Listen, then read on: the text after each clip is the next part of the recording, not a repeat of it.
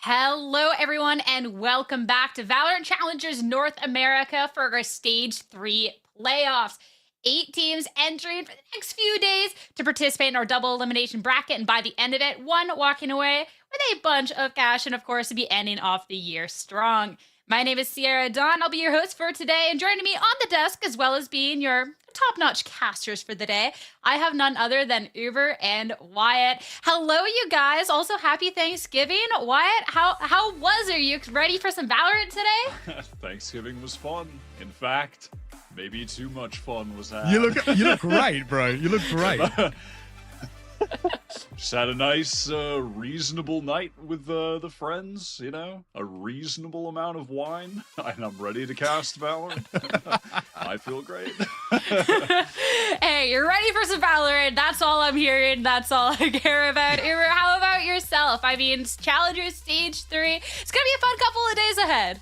Yeah, look, I love this time of year. I do love the off season because while there are some teams that are maybe taking their foot off the gas a little bit, there are some teams that are now debuting their new rosters for next year or just trying, some new looks entirely. Some teams are also just sticking together and trying to show, much like, G2, for example, that it's worthwhile going through multiple of these Challenger seasons as a unit to try and be forged into the quality of team that can, make it into franchising. So it's always an interesting time. The teams get a bit fast and loose, which I find a lot of fun, and there's plenty of experimentation now as, a metagame sort of shifts, and we've got Pearl back in the pool. Teams are playing Vice on Abyss. There's plenty of reason to watch, and also for these teams, a pretty handy prize pool here in Stage 3. Yeah, talking about the teams that have made it to this point that will get to participate, there's definitely names that you will remember here. If you've been following through our Stage 2 teams, you've been following through these players' journeys, maybe teams you'll recognize, but maybe with a couple of changes, which is just a lot of fun. Really showing that expect the unexpected here when you come to this offseason, Uber. Yeah, absolutely. And for people who are just looking at this bracket, and this is the first one you've seen, you're probably wondering how we sort of ended up with this array of teams. We actually have had a full open qualifier into a full group stage to get here to this double elimination tournament. So we've had like stage after stage after stage. Not to mention that Blue Waters, by the way, qualified up through the Premier qualification at the end of October. So this is quite a long time in the making. And these teams have already, like I said, had to fight through a pretty grueling group stage, which was quite illuminating in terms of looking at the road ahead for the known names, Winthrop, Sad Esports, YP, TSM, and even Blue Waters to some degree. So yeah, plenty of story already written, but this is where we get serious. I mean, when you're talking about things changing up as well, of course, these teams that are a little bit more established, swapping players in and out, figuring out what works, but it's also a really good time when we were talking about the premier team that's qualifying in, these new players that are looking to maybe prove themselves in this offseason to maybe have a little bit more stakes into next year, why they should be taken a little bit more seriously. But we're going to be starting off with 2 teams that we are familiar with to start off today's series, and we're going to be looking at YFP going up against TSM. Both teams that we did have within our challengers for our Stage 2 and earlier on. And talking about TSM first, Wyatt, this was also a team that was able to push on a little further, even though they weren't able to quite make it all the way. Though we are looking at changes now once we've entered our offseason with T-Dog and Ziff from Core entering the squad. Yeah, we last left off seeing TSM in the end of Challengers America on that crazy run where out of nowhere they went from a middle-of-the-pack gatekeeper team that hadn't beaten any of the top teams in NA Challengers to suddenly surging past them and making it to Ascension, where they had, I wouldn't say necessarily a lackluster performance, but certainly not the performance that people were expecting from them. I think going in, right? Yeah, they went out in the group stage, and I think a lot of people expected them to at least make it into that 4-team little playoff bracket at the end. And since then, they made a couple changes. They bring in T-Dog and Ziff, who are on Core, who started stepping things up as well as the Challengers season progressed earlier this year. And frankly, I didn't expect this TSM roster to stay together. I didn't expect TSM to be going hard in the off-season because things were just kind of cobbled together last second when this year began. But it's cool to see that that is the development for the team. They're sticking it out. They're trying to make it work. They've got that really sick core 3. So I'm excited to see what they can do with a little bit more time. I mean, I just think this roster is interesting because Core didn't get relegated from Challengers. They almost did, right? So they could have run it back again, but instead this team, you know, they blow up TSM. They bring in these couple of Core players. That's supposed to be the way forward. I'm glad we get to look at this, by the way. This was crazy. This was in the For Those Who Dare tournament, another off-season event that happened quite recently versus a team called Wash, which is Mocking's team, by the way. So there's some players that you might know if you sort of, you know, float around that semi-pro Valorant level.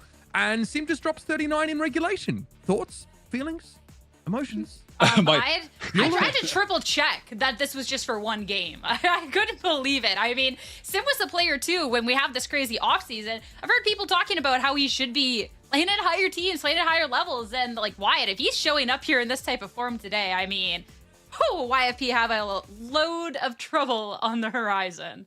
Yeah, frankly, these are the kind of games where Sim can get away entirely with his play style because mechanically he can just style on the competition for the most part.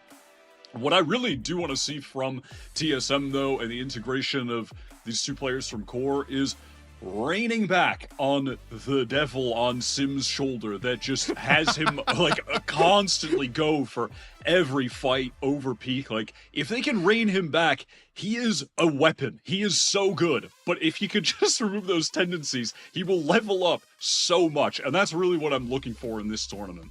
I love it. We saw that big time during Ascension, right? I mean, Sim really is that kind of play. His ceiling is incredibly high, but his floor is quite low as a duelist player, I would say. And often he oscillates, you know, somewhere in the middle and has these ridiculous games. I think one of our biggest criticisms, Sierra, about TSM was that they played so loose, right? They, you know, that they sort of played, really didn't have a huge plan outside of the first few seconds of the round. Their coach, by the way, obviously highly respected. We love Faded. We got a great interview from him last, during the Challengers Stage 2. He's buggered off to go play coach Vitality.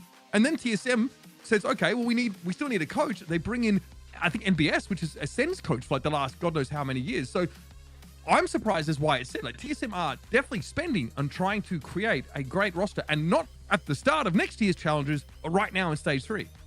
Hey, get the reps in now. So I'm curious with how today is going to be going, because what they've gotten to show with this roster so far has definitely been really, really strong. But YFP, when we're talking about how these rosters are developing and stuff, this is one of the few rosters that have decided, hey, if it isn't broke, don't fix it. We're going to be working together and try and just build upon what we've done throughout Challengers Wyatt, which definitely when you're looking at a team that has really strong pieces around, giving them time to cook a little bit more and see, hey, can we end off this offseason still strong? Do we need to change for next year? Is definitely a viable strategy.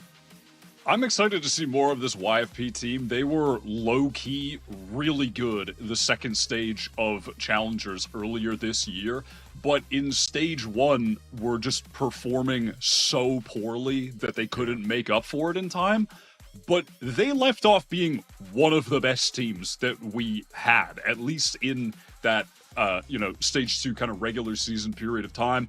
Penny was going really crazy. He was picking up the Neon before the buffs, actually, and was looking really good on that. And then they've kind of rounded it out with, you have this core of a few players that, with like Stellar, Thief Physic, these guys have played together in a million matches on various different teams, like pug teams for tournaments, different legit teams, like a lot of chemistry there with this team core. Yeah, and this is not going to be the first time that we really get to see YFP performing this offseason, but of course, when we're looking at what the teams have been up to, there's definitely been a lot of offseason stuff going on, and they've been putting in the work with results to show. I mean, we got to see them in the Red Bull home ground, making it through the qualifications with some strong victories. That missing label, the one loss you see on the graphic here, was the Sentinels, a 1-2 loss there. And then, of course, qualifying in a pretty strong fashion. So, Uber, they have been putting in the work, so I'm excited to see them just hit the ground running for today. Yeah, I generally expect a lot of this team. I think YFP are really solid. That result against TSM, by the way, for Red Bull Holograms, I think they were playing with like Exalt and Inspire, so not the TSM roster that you're seeing right now. Getting that map off Sentinels, pretty awesome stuff. That MXS result is interesting because, MXS have also, while we're not seeing them here, they actually didn't qualify. They got grouped in this tournament. They've gone for a very new look themselves. So, YFP able to get past them. Obviously, that's still a very quality outfit. We won't have a chance to talk about them because they ain't here. But No, I expect this team to look really good. I think we're going to be looking very closely at TSM and going, right, what has this rebuild done for you? You know, presumably with Poised leaving this roster, T-Dog is going to call. Now, he's a lightning rod for criticism, right? This player is always really outspoken. He was very outspoken on Twitter after their recent performance here. But he's going to be the one that's calling.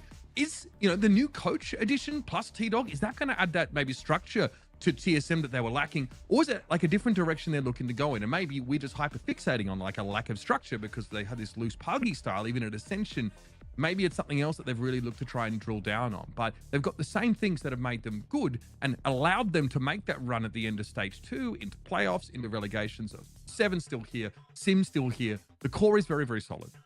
Yeah, I honestly cannot wait to see how this is all kind of coming together, and if it was just a little bit of, you know, little honeymoon phase for the team, or going on forward, how everything's going to click for TSM. Talking about the maps for today, this is also going to be a little interesting. Obviously, looking at a change from stage 2 to stage 3. We're all back in the mix, and as well with changes to the team, what are we really going to be expecting here? Too bad, but it's a damn shame if I'm being honest. Just that, I mean, that map, and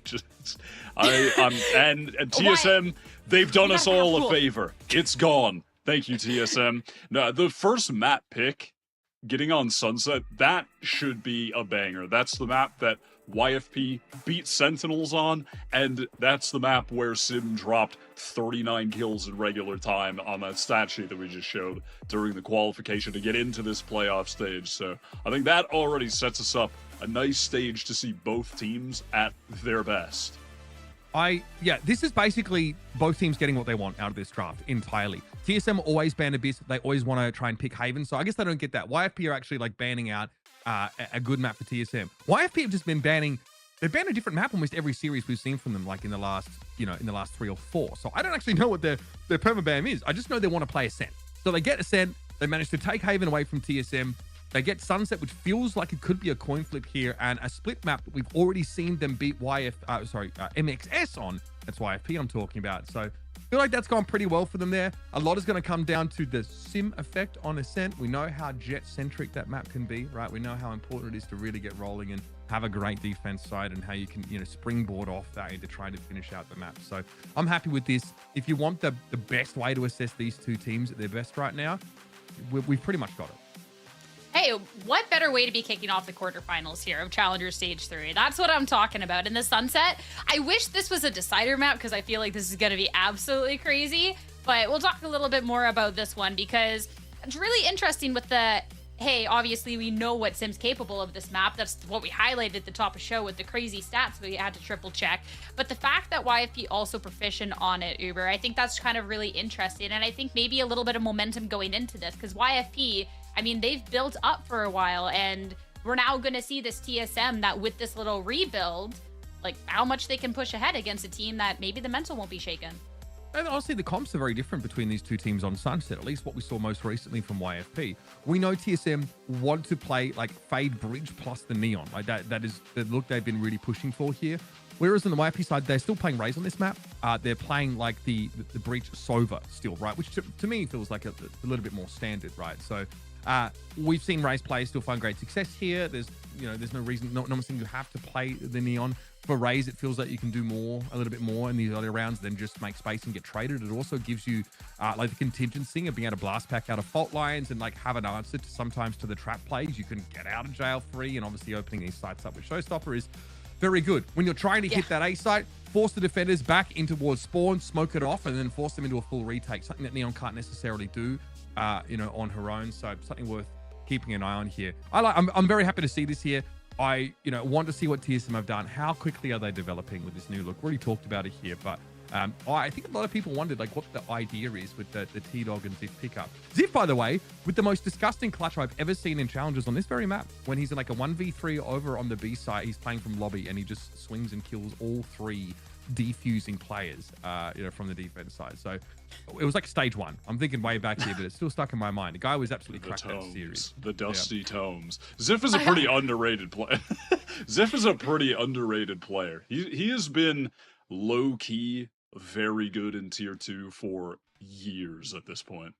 Like all the way back to like playing on the Knights team like many years ago. He's legit been very good the entire time, but has never really been in a position actually outside of that team to display his skills at a higher level, even within tier 2. Has kind of been floating around that like lower mid tier, and this a good opportunity to get back up at the top. 100%. I mean, when there was a lot of criticism for TSM last year, to see these changes and how it's clicking, definitely very optimistic for that. We'll have to see how they're going to perform against this YFP squad. First, a quick break for a little snack, little refreshment. We'll be right back.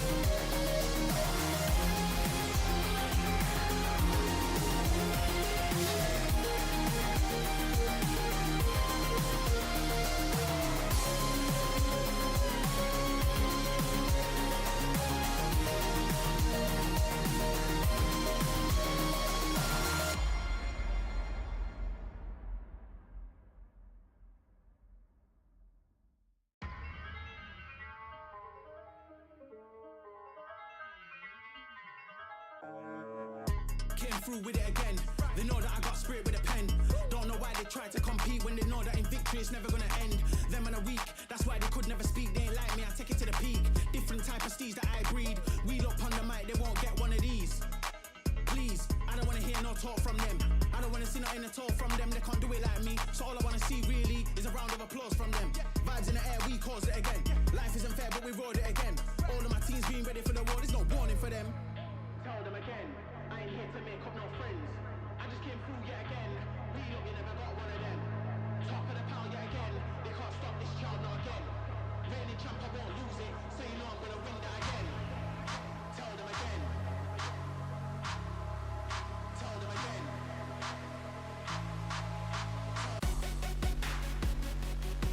Are you guys ready for some gameplay? Are you sick of sitting in chat asking casters when we're going to start the game?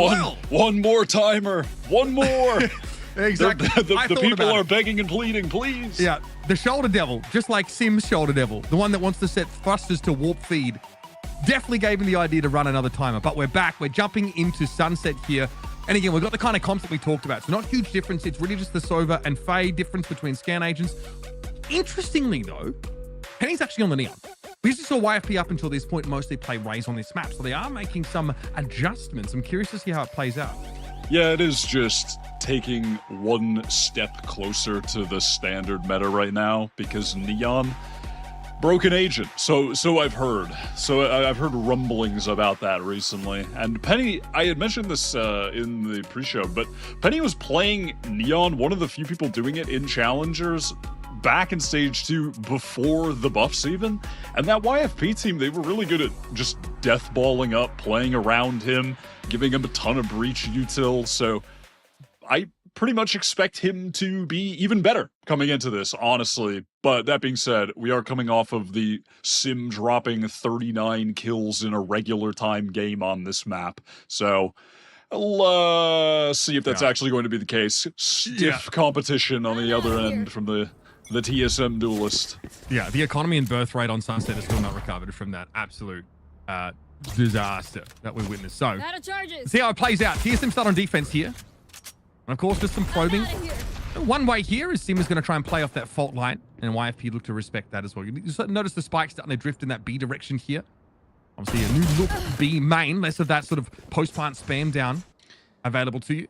It's going to be Sim getting picked off, who asks for a little too much A-long. Yep, Sim moment already. And in the meantime, YFP have gotten some control of B main. They were just playing a 2-1-2, monitoring all extremities on the map, and they're really leaving themselves open here with a minute left to work back to A if necessary. You can see Thief pressing up, getting a little bit of space.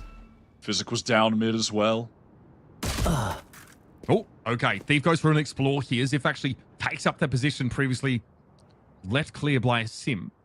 Ooh, with 40 seconds left, we're going for a late rotate after getting picked off in towards elbow. So this is YFP trying to anticipate TSM pulling off A. This is a good call right now from Stellar, who presumably is their IGL, was the IGL for 100 Thieves for a long time when they were in franchising, but they've slowed down, and it looks like TSM are going to beat them to the punch. Fellas, there's 20 seconds left. We gotta go. Ziff under a lot of pressure here. Wyatt able to tuck around the corner, try and buy a couple of extra seconds. That's also what that aftershock was for. And Penny gets ahead of it. Doesn't get a 2v1 swing, though, and Seven's able to take him down. 6 seconds left in the round. Spike still inside elbow, and there's no chance of landing it. What is going on? Brother, ooh, please. Oh, goodness. Well, TSM take the first round. T-pistol to win here. At least Jake got a couple ult orbs, I suppose. That's not even really a consolation prize. But he does actually have some cash to buy up a Guardian because of the kills. And they're going for the Force, YFP. And I'm not mad at it. I am mad at this stuff. It was a really good call to double back to A. You know, they read that TSM would have drifted multiple players over to B when losing their Cypher there. If they just hit the gas and went quickly, they would have had the site for free. But yeah, here's the Force buy. We're all grouped up in B main, just ready to explode onto the site. All right, here's that fast lane going to be thrown down. Penny wastes no time in getting the fight It's going to be forced there on the backside, but Gimon activates on the left. It's going to be a bit trade here. What? Just looking for a moment to emerge off the fault lines, able to find one. Jake dived to a trap wire, yes. Huh? Yeah, you saw it. Okay. What is happening? I mean, we're for 2 rounds in, and this game is already off the rails. Penny gets caught trying to push into Boba, trying to find the advantage. Stellar now in a 1v2. He's got the info on one player. Wants to isolate this 1 versus 1. Not given the chance to. Spike to hand at the moment, but T-Dog able to accost him. Stellar falls here, and I'm glad TSM already bucking the scrappy allegations here in the first couple of rounds on Sunset. Abilities, they don't kill in VALORANT. That's what I've heard. What even goes on with this report? So Jake is like pushing. What is happening, man? We're 2 rounds in. 2 rounds in. Yeah, on the face, and again, like it's a retake that long flank through there from 7, and if I'm not mistaken, or Stella's the one that sort of gets caught. So it ends up becoming something a little bit more standard towards the end of the round. But that obviously is YFP unsuccessful in that second round now with a Bucky to hand for Penny, and even a Stinger purchased up here for Stella. And it's a big explore into mid with a smoke top mid. So TSM a little Standing ahead. Yeah, just full contact, already a little sink of utility there. It was a recon and a flash to explode through top mid. This is really nice for YFP at the moment, but Penny fully blinded up. Jake able to capitalize regardless, and they're into the B site. And he's got a decent weapon to hand now as well. Bulldog picked up for Penny, and this site is covered with YFP players. There's a double stack over towards Bobby here, and Thief was holding the angle in towards Market. Surely has to know about this probing here from Gimon. In come TSM though, grouped up as 3 via Market. Thief sees the Bucky, thinks absolutely not. And now it's going to be a little bit of a post plant set up for YFP there over towards B main. One-way smoke going to be thrown down now. Thief is crucial here and anchoring in this site with the Sheriff. Busy. Good time in there. Able to come out of Market, find an easy one now. It's him. A Vandal to hand here. TSM trying to lock it down. Sim needs to take a fight like this. He's able to beat Penny out at it. Fault line here for Senna, who's going to play off of it, maybe from Market. It's Sim that slides straight into the path of that Stinger. And time is short. You might ain't going anywhere. And Stella will fall over there in main as TSM fight for it. And Gimon doesn't have the opportunity for a defuse. That was a really cool strat that came out from YFP there. Just slowly contacting up mid, not making a sound. That dark cover that they place at top mid, obscuring the view onto them. And then they send that little synced up flash recon with Neon's wall to explode out of the smoke if someone was close. Penny's got the Bucky there. And then they just have additional utility with the recon bolt pushing into Boba together with Penny and Jake. That was a very cool play. And it's got TSM's economy in the bin. It was a rough couple rounds for YFP to open things up, but that was a great way to turn the momentum early. Leaving like the players anchored in the side of the post plant, I think it was pretty tough for TSM to dig them out. Yeah. Hitting out into that 4th round here. No real presence over at A. TSM obviously with that gamble stack off this site primarily will allow YFP to slowly edge in. Yeah, I don't want to ramble on too much about this. I think we'll see it play out more, but a consequence of the new layout of the B site is that if you're protecting it as a Cypher, you have to put both your trips in the site, so you don't have an info trip for top mid in a situation like that anymore. If, you know, you're intending on anchoring fully, but Spike planted. Regardless, YFP, they get the site for free, set up with the counter utility with TSM try to flood back in. Sim has a Guardian. Going to start making his way over towards A main, but there is a tripwire that will have to be cleared. Physic not actually holding that line. It's going to be just as well. Moves away from that fault line. It's going to be Thief taking down Sin. That was the big weapon now being dropped away. Some pressure TP back there from Gimon, and now the pressure actually coming in from Link here via the defenders, but it's really just a Stinger, the best weapon they have to hand. So I'd be happy, I think, to perish with the spike at this stage, and Penny would love to build up that ultimate here. Let's pick on T-Dog inside the smoke, able to find one. And YFP will move off the site here. Risk of being accosted by the defenders, but they're happy to stay put. And there it is, YFP convert obviously off that crucial round 3. Retaining most of those weapons, getting the economy rolling here as well. Just a nice simple round from them, textbook stuff, and now on a critical one, they have a bunch of ults to play with. This goes here.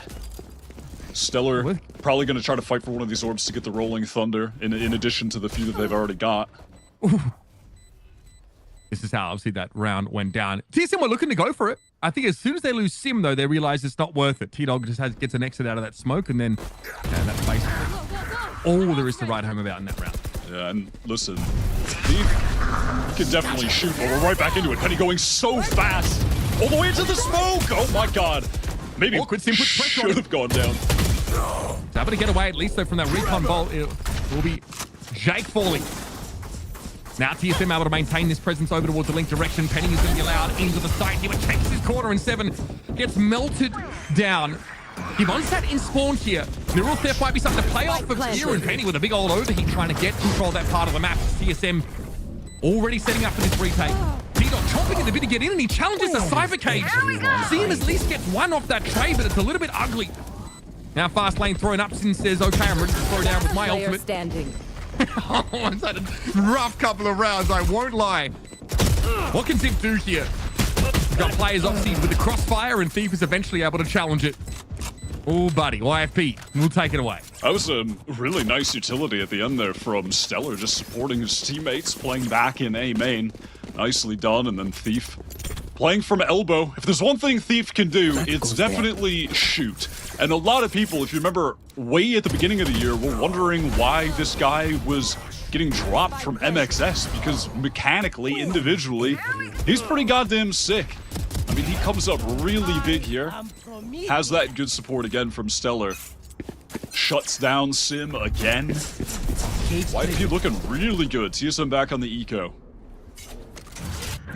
The one way actually challenged instantly from YFP, but they don't do much more than deploy that cam, which will obviously be illuminating for Thief in a pinch.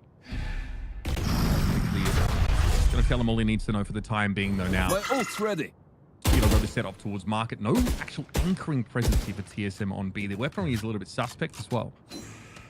Might be a dark cover over towards, yeah, that one-way position there in B main. But YFP still gonna want to try and push past this. In the meantime, Thief has that trip placed in the standard spot over at the A extremity, which is where Sim is going exploring. And because of that, you can see the rotation now from TSM. They're gambling over towards B with Sim, getting all of that info. Nightfall going to be thrown by the defenders. Also Paranoia in, but Penny's able to get ahead of all of it. Faultline actually going to catch him out. Rolling Thunder for the attackers now. Zip's going to be caught in that corner, and Jake's able to pick him off easily.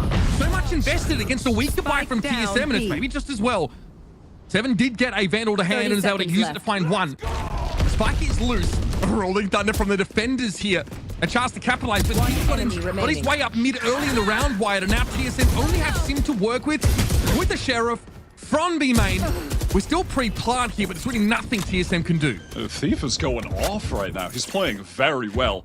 And like you said, a lot invested from YFP against just an eco buy, but used intelligently. Stellar realizing in that moment that he had to hit the Rolling Thunder because things were just getting way too scrappy with TSM stacked up in the site. So he uses the ultimate, expends it. It's pretty bad feeling when you have to do that against players with classics, but it would feel a lot worse to actually lose that round. So ult well spent in my mind. Yeah, 7 also ulted, but they didn't realize Thief had gotten up mid and behind them. Nowhere to run! All right, here's Alice Fury from Physic, hoping for a push up here by TSM. They get 7, but he already claimed his pound of flesh as Penny falls on that early challenge. Cyber Cage over towards Link here, and TSM getting set up. This is their buy here. 3 players stacked in towards spawn, and of course those trips here are on the A side for Zip. Paranoia to try to fight forward. Thief trying to find an opening onto the site, but it's just everyone lit up from the haunt. Tripwire destroyed. And there's still 2 trips on the site. That wasn't even a spray down off a kill trip. Stellar, got to be in deep trouble. Sim chooses his moment now to go forward, and it's down to Physic with 40 health and a double stack that he just defeats with a swish of the wrist. Unreal. 4K for Physic, and another buy for TSM is sent packing. You have got to be joking, man. How are they getting away with this right now? That is nasty from Physic. And yeah, the new 40 health, Wyatt. The new coach of TSM NBS he knows that it's time to take a little time out. Things are getting very out of hand. I thought that was a haunt that came over the top, but I would love to see that on a replay, because now I'm like, wait, yeah, I was like, wait, was that the trip actually that lit them up? Because obviously the kill trips right now, while, you know, Cypher still very good, especially on Sunset, regardless of the Cypher being nerfed and the map being worse. No, it's off a horn. It's off a horn. Like Fade gets assists in both of those kills on the spray through. So there's just so much info for the retake. Horn comes down, pings 2, sorry, and then you still have the tripwires in the site like midway through the fight, which means that, I mean, I don't know how YFP were going to, or rather TSM were going to extricate themselves from that situation. I mean, they should have. All I'm saying, TSM were in a very good place. Physic with 40 health, just able to spray a quasi high-low setup down. Probably shouldn't be happening. Yeah, pretty wild. I mean, Physic as well, individually on point, and not one of the players that you look at as he's a quality player because of his mechanics. He's just not that kind of player. He's a more cerebral player. That's the value that he adds to the team. Right now, he is shooting as well. And he's already gotten into market, but straight away he's going to eat a paranoia, and Gimon just, well, takes a free kill, essentially. Backs up behind it. That's big momentum stopped here for YSP. They are congregating over towards B main and might look to challenge it. Jake's already TP'd onto the site, and he really wants to get ahead of this high-low setup inside market. It's a 1-for-1. Zip sees it all with that camera now and is trying to play out from that cyber cage. But Seven's embedded now. Just Thief and Jake left to work with, one inside the cyber cage, the other outside. TSM so proactive on that hold, really wanted to anchor in that side. Right out of the timeout, being able to halt the momentum, just flooding onto those YFP players. So much confidence from them. That was really well done. Definitely credit to NBS for calling the timeout at the right time and then getting them back in the game immediately. I will find you.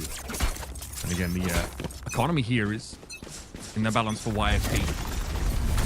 They're able to buy up and no real sort of big ultimates on the table here, so a lot depends on their first few moments in this round. Again, customary camera thrown out there by Thief is going to be cleared, and into mid go YFP. T-Dog and Zip just posted up together towards market as the dark cover phase. TSM is well ready. The two players top mid jump spotting Aftershock is well placed, forces Physic out, caught by 7. At least Jake gets that trade though. For YFP, things slowing down. Thief takes a wide angle there, but Gimon's able to deal with him there. And that's that A presence essentially neutralized. YFP down to just 3. Gimon's shoulder peeking that corner. Gimon, who of course has a dark cover to potentially renew a one-way if he wants to, but he realizes that might leave him a little exposed. To back up to the site, TSM trying to hedge on where they need to be. Sim sat in spawn ready to motor over to the site that gets tested. A few seconds ago, Jake sent a dark cover top mid, so trying to feign presence there as they just silently contact through elbow into this A site.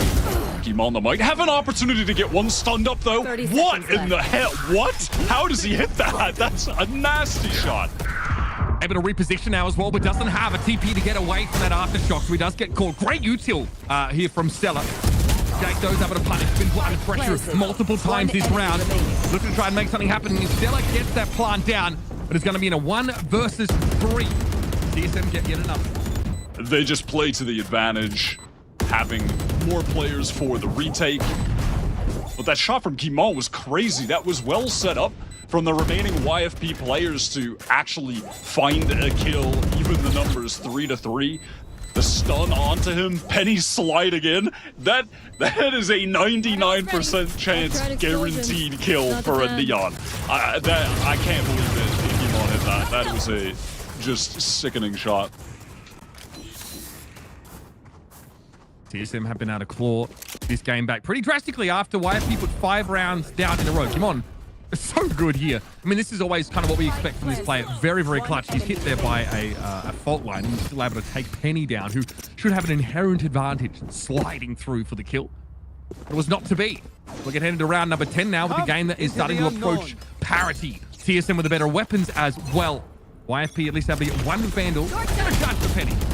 And right now, YFP, though, they're going right into the utility stack of TSM, and Sim able to find that first. TSM really want to stake their claim to this part of the map, and they play off the utility beautifully. Sim tries to dive past that one way with the shorty. Doesn't find value. It's going to be Pete to clean him up. Jake now, of course, realizing the defenders have actually filtered through behind him, is able to find 7, and now Kimono's going to be caught out in the open. Help is on the way, but it's a little bit too late. Jake is low, but caught with a knife in hand, and now Thief has to make it happen. Wanted to go for the spike, but is caught inside that C's, and Zip will be able to bring him down. TSM were just perfectly set up for that. You never want to be the team on attack side Sunset going for the quick A rush, but you run into that triple setup where you have one player elbow, one playing that left side of main, and then you have your breach in sight with the stun set up with a flash ready to go, and you're getting hit with a relay bolt, and there's a paranoia. You're just cooked. They ran into the setup that is drawn up to do exactly that through fast A push. TSM just love to throw down early. They might even do the same here. Look over towards A long, yet again, A main rather. Paranoia thrown out to TSM get that early control. Sim also deep into mid, trying to work some kind of pincer. Gets brought down on the collapse, but still you've got 2 TSM players pushed awfully far forward, and they're able to deal with Thief as he tries to peek out. Here comes a reprisal though from YFP. They are quickly trying to catch TSM, who again will want to fight around this dark cover. Kimon looks over towards that little gap. It's going to be T-Dog finding yet another as Jake is brought down inside the dark cover. They tried to go with an Aldrone over the top, and finally YFP win it out. It is TSM who come off second best there. Yeah, TSM were really set up to capitalize there off the dark cover that GMD intelligently placed in the heat of the moment there. The shock dart, pretty unfortunate for him. Stun comes through, 7 trying to get some space created for Zip. They're embedded in the side of YFP, but this is going to be tough. Penny, I like this flank timing. Beautifully done. Oh, YFP emerged in that situation. Nicely done. Round in the half. Penny able to wrap around here and really break that defense setup. Hey, listen, you said it. TSM like going for those early round aggressive plays. They sent it multiple players down A main with the breach stun coming from market through tiles, so you could have Sim rush down as well, all the way through mid. A cool attempt that, frankly, should have worked out. That just came down to missed shots from T-Dog when the players from YP were pushing through that dark cover, and GMD too low, succumbing to the shock dart. Just unfortunate. They played the round really well. Yep. But it's an FPS game. Jake. You got Jake through the dark cover, right? So was able to spray him down if I'm not mistaken. But here's that Neon now really turning up again. I mean, relay bolt thrown here in towards Boba. Penny's able to wrap around through mid. The elusive B split here. Coming out on Sunset finally. Ziff eventually able to slow it down, but the cost has been dear. Caught out in the open is Ziff. Gordon knows it. It's going to be 7 in market, who has to go absolutely nuts here. Stella, though, will put him to bed, and YFP extend their lead again. This YFP team have some very cool set stuff that they're bringing into this game right now. A couple of these big executes. Typically looks like it's, on the rounds that are involving the ultimates, they're using them in some more creative ways. That was a really cool pincer onto the B site, with Penny flanking all the way up through top mid, and then meanwhile the Hunter's Fury comes through to distract. Those anchors just getting hit from all angles. We'll see if YFP are cooking up similar stuff on the defense. TSM surely, I mean, they certainly had a whole lot of that themselves. We will have to see. Whichever way you slice it, Wyatt, it's been a really scrappy first half here on Sunset. Both of these teams have really wanted to throw down. And I do respect the idea of TSM not wanting to have to play for retake, right? But obviously that introduces a level of volatility that you can't always control. You can't always hold the reins in that situation. Might be a pretty straightforward B hit here though, Wyatt. We're eventually going to have, Physic looking to reinforce in through market, but it's a late play in market, which allows him to cross here. Get that dark cover in place. TSM set up here in a position to try and plant. He wants to push up. Aftershock as well is going to be a problem for the players behind his site. And 7 brings Physic down. Nice start here, but eventually Penny just turns up and finds 2. Sliding his way through. Still should be a plant here for Zip. Dimon has to take this challenge head on. What was that? That is ridiculous. Gimon has to salvage in a 1 versus 2. Comes up clutch. He's so aware that Jake was going to come late through market as well. Really nicely done from a player that is mega experienced, has been competing at a high level in NA since the game was in beta, and has really been the foundational element of this TSM squad all year long. It has just been their most consistent player, alongside Seven as well. Massive credit to him. It's those two that have kept this team playing at a pretty high level throughout this entire year of Challengers. Gotta go. Look, bot line to play off TSM again. Fast it to be. Immediately, Thief just gives up the site. Knows that it's not worth fighting for solo. Little spray here through the dark cover now as YFP set up and might look to just straight up flood through these smokes. They've really only got classics to work with. Now looking to get in position. Thief is very low. There. Classics aside from the old neon Bucky. Like what nightmares are made of. Thief here going to bide his time. Relay bolt thrown out in the both directions. T-Dog getting ready for a bit of a push. Penny tries to get towards him there with that Bucky. Gets a good amount of damage, allows for a trade at the very least. But with this part location here, TSM are more than happy to take contact out in the open. I like that TP across though. We're going to see a left-right swing here towards main. But the weapons truly favor TSM. And there's just not much YFP can do about it. Yeah, they just play that textbook TSM and capitalize off the better weaponry. Not much more needs to be said about that. But here's YFP in the buy round. Economy fully on the line. Didn't do a whole lot of damage to TSM either. So this is where TSM can really not just get the lead, but extend the lead by maintaining that economic advantage in the future. Here. Right now, I know TSM is obviously only brought a couple of rifles into this round. 7 with a Guardian. I'd be able to put a decent amount of pressure on them here in those preceding 2 rounds. Sim there, things to go forward. Was hoping maybe to bait a push that T-Dog would be able to capitalize on. Instead, something that looks much more like a default here for TSM with no attempt to take control of mid early. Things slowing down. It's YFP playing pretty passively on this. They didn't opt to go for anything in terms of early round aggression, or really just pushing either extremity for information. They're content just trying to anchor in the sites. Double trips on B. Again, this site has become more difficult for a Cypher to hold. It's pretty awkward that you can't trip up main anymore, that it allows that space for a Neon to get in. And you can see Thief has, the trips placed though, where if a Neon's getting too deep, if you're trying to fight back site, you're going to get caught up on the one towards stairs. Just like the market crossfire for like back B and market as defenders is really hard to pull off, but Stellar, that is beautiful. That is what a shot. Pretty textbook stuff, folks. Yeah, just around the outside of that one way there. Paranoia also thrown to further dissuade TSM, and they're going to try and go in through elbow here. Penny forced to the left. Aftershocks coming out from both sides here. What was that? How is he not getting caught by it?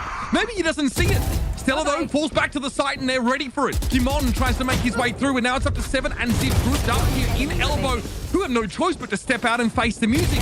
I've seen Zip do dirty things on this map, but it's too much to ask this time around. Stella exits the round with 4 kills, and YFP get 1 back. Stellar is looking genuinely excellent right now.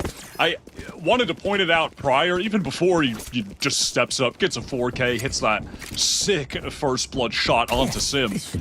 His utility has been fantastic. Look at the way he was supporting Penny there while Penny was caught in the seas, just trying to stay alive towards elbow. I think that people might be right. Mitch, 100 Thieves might just be a cursed story.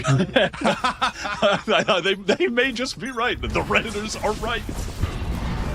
I mean, it is pretty crazy that Stella's fighting at this tier of player, right? We've seen what he's capable of. Jake there deals with Sim. It's going to be TSM still with a buy to work with here. Running it straight down on the A side. They don't have link control, and Jake's been anchoring admirably. Penny comes in and lights them up. T-Dog and Ziff go the way of the Dodo. Angimon in 1-4. Has to go huge. Great start there. Now the TP forward leaves him vulnerable, though, not expecting a third player to swing. Always the third that gets him. Yeah, YFP get their second round in a row, and that's the economy of TSM. Kind of blown up.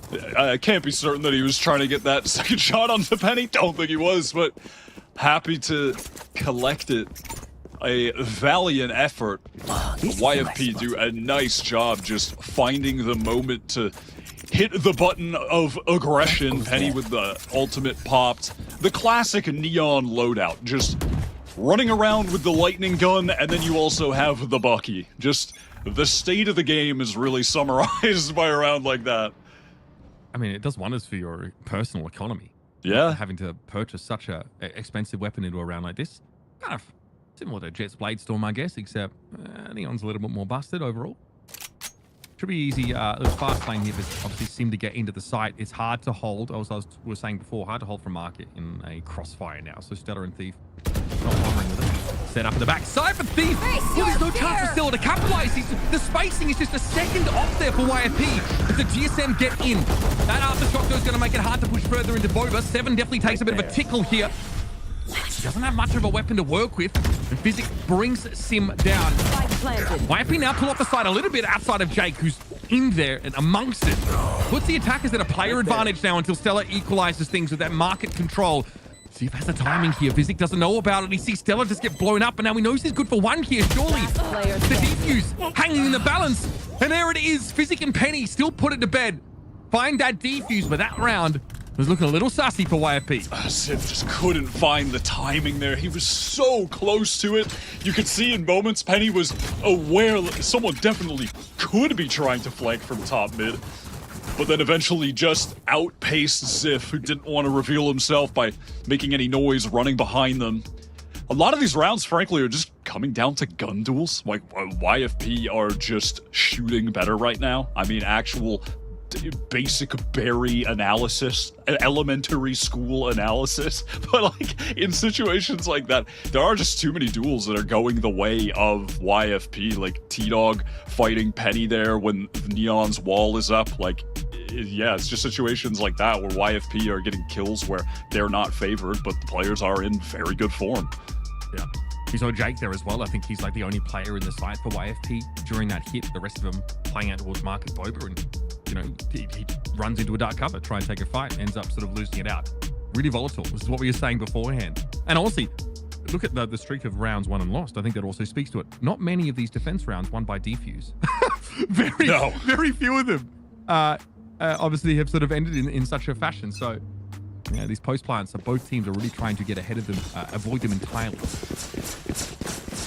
Got another timeout called from NBS, the new coach of TSM. And when he did that in the first half, TSM went on a streak immediately after. You saw them begin to mix in all of those defensive aggression the rounds. Ryota timeout, baby. No, it is the Ryota Zeta Game Changers narrative. But listen, we'll begin the narrative if TSM immediately win this round.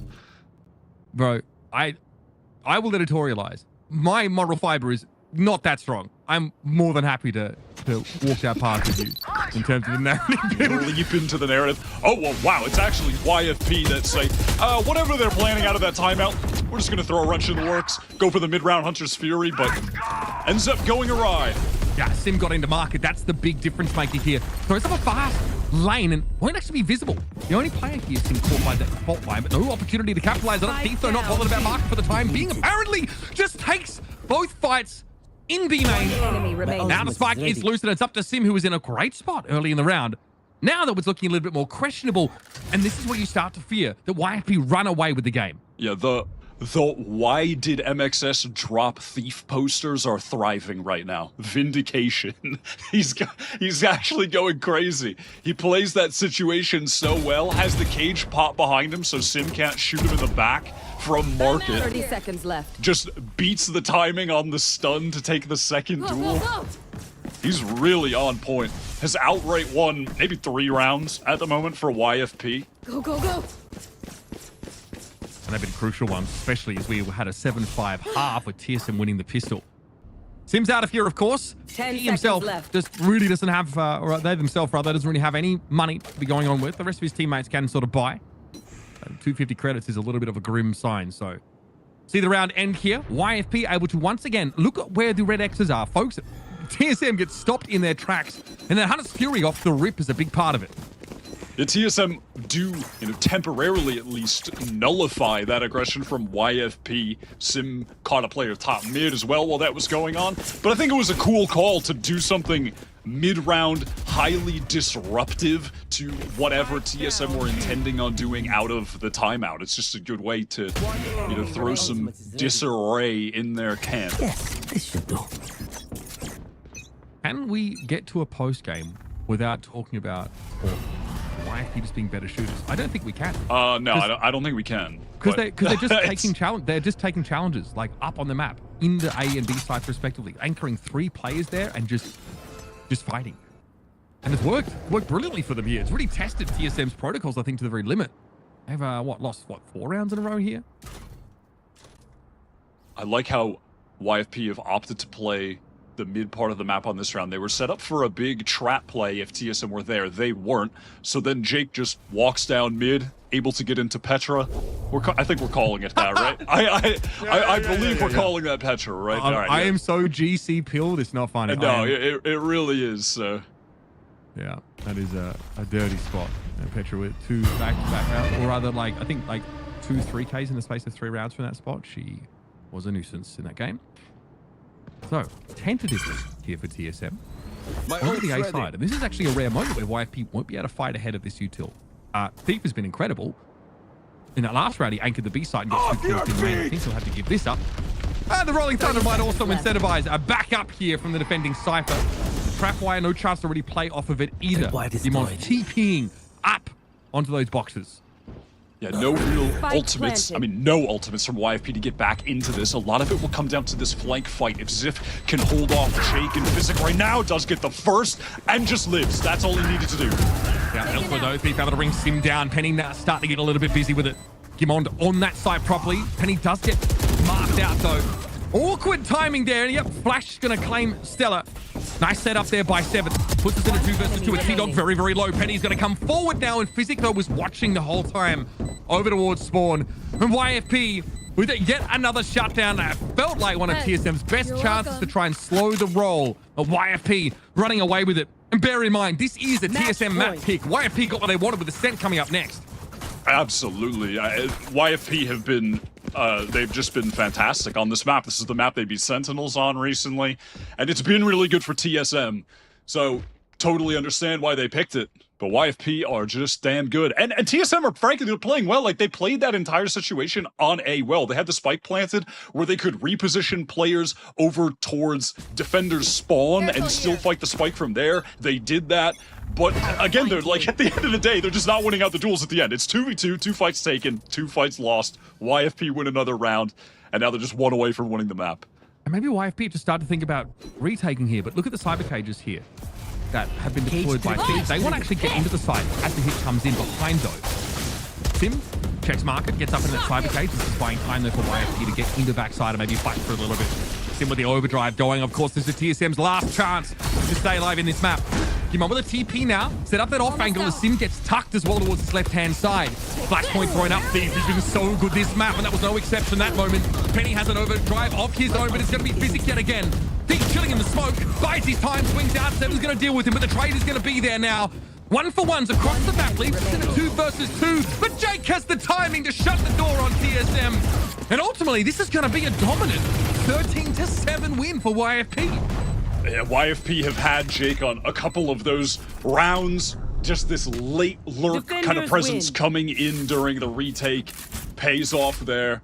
YFP look fantastic. And frankly, I thought TSM were playing pretty well. I mean, we said it 78 times in the second half because it's just the case. But when you're up 4-3 in a round and then Thief wins 3 gun duels in a row, like, it's tough. It's tough to win. When you're playing post plants well and you're down to 2v2s, but YFP are just beating you in the duels, tough to win. Like, I think TSM were playing pretty well on that map, but YFP just looking electric, to be honest. Players look fantastic, and they had some really cool set plays when they were on attack as well.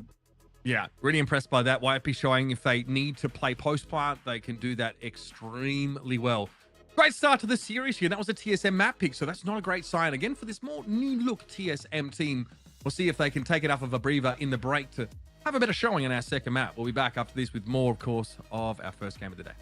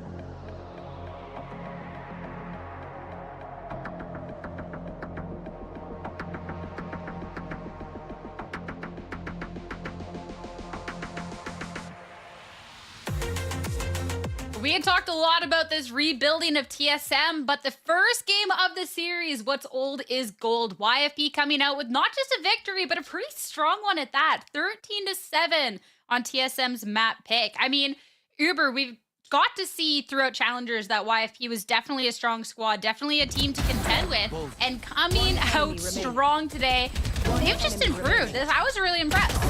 Yeah, look, me and we joke about it a little bit, right, by, you know, sitting here like, okay, guys, I'm going to do the thing where I tell you one of these teams is just shooting better than the others. And while that's not, you know, 100% true over this map, we had a lot of situations where the defending team, often like YFP, is getting embedded in the site, especially in the first half of the second half. Stay with me here, folks. I know Thanksgiving was yesterday. And they're just fighting. So that they're holding crossfires and then trading each other out. That's why so many of these rounds are getting down to like 2v2s, 1v2s, like a lot of these very, very close situations. Neither team on defense wanted to have to play for retake, but there were a couple rounds where like it's just Thief's site that is being hit. He's got to pull off. They've got to go for a retake, and it's still the same idea. It's like, okay, I'm flashing you guys in. I'm going for it. You can see here, like, these teams are equal on first kills. It's the post-plant scenarios. I think that is the biggest difference maker. And also the fact that TSM only get 5 total post-plant scenarios, winning less than 50% of those, right? So much of the fighting is happening early in the round. It's a quick map in general, and it's pretty hard to follow because a lot of the time, these two teams are more than willing to take ego challenges and just to fight each other.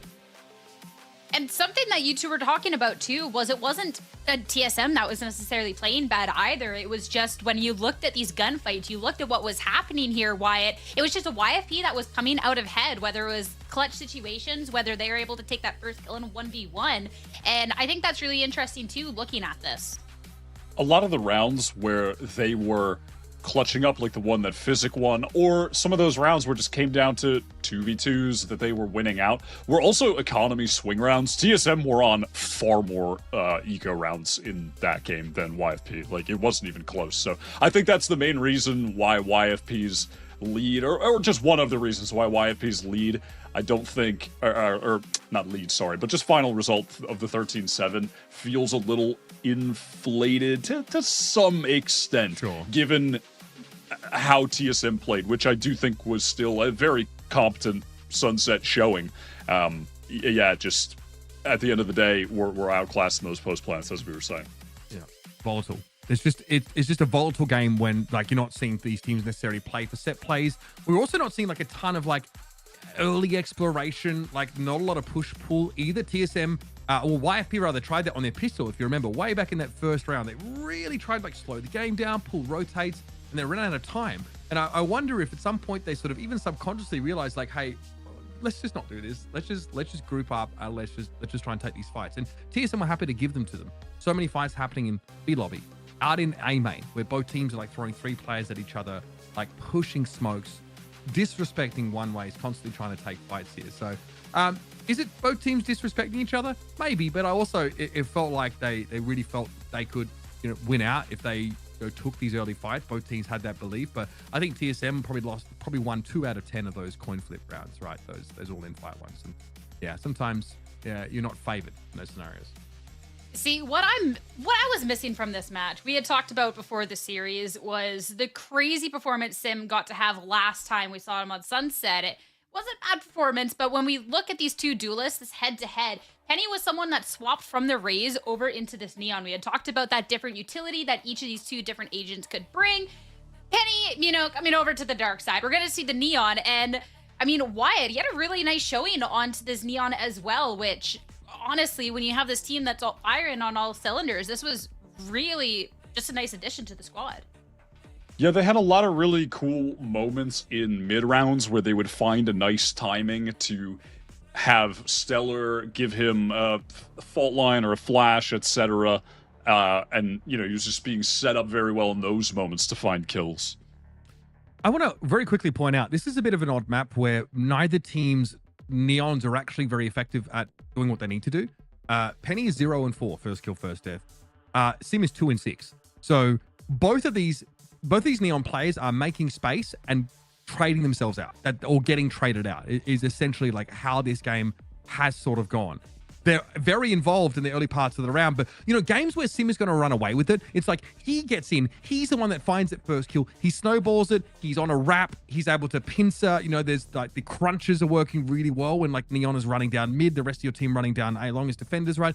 Like we didn't see any of those kind of plays. In fact, both Neons were being stopped in their tracks by players holding angles and anticipating that early burst of aggression. So this is not the kind of map that I would want to use to gauge either of these 2 players' effectivenesses, but it's a situation where we don't have either Neon able to snowball off these like early engagements and first kills. Well, even when I think back to this map and looking at YFP, it was also really good utility and just good team play to really be able to stop any aggression in this track. So when we look back at, I believe, a round of 15, when we talk about this utility that's being played and Wyatt, the squad being able to come together, talked about Stellar, you'd call it a sort of curse of ways, but really being able to... The 100 Thieves Curse. 100 Thieves Curse. Stellar's playing like perfect breach on this map, 100 Thieves Curse. But yeah, this situation was really cool. The supportive utility coming in from Stellar. There was the relay bolt as well to delay, and then the aftershock comes through. This was also the round, I believe, where he got a really nice first kill onto Sim, if I remember correctly. Yeah, and then was able to shut down the last couple players here too, just reminding you that he does have some solid individual mechanical skill. But for me, it was really that supportive utility that was very standout on that map. So much of it was just that, absolute perfect timing for his teammates. I mean, it was T-Dog also. Like, it's a bit of an awkward moment there because the dark cover actually obscures the front part of the aftershock he threw in. So T-Dog doesn't know. Outside of hearing, doesn't maybe know that there's an aftershock that's about to blast him, and he just gets, blown up by it straight away. But there are a bunch of these like really nice aftershocks. Like there's one in mid, right? When you've got TSM group 2 players up behind the little statue in the middle of mid, force them out. So a lot of moments like that, really good looks from Stellar. Yeah, and not the only one on the team, too. And we're talking about the supportive cast. You have to talk about Thief as well, because really being able to just hold down this site and Uber, I mean, there was someone that was called out that was just getting multiple multi-kills, and, like, how do you compete against that? Yeah, I mean, it's very, very hard to do. On the attack side, Thief is getting up mid all the time, right? Because there's conditioning from YFP not to even bother going mid early, right? And then eventually Thief gets embedded up there. He's able to wrap around. He looks really, really good. And here, on sites where you are having TSM push into the stack of YFP, he's in that site and wins it out, or he backs off the site and it's like there's one round where he gets a nice little double kill off of like a haunt. and he's got traps inside the site. Like, you know, it's harder, as Wyatt mentioned, for Cypher to get value over on that B site with those traps. So sometimes he's playing in the site. He's anchoring and saying, I have another player here. I'm just going to try and take fights and win them. So it's a good example of Cyphers now getting over the fact that they can't just like lazily throw their tripwires in front of B main and play off them. So I like the adaptation. It looked really good. It was definitely strong. And now we're looking at map 2 of this series, and YFE have the opportunity to try and close this out in 2, as this is going to be their map pick here, Wyatt. TSM, they have to make the bounce back, and we're headed to Ascent. And with Stellar on this team, and considering this is North American Challengers, I am ready for the deadlock. It is inevitably going to arrive, and they did play it against MXS as well. So yeah, we're getting the Challengers' old reliable Ascent comp here for sure. Hey, I've kind of missed seeing some Challengers deadlocks. I'm here for it, but TSM, I'm looking too at the bounce back here, because again, YFP they played so strong first map. Yeah. I'm looking very closely at this YFP team on Ascent. Obviously, it's a map that they're trying to pick. Their attack side against MXS was pretty bad. It was like a deadlock. Both teams had the deadlock, right? But you need to set up post plants when you can. And I think there was only 2 defuse rounds by MXS out of the 12, right? So there was a lot. MXS knew how to play on the deadlock side, like try and take earlier fights, control on that A side, control tree and A main a lot more. I'd like to see that from TSM. We're already looking at a team in TSM who don't want to play retake. Now they really, really don't want to play retake against YFP on this kind of map. So we may see a similar level of scrappy fight. I wonder as well about, like, you know, if Sim can open up the map by like holding an extremity, knowing that, you know, they want to fight a little bit earlier there. I do think a lot of those early, like, you know, getting an operator in your hands and like being a nuisance over towards, like, you know, B main, for example, could be really important. It's Ascent. Expect to see TSM have, you know, something ready on this map. We've, you know, I don't feel too bad about it. I like to see what they've got on display for us, but at least we're not going to see that fully standard comp here for YFP. TSM, though, well, hey, can't have it all. They're going to have the KO here. I don't know, but hey, how are we? Now we see this one team with the deadlock, the other going for just that safer. Wyatt, thoughts of this matchup? With the comps, I mean, you know, listen, it's something we've seen many times over and over. I think honestly, Mitch spelled out pretty much how these will match up in terms of the play with TSM. Just going to need to play around the deadlock, find the timings to fight aggressively, and not let YFP get set up. Well, it's a map we've seen hundreds of times. Let's watch it once more time. Opportunity for TSM to take us to a map 3. It's Ascent. I'll catch you 2 on the other side. Thank you very much. Yeah, like Sierra said, we've seen this map plenty of times, but these two teams have shown us they're more happy to play that more hair-raising style of Valorant than you maybe would expect. Hopefully that carries on from Sunset, where we saw volatile fights happening early in the rounds as these two teams jockeyed for player advantages and into the pistol. Here's a volatile fight on the way. Everyone from TSM ready to fight in mid. Triple stack in mid. And YFP sniff it out to some degree here. They are distributed across the map here with a couple players already getting into A main. Notice no one way here by TSM over towards A main. So YFP set up with Jake embedded in Wine, just like Wyatt was last night. That was they're going to go scoop up this little spike. That was a good little understanding, a good little read from YFP there. That hold on, Sim is all the way down mid. Let's maybe relax and back off, and then we'll drone to re-clear in the mid rounds while our players take control of A main. That drone going to keep some attention over towards mid, and here comes the split execute onto A. Yeah, push through from tree going to be denied here by off of TSM with that barrier getting deployed. Yep, love breaking that. Love breaking that with pistols. Super fun to deal with on a pistol round. Not how I'd like to spend my time, that's for sure. But TSM need to find a way in. They also don't have heaven control because of the smoke thrown there. So Physic tries to emerge there, catch off T-Dog, but he knows a little better. Sim already inching his way out over towards Heaven side now, but Thief is going to be ready to deal with him. Of course, that barrier has been destroyed, but there is a sonic sensor on the push out of door. That's going to be tested here as Seven finds a quick double now, pushing up onto the site. TSM have been able to regain control against this deadlock in the post plant. Doing it on a pistol against that wall, that's no mean feat and a great start here for the defenders. That was really nicely handled from T-Dog over on the catwalk. Had a quiet map 1, but starts map 2 with the first blood. So if he can heat up a bit, that would be certainly helpful for TSM. But just reading that Physic, or, you know, anyone could realistically be hiding behind the box over top Cat. And when he made sound jumping up there, just had the crosshair ready. Finding that first engagement win was crucial. You know, Physic, had that not happened, would have gotten that kill, would have been threatening the flank coming from Cat, etc. So big credit to him for finding that high impact kill. With the standard cam set up, T-Dog happy to venture into B main in order to clear it. YFP a little bit slow to punish this. Shocky doesn't find anything, and already YFP with 3 players up mid here. This is scary. Seven's got a big challenge on his hands. T-Dog already falling though. That's over on the B side. YFP have found their way in by multiple methods over towards the B side, and Zip has to try and spray through this, but Seven emerges there from CT, finds a crucial ghost pick off, and it's all down to Physic, who is going to be handled. And Sim finds that connection off the Vandal, and a pretty comfortable second round here for TSM.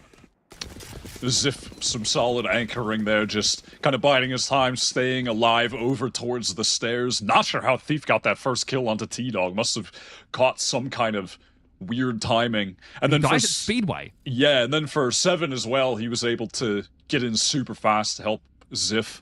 Kind of a little fun fact here, but even way back in the day, before Cypher was relevant on Ascent, and it was like all KJ, Ziff has always been playing Cypher on this map, actually. It was always his go-to. Was always playing that rat kill trip play style with it on this map, so this is nothing new for him. They'll be pinged out by that 0 point here as the one-way will choke YFP out, slow them down here. They may just wait for that to dissipate while maintaining some degree of control over mid. Of course, buy here for YFP is an operator already in the hands of Sim. He's not able to get much value out of it, though. With the dark cover straight into mid, this will allow YFP onto Cat and start this A split. That shock dart didn't break the trip in mid, by the way, either. It just went a little bit too far. That's a good recon, though, and Gimov fully caught. Now, Cloudburst's going to get them across here, but look, into grass goes Penny, wants to take the fight. T-Dog, though, holds the angle, and Penny actually wanders into his optimal range. Big pick off for the defenders now, and they can catch the attackers on the wrong foot. Flash their way out. Sim not connecting on that shot through A main here, but it's got to be respected by Stella, who backs up. And the spike's loose in tree. Thief has to find a way to extricate it.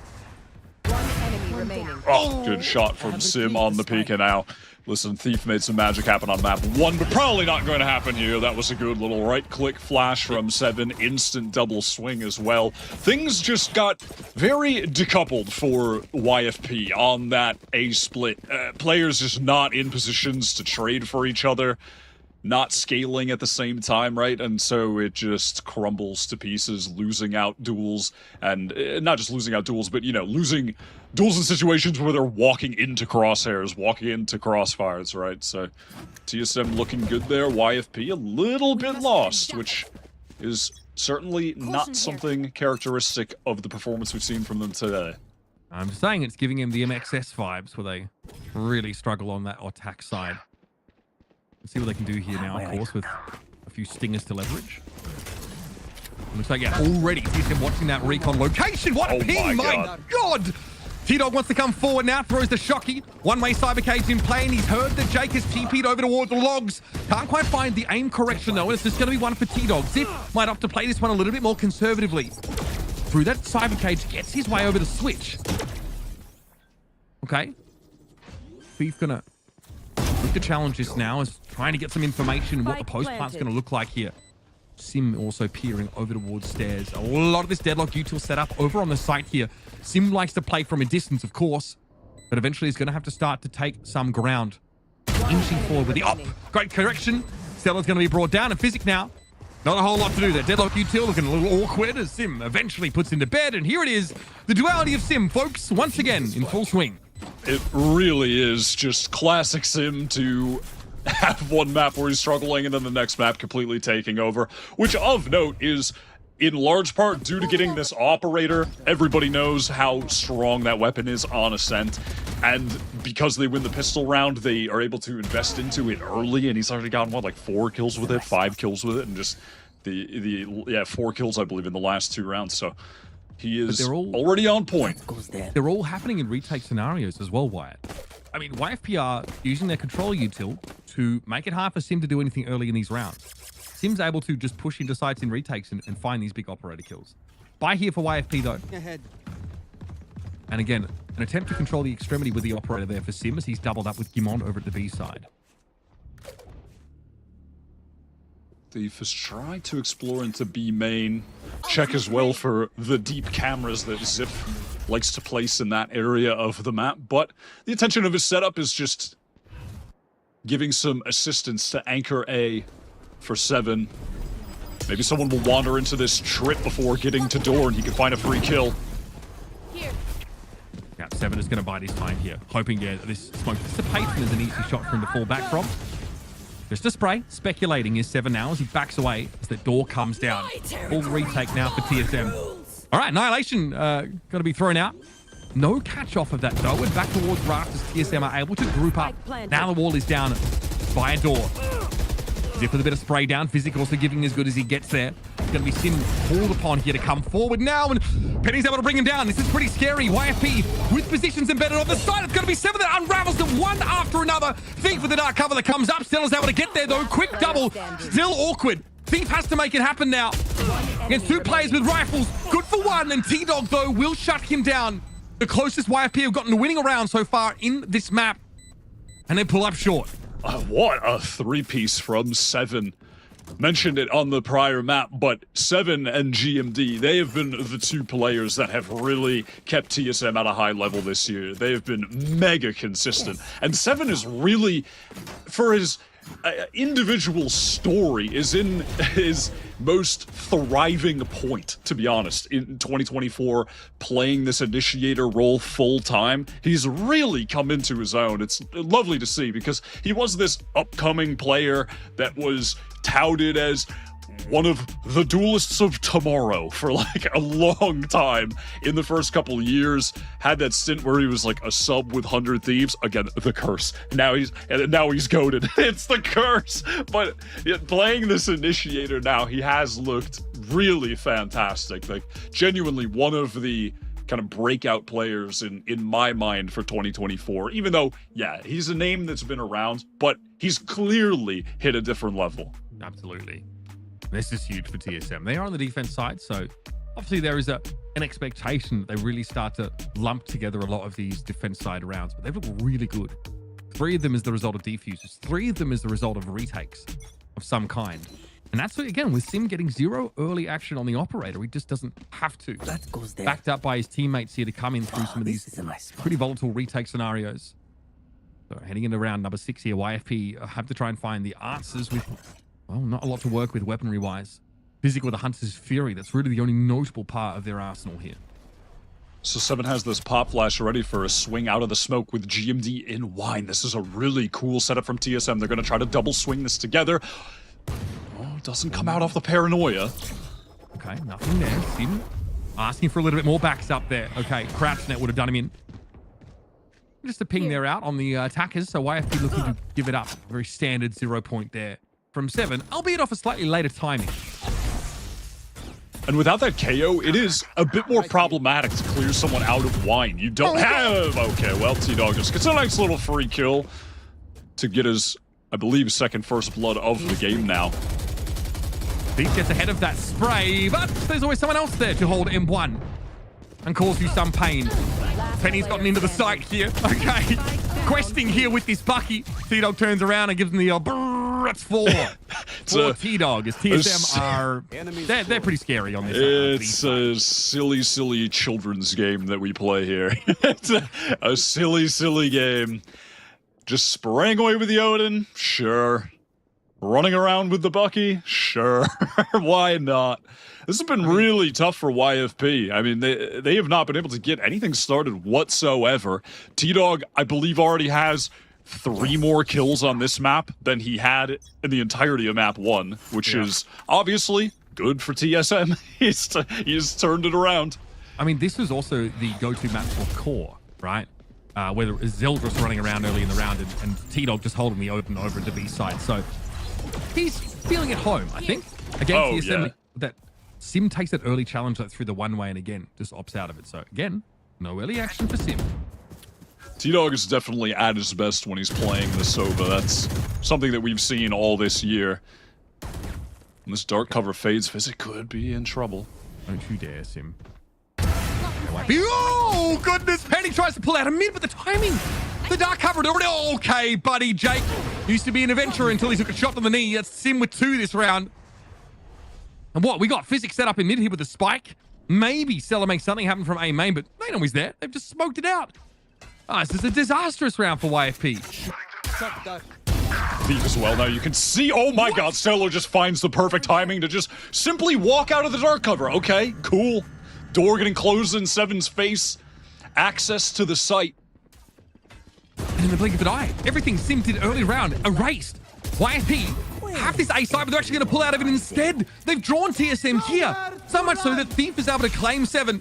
Hunter's Fury here might just be to confirm, honestly. T-Dog is set up on Heaven, and it's an easy pick-up for Stella. I don't know, man. He's got the gene for it.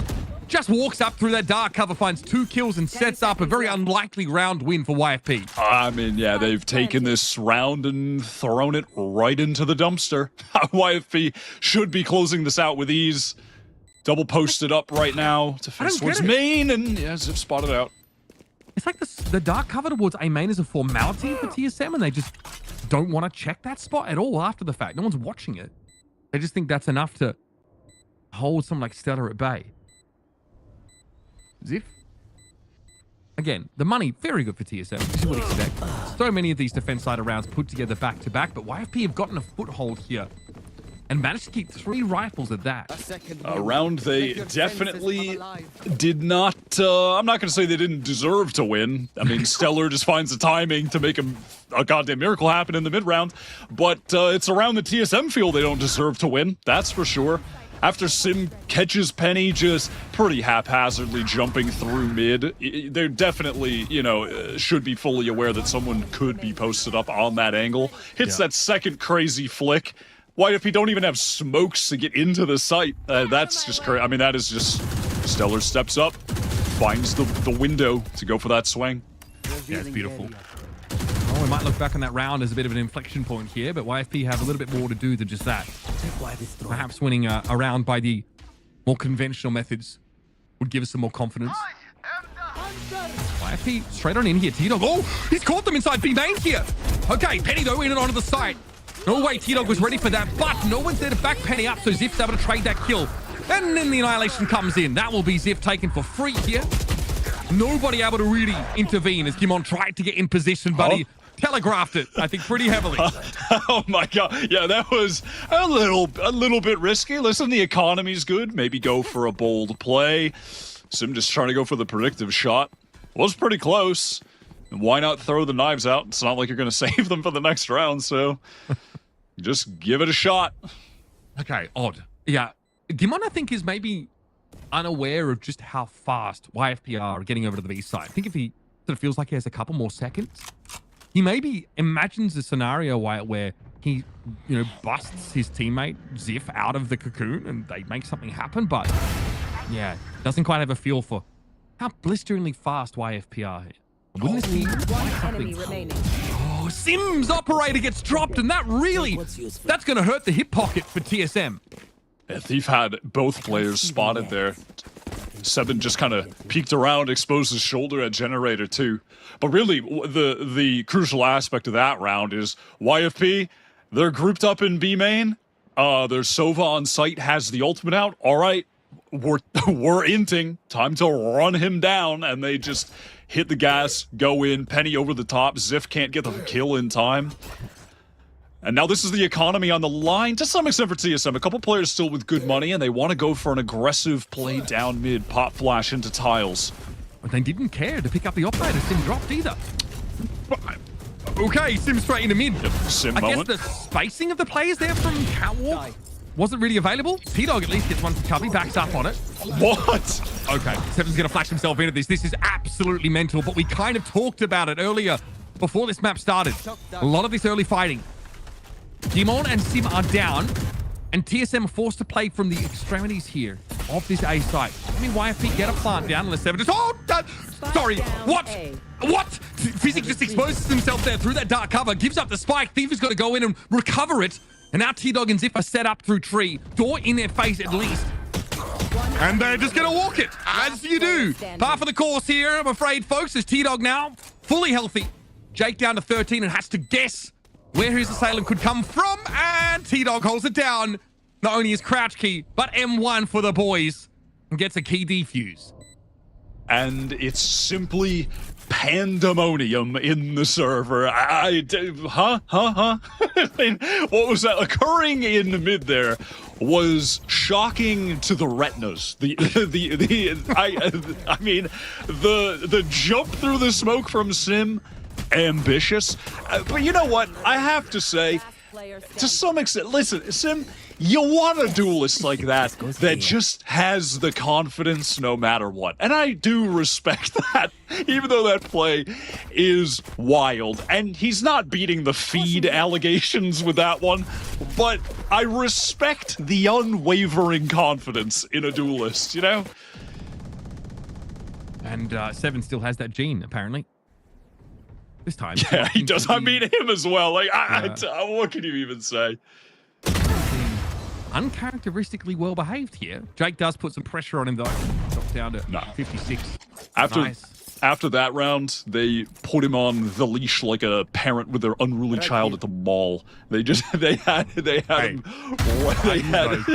They are kind of handy. I know there's like moral implications, but when you've got two kids and one of them wants to run away, I'm just saying there are applications for this technology. T-Dog has applications for his M1 button, but didn't quite find it in time. He's able to push straight up mid now, and this leaves Ziff looking a little exposed. Albeit be able to play behind some of this util now, trying to tag Kenny, but hit him by the looks of things, so doesn't see the jet coming, and we are in a crouch net, folks. Ziff is big chillin'. Yeah, and he just does not want to have to hold down the key to get out of it. Hey, he gets his. He gets his. He was so locked in. I love that. I mean, yeah, recoil reduction. Makes sense. Good timing there from Thief, so not quite able to find Seven, but Seven's he's in deep trouble. Wall's in his way now. Player knows he's there. It's very obvious where Seven's going to be playing from here, of course. And even with that null command, he's not able to get to Stella, who gets to keep that wall in play, and Thief brings him down. Yeah, all that for what? Just breaking that wall, only to immediately running to just headbutt a bullet. Yeah, that's tough. That's a frustrating way to go out. It really is. Wishing that the suppression, on a deadlock would remove like deployables that she's already put in play, like the wall. But yeah, no, sorry, Chief. You still have to fight through that the old-fashioned way. Really. You mentioned it earlier. A little reminder of what occurred when YFP most recently played this map against MXS. They got 1 attack round and then 9 on defense, but obviously tough to win a game when you only get 1 round on your first half. So 3, hey, that might be enough. I mean, it really might be. No need to respect the Odin here, huh? YFP know they can push through even if they get pinged out. Penny is going for it. Already over towards switch room now, but Cyber Case means he's got to pay off this swing. And the better weapons tend to win in scenarios like this. Wall thrown over towards CT, so TSM have to break through that. And YFP get a full 5-player post-plant scenario. They are swarming over this part of the map. Physic going to go ahead and get that plant as well, so he's just 1 away from the Hunter's Fury for the final round of the half. Could be the linchpin of getting a 5th on the board when we get there. Physic happy to have the Odin in hand here. Stella takes a tickle here from TSM. Oh, yeah. They throw him the Phantom too. Go get a kill or don't and die and have your ults. Doesn't matter either way. Just Physic, go run around and find them. Yeah. TSM evidently aware of this. They're actually not in positions to perish to the spike here. The Physic will go hunting. 7 takes him down. Okay, well, ultimate secured. That's another one there for Sim. Fair enough. Stella will look to challenge as well. This time put it to bed. It's up to Gimon, who will go down to the explosion. And that's 4 rounds on the attack side for YFP after things were looking so horrible, so grim. God forbid they come out of this half with 5 attack side rounds. That round worked out I mean, pretty much as well as it possibly could have for YFP. I mean, first of all, they win the round. Hey, that's pretty good. But they get Stellar's ult because he got 2 kills at the end. He needed his 2 orbs off. Physic gets his ult as well. So now they have the Annihilation and the Hunter's Fury for the final round to try and get 5 on the board. Pretty good. Okay, we take those. All right, Blade Storm here, of course. At the ready for your Jet. May as well pop it here. Sim wants to try and take a fight. Hunter's Fury is going to force him away here. Desperately tries to pull the operator out. Annihilation, though, he's got to connect, and Penny gets ahead of it, finding T-Dog. That's a good old 2-for-1 here for your attack side team. And TSM blocked out by this double Omen smoke. Yeah, and turns out that ultimates are good in Valorant. That's what I've discovered. Yeah, unfortunately, that one, not as good as the Cocoon. Oh, well, that is too bad for Guimond. It's one sad French Canadian. He got his cheeks clapped. Yep. Moment of silence out there in Quebec. Over there. For your boy. 5 rounds here for YFP. After basically being down, what, 6-0? Yeah, 6-0. What a comeback from them on this attack side. And there's definitely a sense that they start to get a feel for it. But look at these winning rounds. None of them had anything to do with the spike, really, outside of that round 11. And YFP have got to be feeling good. Pistol means a lot here. And I think taking 5 rounds out on the attacking side, TSM are probably going to be fuming. Sound sensor up. It's muddy. Yeah, I saw it in the chat. But I have to agree. I'm reminded of this term that we overuse a little bit. But this is unbelievably muddy Valorant. Oh, yeah. No, it is. There are some of these rounds, 10 muddy men just throwing mud at each other. Like that round with Sim jumping through the smoke, that whole situation. Yeah, that's as muddy as it gets. If YFP get this pistol round win here, get on track to getting the early operator for Penny, and then TSM are dealing with trying to get extremity control with an op in play and all of the Sentinel utility, yeah, that's tough. Yeah. Right. Stella there. Obviously, the one to take contact here towards B main. And okay, the wall timing's pretty good. This is a bit of a headache on a pistol round. And obviously, Stella's going to play off any contact here. So Sim tucks. And hopes to destroy the wall the old-fashioned way. No charges. Stella can't do too much about it, but he does realize there are multiple individuals here on the TSM side grouped up for this push. He's just ready to find a timing here to throw down that grav net.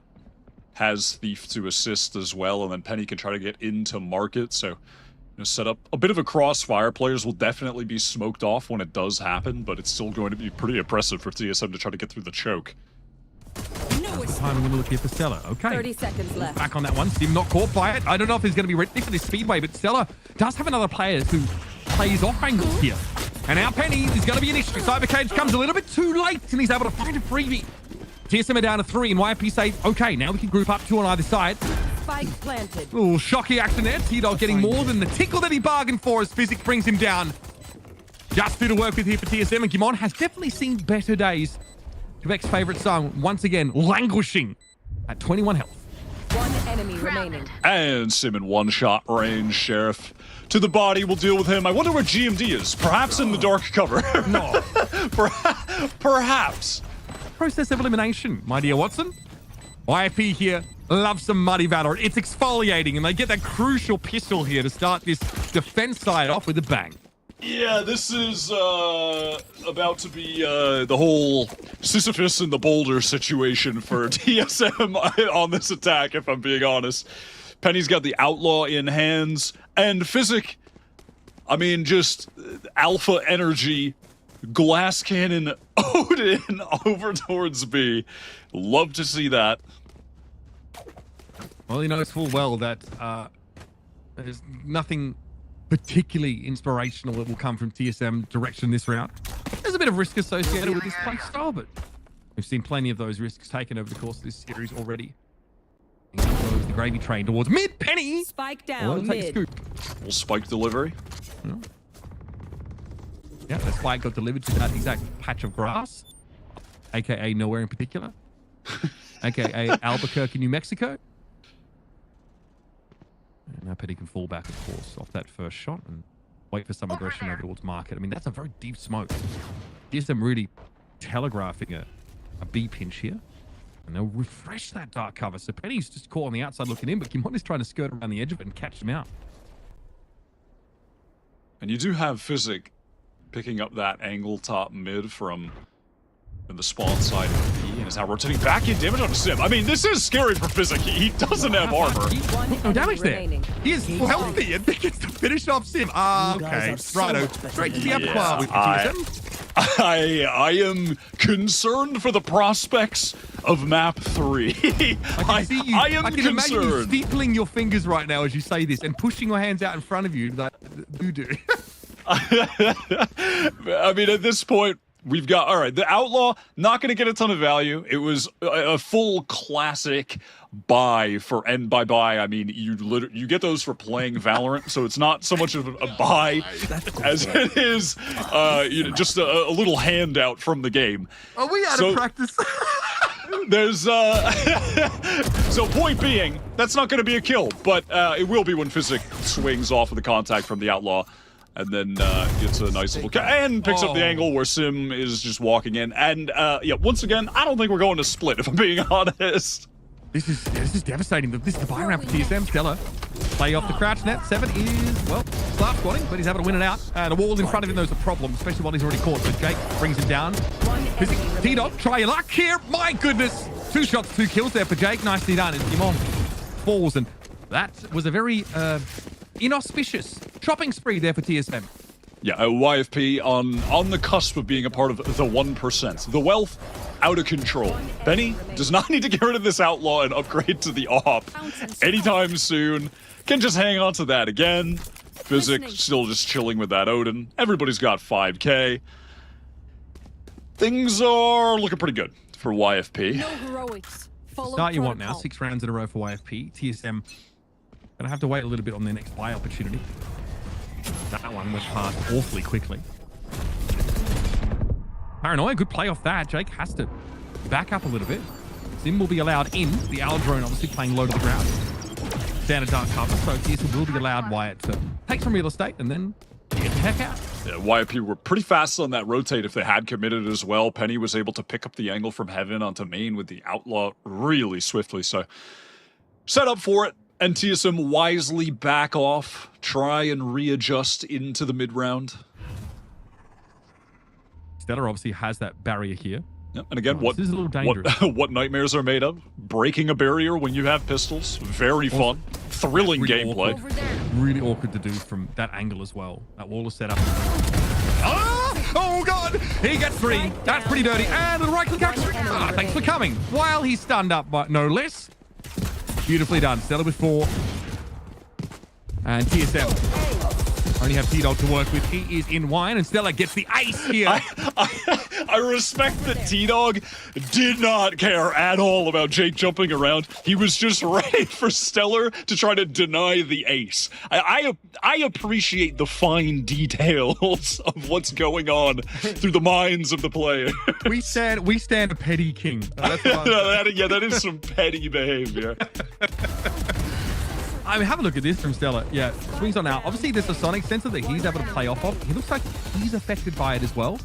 Not an issue. He's already managed to, just cut down 3 players and pull out the classic, but that's the risk. TSM, and what you're noticing here is from Stellar is this deadlock play that now you're on the defense side. It's actually arguably even harder to get value off a util, right? When you're not just putting up a wall in the post plant and setting up your util after the fact. Stellar's like playing off like really good gravnet timings, getting that wall up there, also playing into his own sonic sensors and taking these fights. It's really proactive. He's 18-10 right now on the deadlock, and it's a defense side masterclass. Like, again, the defense side Sentinel, I know what you're thinking. You think it would be, pretty intuitive, but Stellar is showing us just exactly how to squeeze every bit of value out of deadlock. So you can't really be set up in advance if you're talking about wall or net. He really has been genuinely incredible today. Even in that loss the other day against MXS on this map, he dropped 20 on Deadlock then. He's just very proficient with this agent. We saw all year Turtle Trooper running it. He's just one of the players that is going to have the most experience, at times playing as, but playing with the Deadlock, understanding how to maximize the value from it.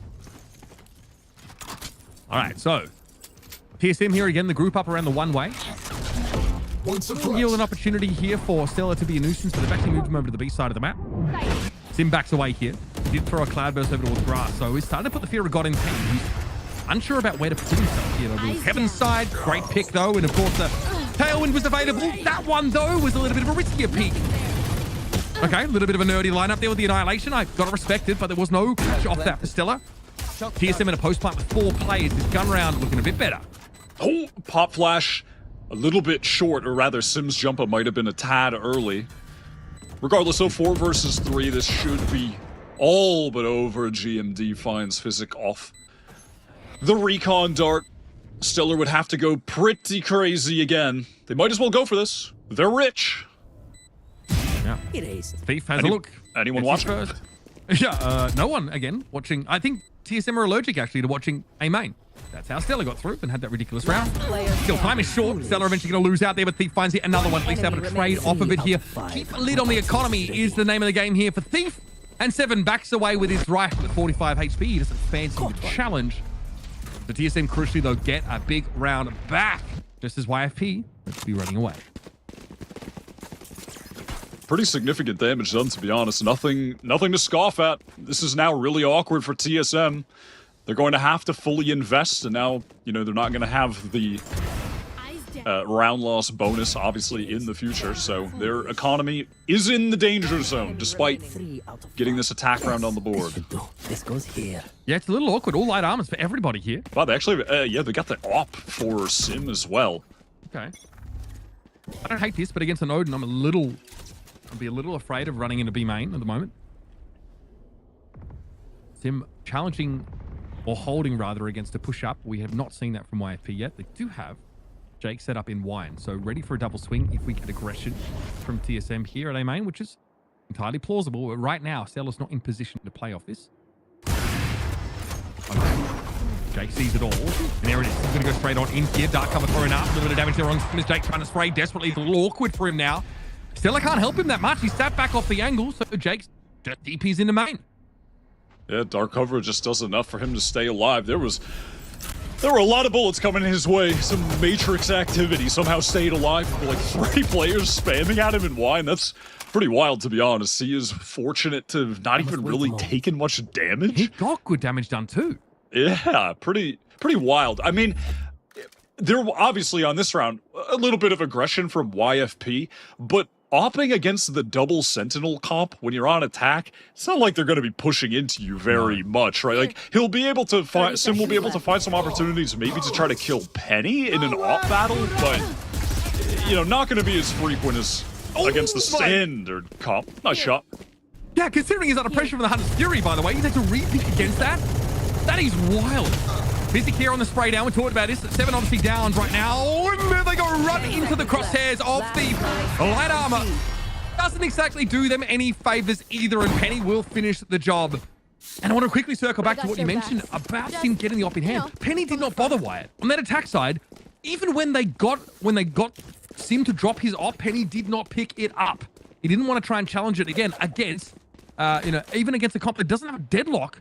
YFP weren't even bothering with it. Yeah, it does, honestly, it does feel funny to bring that point up on a round where he just so happened to actually have opportunities to do that, but it's just not going to come up often. He genuinely, and he could have killed Jake. I mean, that was a round where Jake did get aggressive early, but just wasn't punished. It was just a million whiffed shots onto him from TSM. To be fair, they were spamming through smoke, so it's just a little unlucky that they weren't able to bring him down, but, you know, regardless, all those little things adding up. And TSM, they're right back onto the eco. Penny's going to be cut off this beast side, though. It's going to be a fast pick now for the TSM, who are a little underarmed. Stella stops the TP through, but 7, what a timing as he pushes it straight out from B main. With the Sheriff, no less, now is a neural theft to give you everything you need to see, and YFP think, right, 3 of us here. We've got the money, at least, to go for this, and so they will. Bladestorm now out for Penny. He knows he's going to have to get a little bit up close and personal here. It's going to be an issue, though. Jake surely aware of the player posted up, but what a play off the flash. Beautifully set up there by 7. He does go down, but he allows Gimon to take a 3K and a thrifty for TSM to get a little bit closer to parity. GMD has been uncharacteristically silent on this map, but comes to life in that round. A very simple play, but that was a well-timed cool from the shadows that GMD popped his ultimate. Gets into the middle of the site as his teammates are swinging from lane and stairs, and it was just a crosshair breaker that he teleports back site. Yeah, true. And then it's capitalized off of, right? Simple little thing, but it pays off. No one's watching Seven just walk out of B main as that's happening. He just gets 2 kills with the sheriff. Very nice.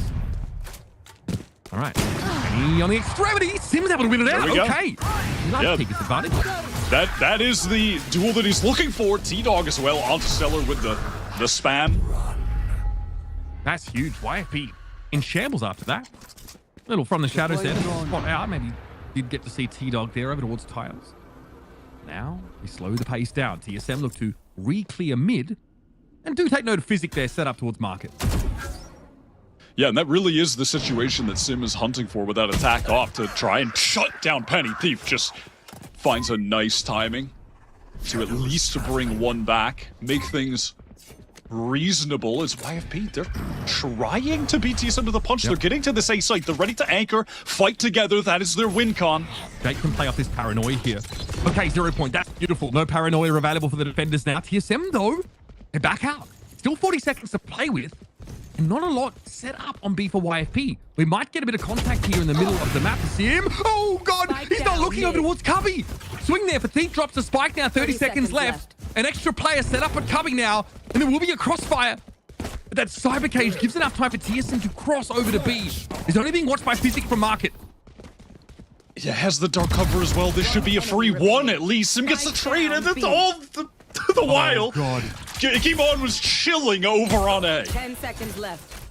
That is devastating. I love that off angle taken up by YFP on that B side, and Jake's there for the trade. Good little TP in. I love to see it. And so that's a round that looked like it could have been so good for TSM. They are 5v3 after the first engagement, Wyatt. And YFP claw it back. Yeah, throughout this entire series, we've just seen so many scenarios where Thief is able to get kills in high-impact situations, bring rounds back from a serious deficit, does it again, finds that timing to kill Ziff in B main. All right, we're in a 3 versus 4. Finds the timing to peek Cat, get another kill, drops the cage, slips away. He's at 21 kills now. How did he even get there? I feel like he had like 10 kills last round. I don't know when he shot up to 21. That's crazy. But yeah, like, I'm not really mad at what TSM were doing there. Obviously, that 0 point, I believe it caught 2 players. They still had 40 seconds on the clock or so after that. So they want to go back, maybe re-explore mid a little bit, make sure they're not being flanked, maybe catch a flanker out, you know, make a little presence there, and then probably work back and re-hit A and just hopefully, you know, maybe drag someone off that site. But it just goes awry because Thief is going to try to make a play. He's so on point. He's so on point. He did this on Sunset. He's done it here now as well. That emergence from Cubby was absolutely brilliant. And at that point, TSM may as well have just tried to flush it before. Either way, put it behind us now. Penny has an operator. Physic has an Odin. YFP have everything they could ask for. And that premium platinum health insurance. YFP's economy, though, is not out of control at the moment. TSM do have a real shot of tying this game up if they can win this round. I mean, this is just must win at this point, obviously. 7 is the last cannon. TSM here are looking to test. Rattle the cage over on the B side of the map. The ping, though, I mean, that's not something that Physic is in a position to play off. He's deep on the side as opposed to there it is, though. Sim tries to take a peek in from market. YFP knowingly give up that part of the map. And they get what they wanted. They get that solo Sim trying to get in. Now here's the issue with this double sentinel stuff. You're working back. You have to break all of this utility. You're getting stunned. You're getting smoked off. You're getting hit by a grab net. It's just so overwhelming. Paranoia could be good timing for Jake. He tucks into hell, and Ziff is caught in a trip at the same time, and yet still able to find one. Jake now things get a little bit awkward. A little bit haphazard, perhaps. He's going to go down to the glass cannon 7 with a Guardian. That's all of YFP just grouping up here over towards that heaven side.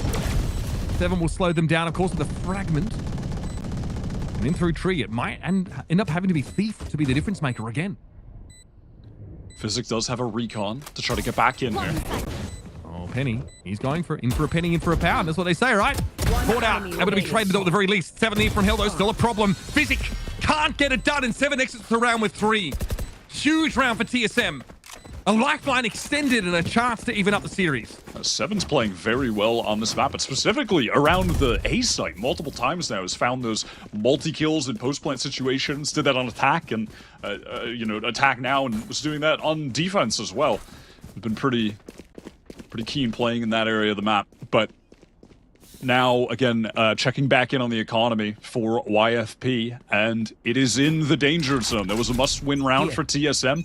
They can snowball. Look at the state of the ultimates as well. YFP, nowhere near any of them. T-Dog, Hunter's Fury, and 7-1 away from the null command. This time, Physic wants to make sure he has an opportunity early in the round to do some damage with that Odin. Here. No chance of counter spam, of course, given TSM's weaponry. Much slower round for TSM. We only saw a couple of these sprinkled in on Sunset, and hardly any of them on this Ascent map either. Allow Stella, though, to be ready to try and slow them up even further. I don't know. Physics does at least have a recon to play off here, so there is another Odin span opportunity. Stella and Penny, they were set up there for a little GravNet play with Penny taking contact. Doesn't come, so just throw down the barrier and let's rotate elsewhere. The benefits of having the deadlock, you can just put that barrier down and focus on other positions of the map, like B main, where all of TSM are at. But they've been containing at A as well, so they're ready to double back if need be. Yeah, they've got good position over towards A main, but it's mid as a question mark. 30 seconds They know left. there's no op in the hands of Penny, so like a late round drift here is not going to kill them, and there's smoke to let them get across. I mean, by the way, we have 20 seconds, guys, and we have to deal with all these trips. Yeah, here we go. Through this deadlock, Util Sim gets there, but Jake's going to be ready to hold it down. Paranoia, he knows he might go down here to this Hunter's Fury, but what a TP! They weren't ready for it by the looks of things. Stella gets in there, though. Player advantage now for YFP, and 10 seconds left in the round. T-Dog falls, and the last hope is Gimon, who's caught with the spike in hand. No chance to plant, bringing up series points for YFP. It's really just the YFP utility in that round. The double Sentinel util on full display. That's why you play the comp, because you can just work the map as far as your rotations, stacking to the proper places at the proper times. They had the read on where TSM were the entire time. You know, they get the info on A by just having that little setup that they were holding. They rotate to B when TSM were towards B, and then when their wall expires, they know TSM are going back to A. They beat them to the punch. YFP just play that round pretty perfectly. Same story, pings from the defenders here in mid, because again, YFP have given it up. But they are going to have Thief. Looks like he was passively checking it. Now YFP notice they're moving into the B side here, so they are expecting a potential split onto B, and they'll shut the door. And they do have the null command to try to shut down some of the Sentinel utility. Swing here. Yeah, Thief, not this time. He's been so good all map. And that is a tall order. And Sim and 7 barely take any damage off that exchange. Very good result here for TSM. And they've left T-Dog embedded up towards market. They're wrapping back towards B main now to go for this split execute where, you know, Physic, he would love to focus his attention with the Odin on B main and probably will pick that angle back up when the hit comes in, but at least for now, has to be concerned that someone could push him through top mid. They know about it now. Here comes that null command. Sim going to get in on the side. Physic has no choice but to try and spray down, but Gimon clearly sees the traces coming his way. Penny gets absolutely swamped here as TSM work map control beautifully. They had T-Dog in position there in mid. And YFP here, with 2 weapons and a 2v5, just probably don't see any point in going for it. Yeah, when the B executes are on from TSM, when they are actually getting past the choke point, you know, hitting the site, they are scaling really well together. These anchors from YFP have struggled to hold things down. That is where they're looking their best at the moment. Everything they did throughout that round was really clean. They worked the map beautifully, TSM. You know, just pushing up mid together, double facing, catching Thief. As you mentioned prior, embedding T-Dog, and then going back into the B split, scaling perfectly. Just comprehensively a great round from TSM.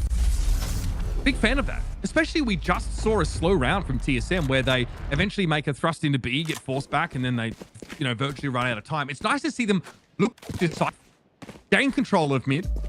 I don't know, I'm sure people are probably scratching their heads about that moment there from Thief. There was really no way that anyone could have played off him from that angle. But he's maybe just expecting there to be one individual, right? Maybe just take a fight. He's looked so good. You've got the level of confidence that makes you believe that, you can be a pivotal player there at the top of mid. Yeah, I mean, he is playing that angle very safely as well, and it just has to physically look at that area of the map because there wasn't any sentinel utility there. There wasn't a tripwire to actually watch, deeper in mid, and so he just has to actually face check it and watch, and TSM exploit that hole in the map. YFP taking the late timeout to try to close out the game with their economy being pretty meh. They do have the annihilation from Stellar, which has seen mixed results. He's definitely got the lineups, but maybe 50-50 on them right now. He definitely got a couple off on their attack side that were connections. That's just an awkward spot to be in here. It's like no team has been able to win 2 rounds in a row since round 16. And yet it's YFP's economy that's looking just a little bit weaker. Just how some of those rounds have broken for them. Sound sensor out. 7, again, really good series from him. Gimona's also had a horrible start and has been able to get into the game in a big way. All that deadlock util over at A, and likely still will play elsewhere. There's some more emphasis towards mid this round for the defenders, Wyatt. My eyes are down. Notice if throwing up that cam to get info on lane. He's been doing that really frequently. Spots out a Sova. Pretty much expect that no matter what, but Physic not able to get the Odin for this round. Just has the Vandals, so TSM not in danger of getting sprayed down. They just want to execute fast. Yeah, I like this fast hit. Follow the Alpha, and Sim gets very, very deep onto the site, but Thief's going to catch him out. Penny opts out of an engagement there through Market and Vice thinks the space that he needs. Penny with the Guardian. YFP with the vastly weaker buy. Able to put a lid on this series entirely. Stunning TSM, just as they look poised to take us to overtime. Just immediately out of that timeout, adjust to the fast flood onto B, fighting together to support the rankers, who on those prior B execute rounds, TSM were just swarming them and dealing with them with ease. So a good last second adjustment to close things out. Just YFP today looking really impressive.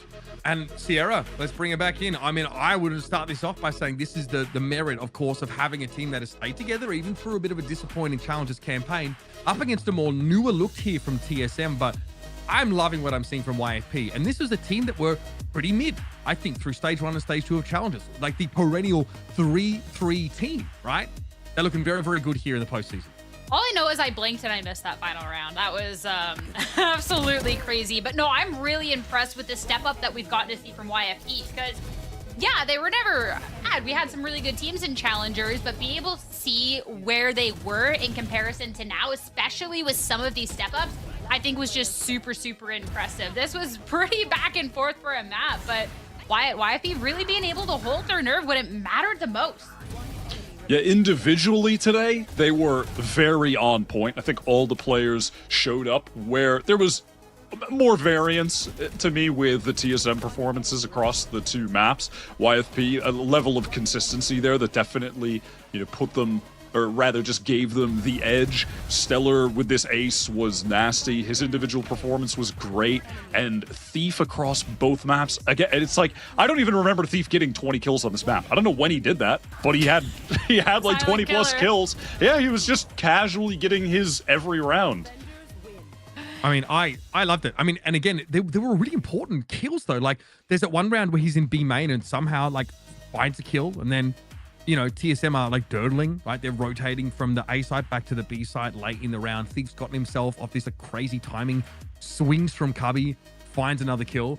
It is kind of wild. The TSM get as close as they do in a 16-8 first kill game. Yeah, that is crazy. It's the post plants that carry these guys.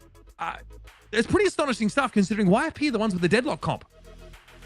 Yeah, that's incredible that it ended up being that close. I mean, it was at TSM that when it kicked off, looked like they were just in the driver's seat, but YFP to make the adaptation, swap sides, TSM to really be able to bounce back. So that, It never feels good taking this 0-2 loss. It doesn't feel great playing from this lower bracket, but for TSM, I definitely think some manageable things to be able to switch around to try and have another crack at this maybe more down the line. But even just looking at the performances, you called out that performance by Thief, but for TSM, for this to be close, I mean, really, when it came down to some of those later rounds too, Seven, you were really just being able to step up. T-Dog had some really impactful kills too earlier on. I mean, the Sova, when you see T-Dog on the Sova, it kind of goes a little crazy sometimes.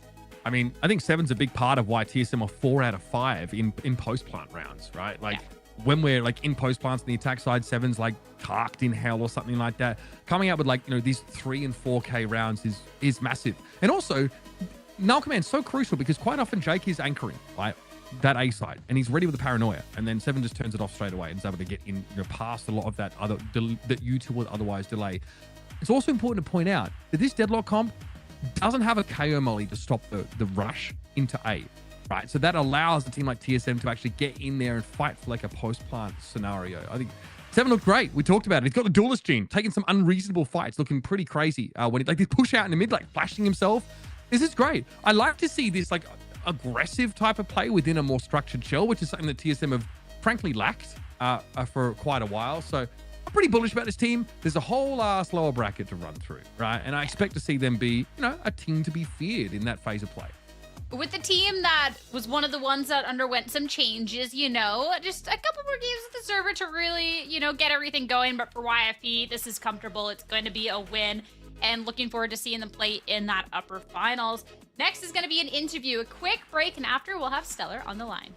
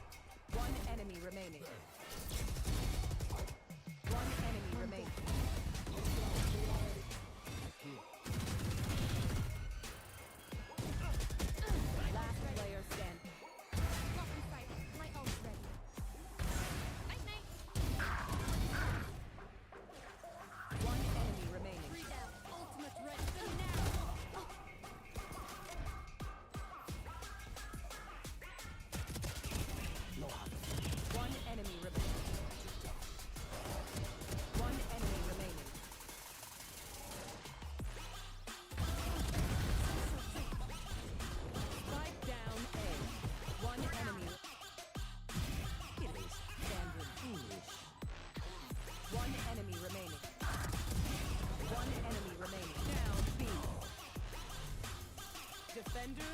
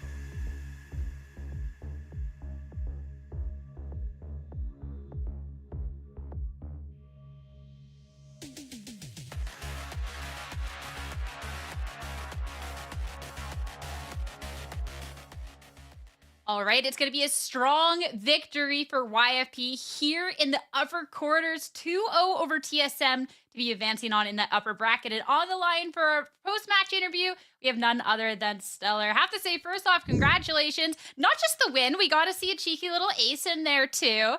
How are you feeling about this team, this Challengers run ahead of you? I mean, I feel great. I'm playing with a bunch of people that I've known for years. Some of my good friends, and we're just having some fun with it. That's about it.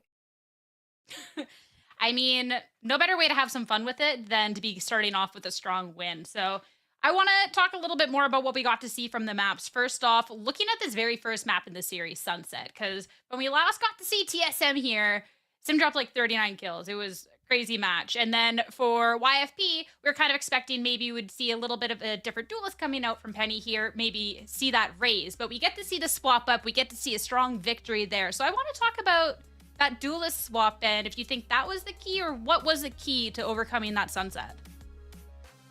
I just think we did a really good job playing together overall. I think we were listening to each other when, you know, whoever made the first call, whether it be to like flood or play off me or whatever, we're just like super dialed in on whoever is making that decision, and I think that's kind of what propelled us to win both maps here. I don't think it has anything to do with duelists. I think everybody's good on the team, so as long as we just play together and listen to each other, I think we could beat anybody.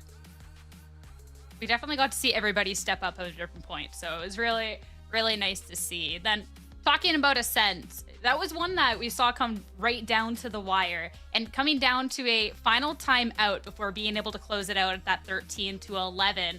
Any insight to that timeout was called to be able to end that game so decisively in that final round? Yeah, we just had deadlock ult, so I think just, you know, we had a couple ideas coming into the round, and then pretty much we should just make a plan around it. So we took a timeout and then just planned around the ult, and then we had a really good setup. And I mean, they just ran into where we had a lot of people, so got lucky a little bit, but we kind of just had to have a good plan, and that's it to close it out. And then you said at the beginning, friends having fun. I want to know your thoughts about this YFP squad and going forward in the rest of Stage 3 here in this rest of this bracket, because this was a really strong start. I mean, we were all really impressed with how everyone was performing out there. Yeah, I mean, I have a great set of people around me. I'm coming in to a team that was already established, so obviously Physics doing a really good job at calling. I help, you know, if we need adjustments or just giving them insight on like a couple things in the middle of the round or before round, I say it. One of the best Sentinel players, one of the best duelists, and one of the best like smokes players and challengers, period. So I just kind of fill in the gaps. They do a lot of the work, and I'm just here to fill whatever I need to do. I mean, the formula is working, so definitely excited to see play in the semifinals. I'll make sure you're rested for that too, so I'll let you go. Stellar, thank you so much for your time. Best of luck in your next match. All right, thank you. As for us, first match of the day. And even though it's a 2-0, there's still going to be more Valorant action on the horizon. Next up is going to be the upper semis. Who? TBD. We're going to be right back.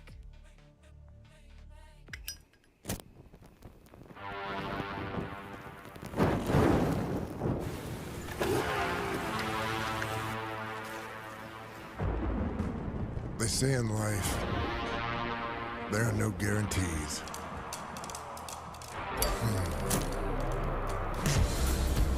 They say a lot of stuff like that. Slow it down. Play it safe. Hedge your bets.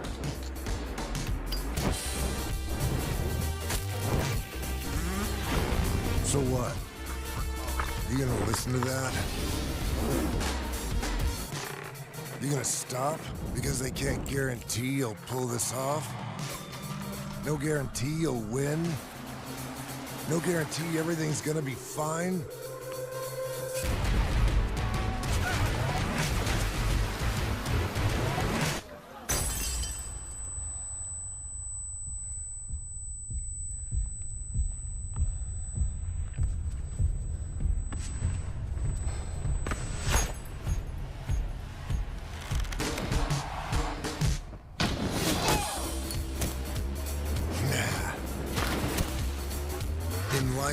You make your own guarantees. Nobody else will light your way. Start your own fire and keep it burning. And we guarantee you'll have one hell of a lifetime.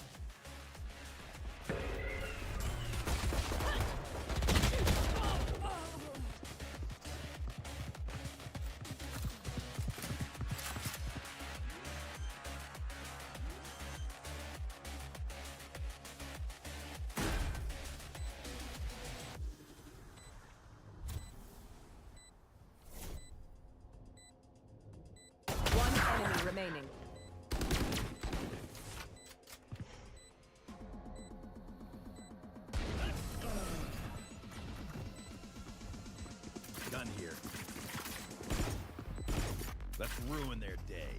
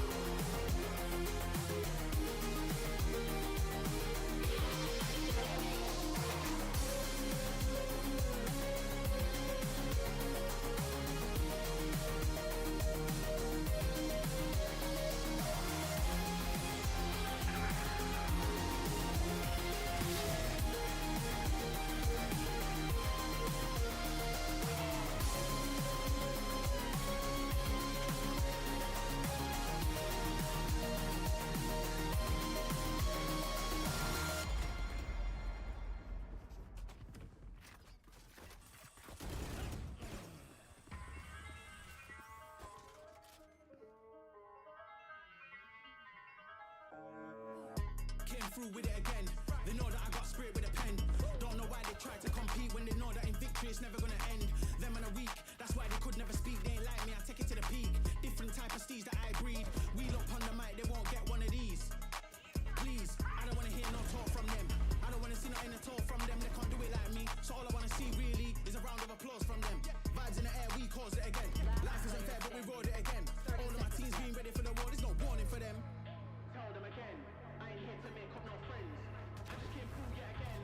We love you, never got one of them. Top of the pound yet again. They can't stop this child not again.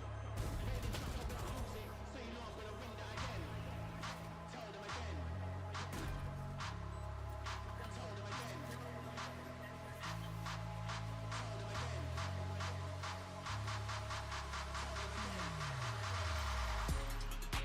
Tell them again. I ain't here to make up no friends. I just came through yet again. We love you, never got one of them. Top of the pile yet again. They can't stop this child not again. Reigning champ, I won't lose it. So you know I'm gonna win that again. Tell them again. Tell them again. Tell them again. Tell them again. Tell them again. I ain't here to make up no friends. I just came through yet again. We love you, never got one of them. Top of the pile yet again. They can't stop this child not again. Reigning champ, I won't lose it. So you know I'm gonna win that again.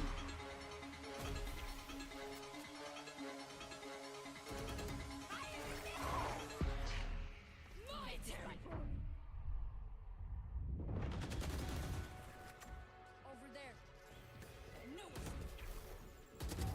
Nightmares over. Deal with my call. Listen. Sensor destroyed.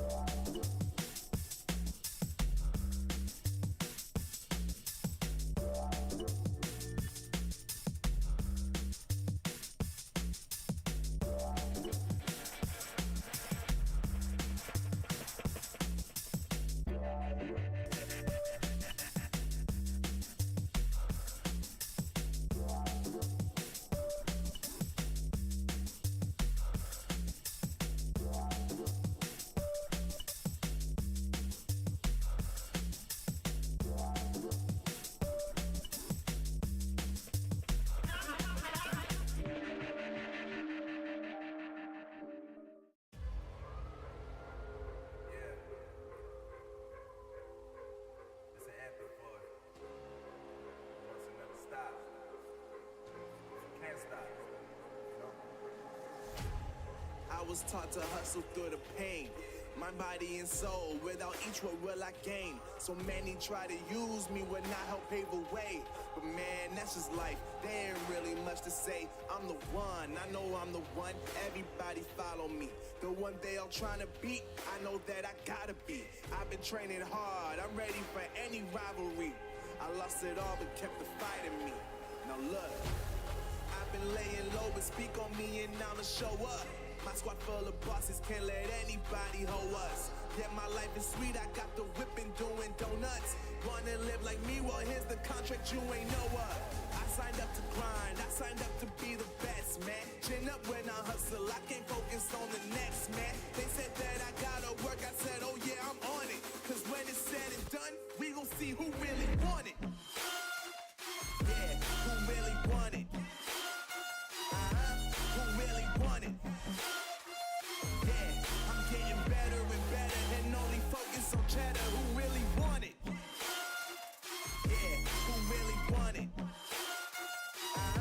Who really want it? Yeah, I'm working hard and I'll show 'em when out the water I blow 'em. Who really want it? Who really want it? It's really the question of the day. Y'all talk a lot, but I don't see y'all walk a lot. You know? Fighter is my name, legendary is my aim. Already legendary, y'all know that we ain't the same. Whether sun or rain, ain't nobody else to blame. The life I live is mine, so I control the change. Tell me that I'll lose, tell me y'all don't see my vision. Tell me that I'm no one and I got some competition. I'ma show you what it looks like when you never listen. Open your eyes and pay attention. I'm on a new level. Hell no, I can't settle. Gonna be the best and I'ma show more than I tell you. I am not impressed because you got a little metal. I'm here to take you down and bring the heat like I'm the devil. I can show you light, yeah, I can show you heaven. I can show you how to win when you think that you're failing. What I tell you, yeah, you gotta work, yeah, you gotta be on it. Cause when it's said and done, we gon' see who really want it. Yeah, who really want it? Who really want it? Yeah, I'm getting better and better and only focus on cheddar. Who really want it? Yeah, who really want it? Who really want it? Yeah, I'm working hard and I'll show 'em when out the water I blow 'em. Who really want it?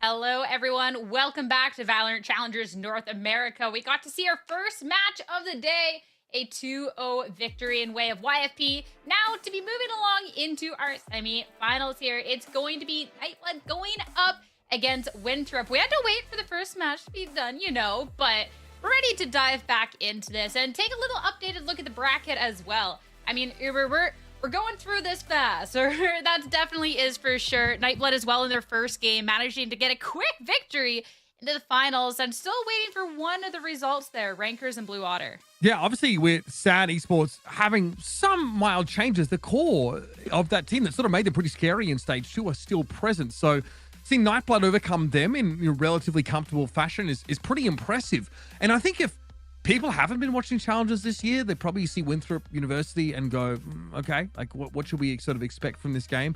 This team served up a fat 2-0 to TSM when they played earlier in the group stages. So you should expect a lot from this team. FunHub has pushed them to the very limit. So we're seeing a number of teams come out of the woodwork here and look a lot stronger than we kind of expected.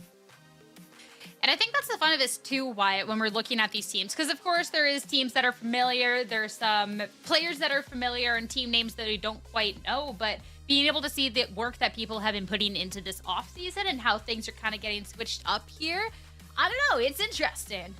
Yeah, there's so many teams that have the cores stuck together and then attempt to improve by making just a couple changes here and there. And Winthrop, they are one of those teams. They still have a core 3 that was playing throughout stage 2. I mean, it's the same for TSM. It's the same for YFP. It's the same for SAT. Like, a ton of these teams have the familiar cores, but then trying to improve upon that with some new players. And so far, so good for Winthrop. They've been on the upswing. Yeah, and let's go ahead and take a look at our first roster as we talk a little bit more about the series. We're talking about, you know, familiar players, familiar cores, and Winthrop definitely that. It was a 2-1 victory over Funhavers, and a match at a point, Uber, we thought that we would be talking about Funhavers here for half a second, but Winthrop, they're able to make that comeback. They're able to push along into this upper bracket, and strong performances across the board. Yeah, I mean, this is the team that, again, they end stage 2 of Challengers. They actually are like at risk of being relegated. It's actually pretty squeaky for them to make it out of that tournament. And yeah, they actually end up losing it. So, you know, this is a team where like you really wonder what like we should expect to see from Winthrop next year, right? Stage 3 has an open qualifier. It's really important to understand that while this is Challengers, this isn't like the circuit that we've had over the rest of the year. So in theory, you know, that's how Winthrop are able to be here. We were really impressed with Infiltrator, who came into the roster. We saw him on a couple of different maps have to stand up as a solo duelist and really took it to some of the very best duelists in Challengers. And we also have known this team to have a couple of different looks on some maps. They kind of like to mix in a lot of wacky comps. They're known to go for the Rainer and they mix the ISO in on a few maps here, but Infiltrator is my player to watch here. Mechanically, really gifted. Most of what I've seen from Infiltrator is Ray's play, so I want to see how his skill set translates here to the Neon. Yeah, when we look at how Winthrop was playing through that series, the first game being a loss, the Sunset's a little rough, but then Infiltrator being able to pop off and turn it around in maps 2, number 3, I think a really big key for the team here. So, and this is someone too that when we are looking back at Winthrop University and what we do know about this team, this is someone who we have talked a lot about a lot. So that'll be certainly exciting. And for Winthrop too, even though they were a team that during the Challenger season, this was rough, when we're looking at the qualifications for stage 3, I mean, they were doing really strong. We're looking back at, in the group stage, a 2-0 victory over TSM. We're looking at these strong wins. So, Wyatt, this work that they've been putting in, this is their opportunity to show that off for real. Yeah, definitely. This year started pretty rough for them. They have made roster changes throughout the year as time has gone on, but have retained that core now for a decent amount of time, and it has really just been pretty much a slow at times, but pretty much just going straight in upwards in the right trajectory, improving day after day. They're definitely a team that has been grinding pretty hard. They've been around for a long while, and on their roster, they have 4 players that are pretty well experienced in Tier 2. The only player that doesn't have a ton of experience is Flair, who's someone that has just mostly competed in collegiate tournaments exclusively, and this is a step up and definitely a higher level of play for them to be competing in, and so far, so good. This team, 100%. very quickly, like, I just want to get everyone excited. Moobs play some of the weirdest stuff ever. Like, they're like a Cypher player, but they also play Reyna and Yoru, and they literally play Chamber on Pearl. So they're pretty out there. For a team that has failed to qualify for Challengers sort of next season, like they got relegated, these guys still leaving it out there. I like that you get to put that little seedling out there well before the agent select, in case we do get to see some wacky wild stuff coming out from the squad. But time to talk about who they're going up against in this series, Nightblood Gaming. Nightblood, this was a strong victory that they had over SAD Esports, be moving on pretty quickly. And when we talk about these teams whose names you know, the players you know, at first glance you go across here and you might not be too familiar, but then Wyatt, when you kind of think a second, it's like, oh, wait, like there actually is players that have been around, even dating way back. Yes, we do have the winner of the 2020 Pulse Invitational in the server in Hwin with Gen G of old. Like, actually, an ancient player that, like, a lot of new viewers will not know, but a fun throwback to have in this server. Did not know this dude was competing, so pretty cool to see him back. And Fireball Ops has been playing for a while around like tier 2, tier 3, and seems to be kind of breaking out, coming into his own right now. And the other three, genuinely no idea. They've never watched them play, so will be cool to see just how good they are, because I do not know. It's your time to get familiar, all right? I mean, even looking back at their last couple of series, I mean, someone that you mentioned that has been working throughout this scene has been Fireball Ops, and the last series that they played, we talk about that strong victory, and Fireball Ops was having a fantastic performance, known Sentinel player, and being able to show that like back-to-back maps. This was first off the Deadlock, then moving along into the KJ, and Uber, if he's going to be performing in this next series like he did in the first one, it's going to be a little difficult for Winthrop to break through. I think so. I mean, this is also a team that like has some kind of wild comps on a few different maps here. They are a Deadlock Ascent team, but they're a Yoru Deadlock Ascent team, which makes it even more interesting. So I'm curious to see how that plays out. Again, we're coming with like pretty limited expectations of this team. We look at scores. We know that Fireball Ops has had a great couple of games, which is awesome. So, you know, again, essentially out of nowhere, what a mix of old and new. Like the fact that we're invoking the name of Hwin, it's like you have to be around when the Deep Magic was written to to sort of remember that. But yeah, this guy is someone I'm looking out for. This is the kind of team that plays like Killjoy and Pearl, pretty standard stuff here. Their buy-in comp is really out here. So I want to see what like our picks and bans look like, because I think if we get a bind, you know, in the first or second map, you know, one we're guaranteed to see, it could be quite interesting. Well, we're in the business of making wishes come true around here, so we'll give you those map picks and bans, okay? So we can figure out in this series where they're going, if we are going to see something a little weird, a little wild out there. Because looking at the map pools of each really kind of could go anywhere for this. And okay, we're kicking it off on Abyss. Okay, I mean, that is fine. I mean, Winthrop have played a fair bit of Abyss, and the interesting thing about their comp is that they played the standard like Ascent comp. Instead, they get rid of the KO and they play Gecko instead. So a little bit of a variation. We don't see a lot of teams going for that. Obviously, like it gives you a lot of options. Like you can still flash. You still have like a molly that you can throw to backside if you're trying to hit B, for example. The Thrash is obviously a fun addition. You just don't have the same potential for fast hits behind Null Command. So Ascent, again, I'm glad we get this. We get to see the Aura Deadlock comp play out.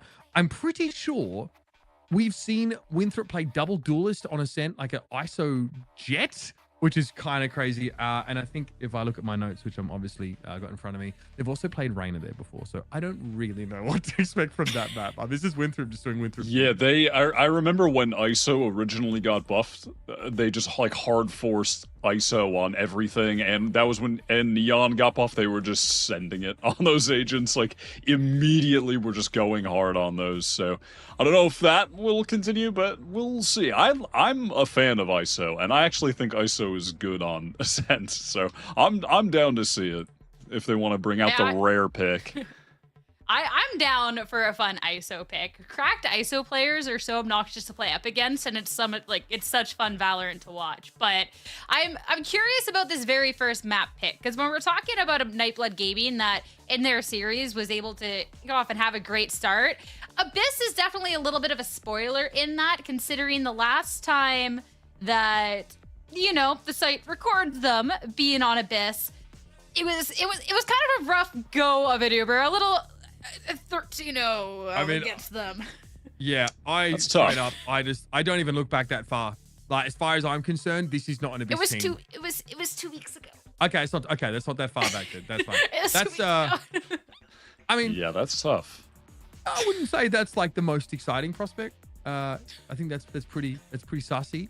Out of curiosity, are they playing the standard comp? That Ascent comp? No, they play How standard Vice. do you consider Yoru Vice? They play Vice, which is actually like from the rumblings that I've heard, Vice is incredibly common in NA right now, in the NA scrim scene right now. Like, I listen, could be lies, could be falsehoods, but I've heard that basically at this point the majority of the teams are playing it on the map. So it still feels new and different for the viewers because there haven't really been a lot of tournaments to see it outside of like EG were playing it in the Ascent Invitational, but yeah, it's seems to be catching on more and more. So we'll probably be seeing a lot of it, unless it just completely flops and people are misreading the meta of the map. But at least for right now, people like it.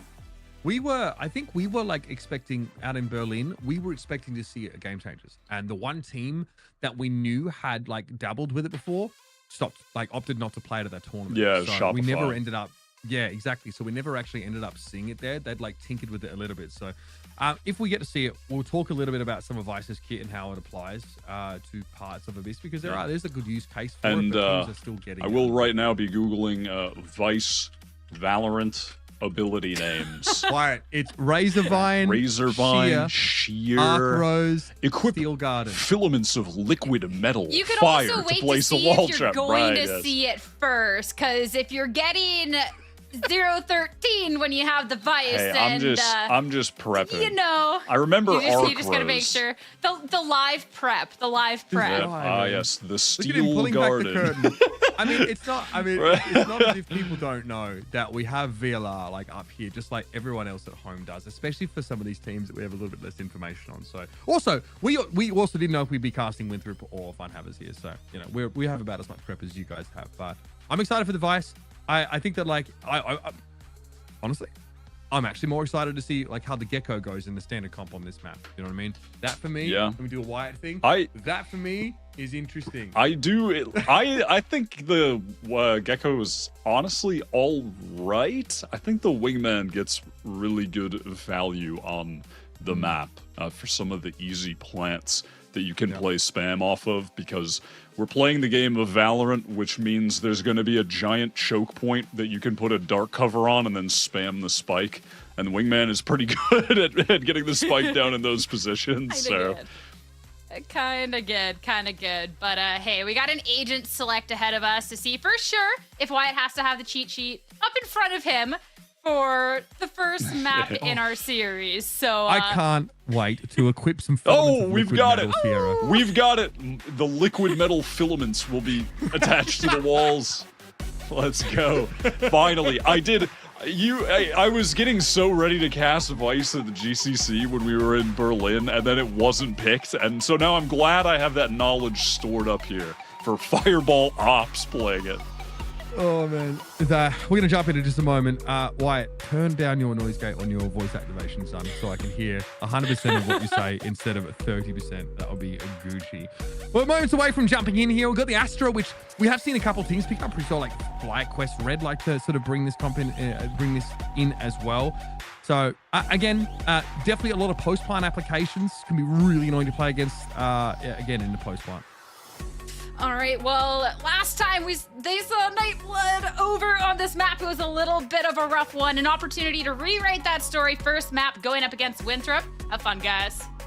Thank you very much. We will indeed. Yeah, a lot of grinding for Nightblood lately. They've definitely got a lot of games in their match history, and they've been looking pretty good so far heading into a match like this. Again, this is a semi-final, so you again can already guarantee yourself a pretty high placing here in Stage 3 with success on this map. We're going to waste no time and jump on in. It's going to be Nightblood Gaming on defense, and here comes Winthrop. Again, with that little Gecko variation, already getting some value off the Dizzy. But it's a really deep push, actually, from Nightblood. That completely goes awry, unless Win can trade out a couple, but yeah, only able to get the one. And immediately you see the value of the early Dizzy that you can use on this map. It just gets that info on if a mid push is coming, and it got the info, and a mid push did come and it got shut down. So there's some of the easy Gecko value that you can extract on attack. All right, well, Nightblood here have to just try and manufacture something. There's a bit of that util thrown down. We've got both trips thrown down, and work with me, a Razorvine. Yes. Wait, yeah, which one is this that? is It's between the trips. It's a nest of liquid metal. As opposed to a filament. There you go. Gets thrown out here, but still, Wingman's able to get across towards the site here. This will slow things down for Winthrop here. Nightblood have been able to at least buy a bit of time, but they're in the best spots they could be in a situation like this. Yeah, one trip to deal with, but that shouldn't be an issue. There was an opportunity for Sogo, but has to retreat. At least that smoke does fade up top, so Fireball Ops can help. Moves are already pushed up here on Container, but the Fireball Ops is able to get a drop on them. Down 1v3 though with the Sheriff. You're asking for a lot here. It's going to be Infiltrator. Getting 3 kills on the round. Someone we already wanted to highlight at the start of the game here. And it's an ill-fated mid-push that puts Nightblood in a tough spot to take the round. Yeah, pretty simple. Don't need to say much more than that about it, really. But it was... The casters, but... do we? Wait, but hey, it was a cool display, though, to immediately see what teams are trying to do with the Gecko on this map and some of the little things that are helpful with having his kit. So I'm glad we got to see a little bit of that straight away. And now Winthrop are just gathered up to head towards this B site as a unit. Tripwires covering their back. A few players to contend with, but should be relatively easy to do so. Alum, of course, with the gate crashing in play. They can get set up over on Rafter if they need to. Wynn's going to push across the site straight away. Here comes the Dizzy in. It's a trade. Move's going to go down to the Shorty. Still no plant just yet, but the spike's been left out in the open. Kess is able to find 2 off that Sheriff play. Infiltrator here has the Tailwind available. Make it untradeable. A key kill, but still no spike to hand. Kess just walks out, apparently, into the line of sight. Maybe lacking current information. Yeah, maybe they didn't see the spike there. They tried to sync that up with an Arc Rose from Fireball Ops, but it did not connect onto them. But a valiant effort. Infiltrator is already going kind of crazy. The player that has definitely caught the attention of some tier 1 teams, some America's teams. There has been talk.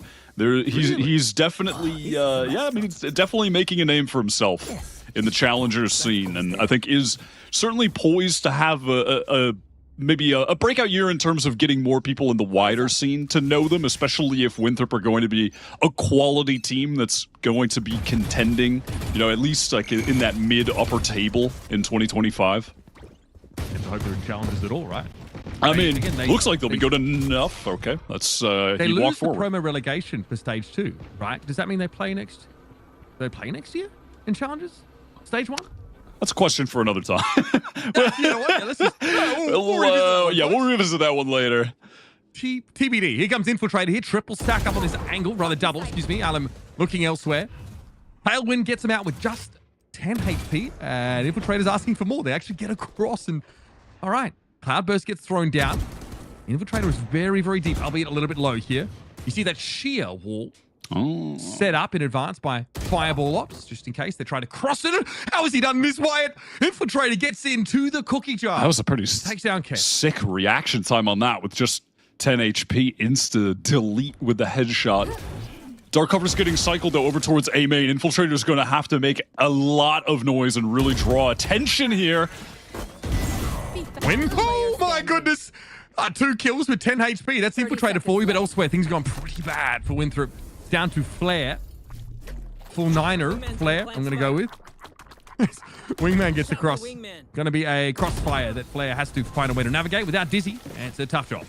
The Vice in that situation trying to get into A is where the agents certainly can thrive. I mean, that sheer wall just perfectly cuts off any player coming through A main, as well as the Razor Vine just covers that entire area to fully disrupt the hit or cut off the duelist from the rest of the pack, etc. Standard defense, I have a molly type gameplay, but on A with that narrow choke point, it's just pretty exploitable. And again, you're seeing that similar setup from Fireball Ops over on that side of the map. I mean, that wall lasts for 8 seconds, so it is pretty annoying. Flare, though, is just going to get a freebie. Alum tries to push up and find something as Nightblood are hoping him. Just springboard off the momentum of the previous round. Here comes Infiltrator. That is Razor Vine that's going to snarl up the jet. Sogo's going to be easily able to capitalize on that. And again, Wingman will have the spike knocked loose. Winthrop, they're a long walk away from it, and Moops might be called upon here to be a difference maker. Might be able to catch Fireball Ops, but loses out on that duel. That should just be the round over at this point. Yeah, it's tough. Winthrop here fully committing to coast, but Kess is a turret and brings 3 of them down to even up the game. And the wingman can be pretty good for running up and planting on default there, but less so when the rest of the team isn't able to scale into the site properly. Cool little position for that Razor Vine as well to deny the typical dash updraft that a Jet's going to do when you're hitting that B site. Just set up Sogo for a really easy kill. That was pretty cool. And the rest of Winthrop, though, during that moment, they really did need to capitalize on and try to take more space. Unable to do so, and then it's all on moves, and it all falls apart, as does the bank. They've got one hero rifle. They're trying to play this like bind, like get the wingman in, but if they stop the plant, then Winthrop are in a really awkward position. With the spike dropped inside B, they actually don't have the option to rotate out of there at all. Infiltrator pings as they try and cross here. Alum controlling this space, but it's a little bit of a shaky shot. An opportunity to claim Infiltrator, who only has a Vandal to hand. Big pings for Kex. A lot of information here for NBG. It feels like a matter of time as Winthrop just want to take a fight in mid. Jerk's able to get there with the Marshal of all weapons, but now in a 1 versus 3, it should be short-lived. Could win this duel against Alum just because that is a low HP Yoru, and will at this point wisely back off after just re-peeking 27 times with that operator. Gun here. Things are a little bit scrappy. Winthrop can at least deal a fair bit of economic damage. Yeah, Jerk will try and get something for this round. This is probably not as much economic damage as Winthrop were hoping for. 30 but seconds left. they all stepped into mid, to be fair, with Sheriffs and wanted to take fights. You can always just jump off the map. It's always an option. Getting 2 guns for your troubles doesn't seem terrible. And we go. These extremities, as you can see, being held down by NBG. There's no way that Jerk really gets out of mid here. But they actually opt to 10 seconds left. allow Jerk to pick up a Vandal. There's no way to sort of prevent that, I guess, without offering up more risk. And so that'll be the round. Jerk gets out with a rifle. Yeah, not really a big deal. He's going to get one next round anyway. So it really doesn't matter. Just, yeah, we'll play it safe. We'll stay alive, retain our weapons, and head into the next one. We'll see if Alum can try to get some more value with the operator. So far, definitely taking note of the fact that that man is playing real aggro. When he had a rifle, multiple rounds in a row, he simply walked at Winthrop. And now with the op is just re-swinging the same angle over and over. So he is definitely got a penchant for aggression. That is what I'm learning about watching this man for the first time. Okay, so there's only one Razorvine set up here. This has got so much here. Sentinel util, obviously, for NBG with this comp. Razorvine's got to be manually activated, and much like the Danis Norms, can be destroyed in advance. So this goes to Aldrone. This setup is such a pain. That Razorvine as well is just good for denying the wingman running up. Yeah, absolutely. What? What? Am I seeing correctly? That is just a straight shot there from Alum with the operator. Okay, we're going to move along. Cass here sitting back and a pretty decent position to pepper down Winthrop as they try and get this plant down, but they will in the end.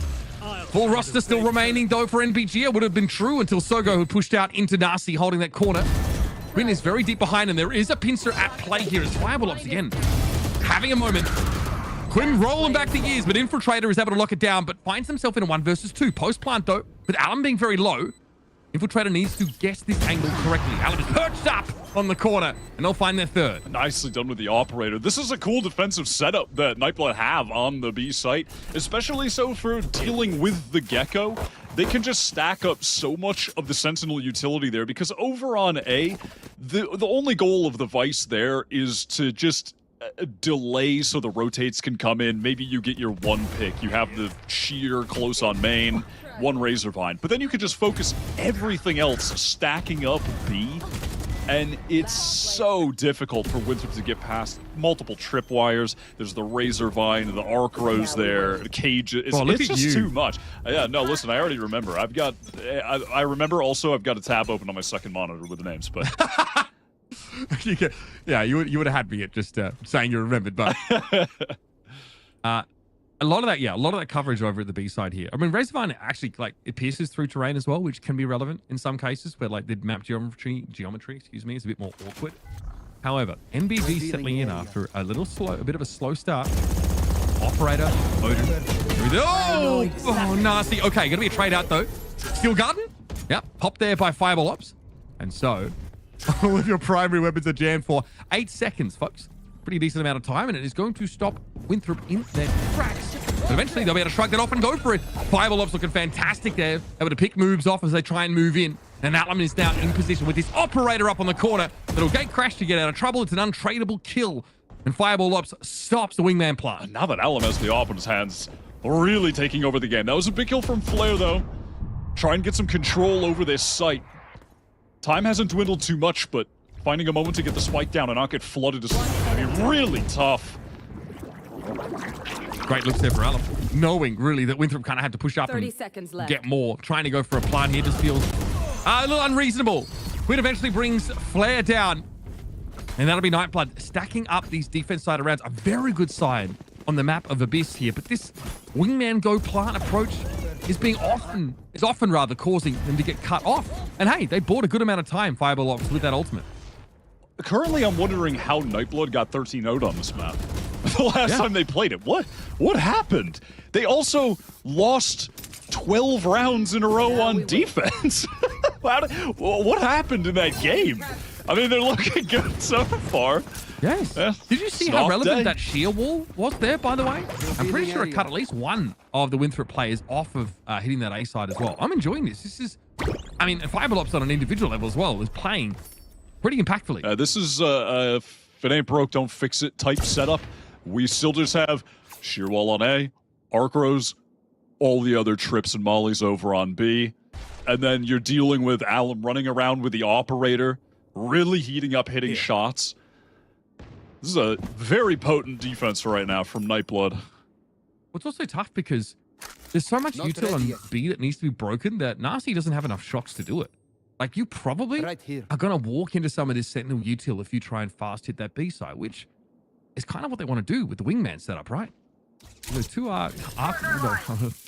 razor vines and two wires over there. It's a lot to deal with. That's a trap wire, I believe. Thank you. Trap wire. Big fan of the Wyatt River lexicon here. All right, they go onto the site. So that Sentinel util does get destroyed. Looks like the razor vines got hot pretty early. Kess did get a freebie, just spraying down through the smoke. So Winthrop again have to play it slow. And okay, Fireball Ops is also going to be here. Nasty at extreme range is able to find a share of pickoff. Kess gets debated there. Player behind the wall being pinged out. Jerk's able to punish them. Winthrop doing a lot with very little here. That was a nasty shot from Jerk, but at this point, this is the position where defusing the spike is just a nightmare. If they don't stick it there, Jerk having to get rid of win, but it's going to be Sogo pushing up. Finding a quick double and NVG up to 6 rounds. Yeah, honestly, I'm going to be real with you. No idea how NVG managed to get 13 on this map. They look extremely solid. And Winthrop don't really have protocols to break this util. No. And they're the team that's picking this map habitually.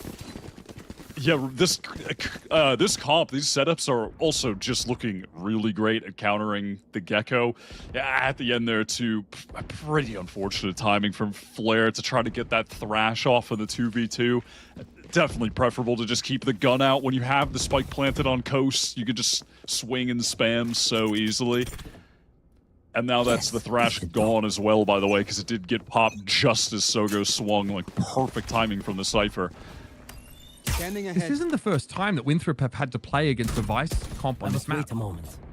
In Lowest, in the Open Qualifier, they played against Cumberland Phoenix, who did have a Vice there. It was actually a very close map in the end, so they should have at least some feel about how to play around it. This is the team that spends a lot of time on trying to get ahead of, again, merging trends in the metagame, being a team that was a fixture in Challengers this year.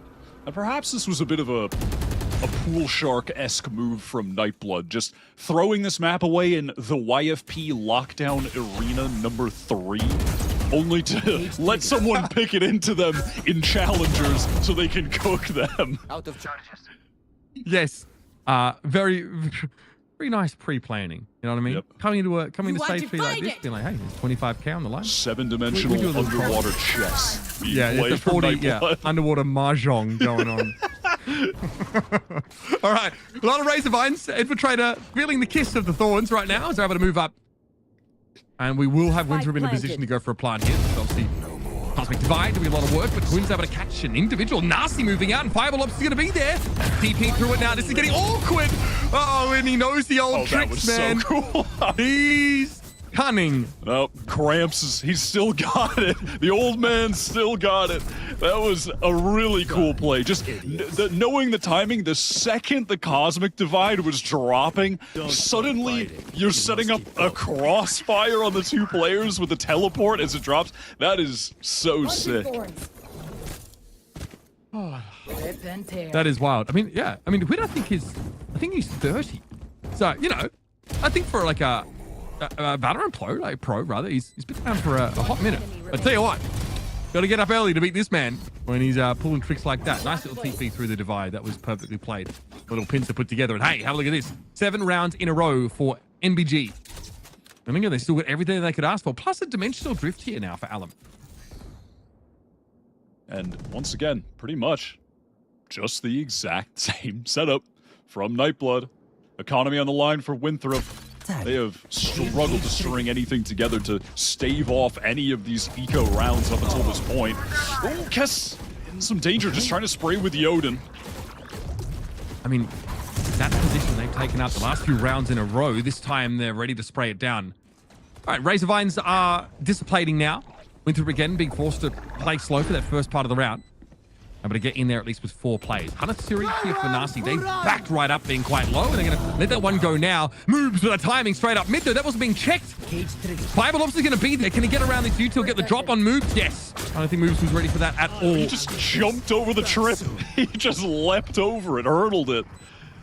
And again, Alum can get probably onto the spike safely here. They're just trying to check the positions of some of these Winthrop players. Jerk being tested. Fireball Ops out into the open. That is absolutely brazen. Nasty in deep trouble now at 11 HP hit with the paranoia.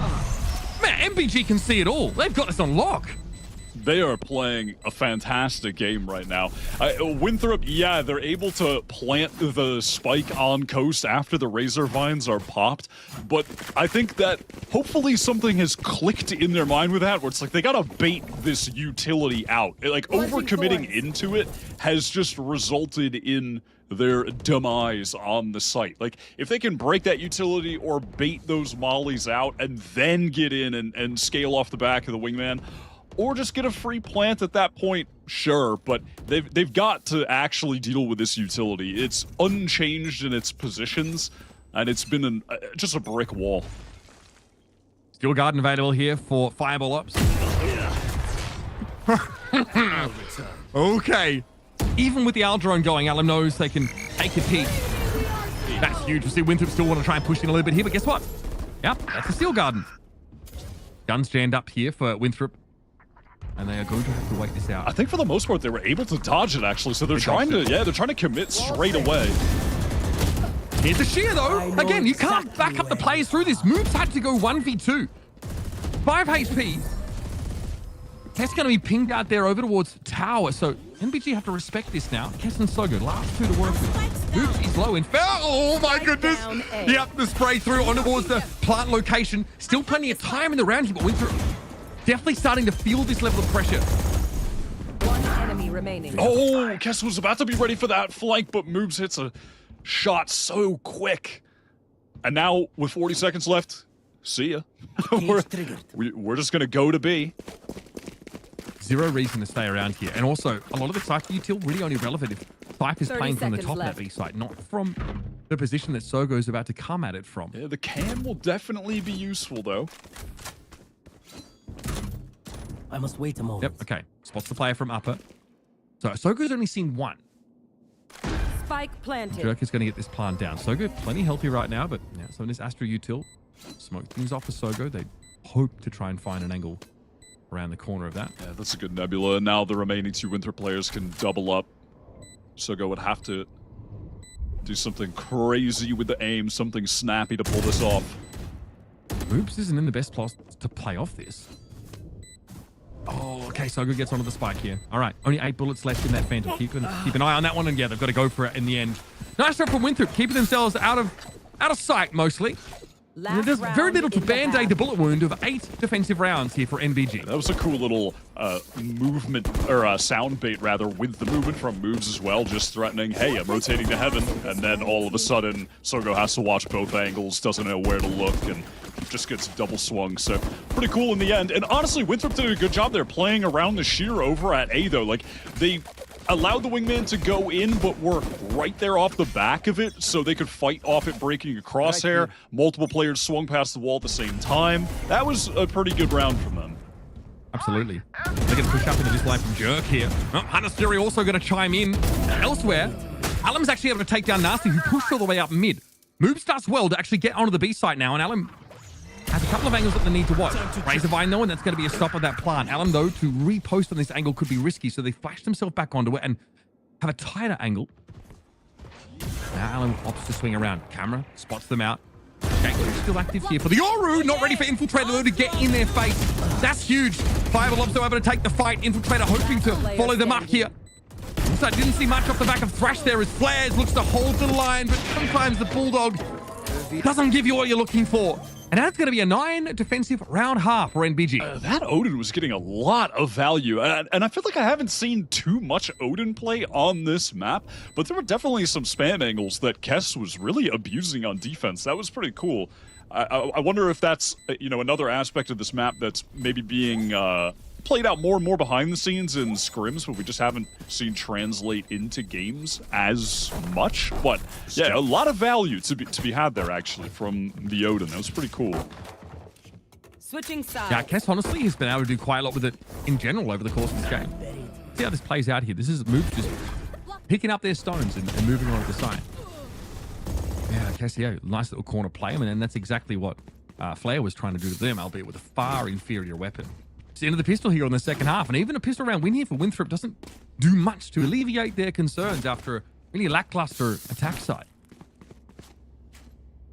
We'll say as well, individually, these Night-Blooded players, I mean, expected it going into this, given the beatdown they gave to SAD Esports and Fireball Ops going like plus 20-something in that series. But yeah, individually, the aim for them today, it is looking good. All of them have already had some moments. Winthrop are stacked up here for a play in A main. They're trying to fight forward. Alum is just going to teleport away, meet up with the rest of the team over at B, and try and hit this site. It's being anchored, though. Yeah, they're going to have a crack at it anyway, though. Gate crash thrown forward by Alum. Extremely aggressive. Moves really unperturbed by this level of audacity. Jerk now able to spread out over on the side. Fireball Ops pushes the Nebula to take a fight and does get the first kill. Jerk here just tucks, says, okay, we're in a 4v2. We'll wait for a post-plant happily. Planted. Yeah, they're going to have a recon to get back into this site with as well, so Wingman, Dizzy, like they've got to close this out. Yeah, Jerk here as well, deploying some stars. Okay, here comes Soga with a bit of a swing. It's going to be Flair that brings them down. Now it's all up to Kess. 1v4. Lassie puts this one to bed. Winthrop get on the board here in the second half early. And they better hope they can convert this into a bit of a run. Just some great anchoring from Moves. New addition to the team since we last saw Winthrop. That was a really nice flick shot onto Quinn. I mean, Nightblood had a cool idea as to how to get into the B site. Like, normally, that position Quinn was in, that's, you know, you'll see the Jet doing the dash updraft up there, but you can just teleport into the dark cover. And then while he does that, there's the gate crash from Alum at the same time, but just clean shots from Moves. Especially that flick onto Quinn. That was pretty gorgeous. We can come back so Winthrop, from this. they're back in this, just a little bit. Look, they get the start they need. It's a long climb for them. Infiltrator here will just be watching Arpa. Won't quite be in time to see what Quinn is up to there. Shoulder checking it themselves. Cover going out. And now that dark cover thrown to Catwalk here would potentially let them move up here. So putting the Fear of God in Winthrop about a potential A hit, but just want to draw everyone's attention to the distinct lack of impressive hardware on the NBG side of things, rather. And it's Infiltrator getting in there, scope weapon brought up as early as possible. Nightblood are going to try their best to get a little bit of plant money here, but having to run through that cage with the Bulldogs trained on you, GG. On to the next one. That is a clean round. There's How much damage was done there? Like 16, I think. Something like that. 16 damage dealt. Pretty clean round. Yeah, 16 is correct. Very, very limited opportunity there for MVG to have an impact. But hey, buy round is now for your attack side team. That goes there. Came away with 9 rounds after the defense side. Curious to see what the setups look like here. Looks like Winthrop might be grouped up for a defensive pop here. Yeah, it's time to do something aggro, and it looks like they will have some players to engage with in main. What is the play? Infiltrator pushing up close. Neil Wall here, Infiltrator has been affected. Playing right up against it. They probably saw they get deployed in the first place. Alum able to get a spray down. Jerk falling, and Infiltrator takes a ton of damage. Here behind the decoy, they're going to go for it. Looks like Nasty maybe took the bait. Kess is easily able to get in there and pick up that kill. Flair, admirable with the Bulldog, but eventually they get brought down. And as far as bonus rounds go for Winthrop, this is definitely not the most compelling sword. Yeah, it could really feel the difference in the quality of weaponry in that engagement. A simple little setup from Winthrop. I mean, not mad at it. It's like you have Infiltrator go forward, and then when they fight him, everybody pops out of the smoke together from the Dizzy. But yeah, gun's not good enough. Move spotted out. On to the next. Yeah, we switch. We got a Dimensional Drift already up here for Alum. Very quickly developed. NBG investing heavily in it, and of course on the attack side, it's on a flavor of its own here. Got to be a huge part of the strategy here, whether it's this round it gets used on or a future one. Infiltrator does have the cash required for the op. Can already see him posted up towards mid on the long sight lines. So some danger for Sogo, who will, typically be the player lurking mid. Might get caught unaware with the op just being placed on the field now. But nope, fast day from Nightblood. Dimensional Drift, spot everything out, get into the site off the back of it. Nice and easy. Yep. A chance to get into security here. Okay, we're chasing Jerk down. There was a paranoid that came in off that for Huynh, but Infiltrator gets in position to set up the trade. I'm not sure what Huynh was looking for there. Infiltrator able to bring them down, maybe expecting the operator player to be there.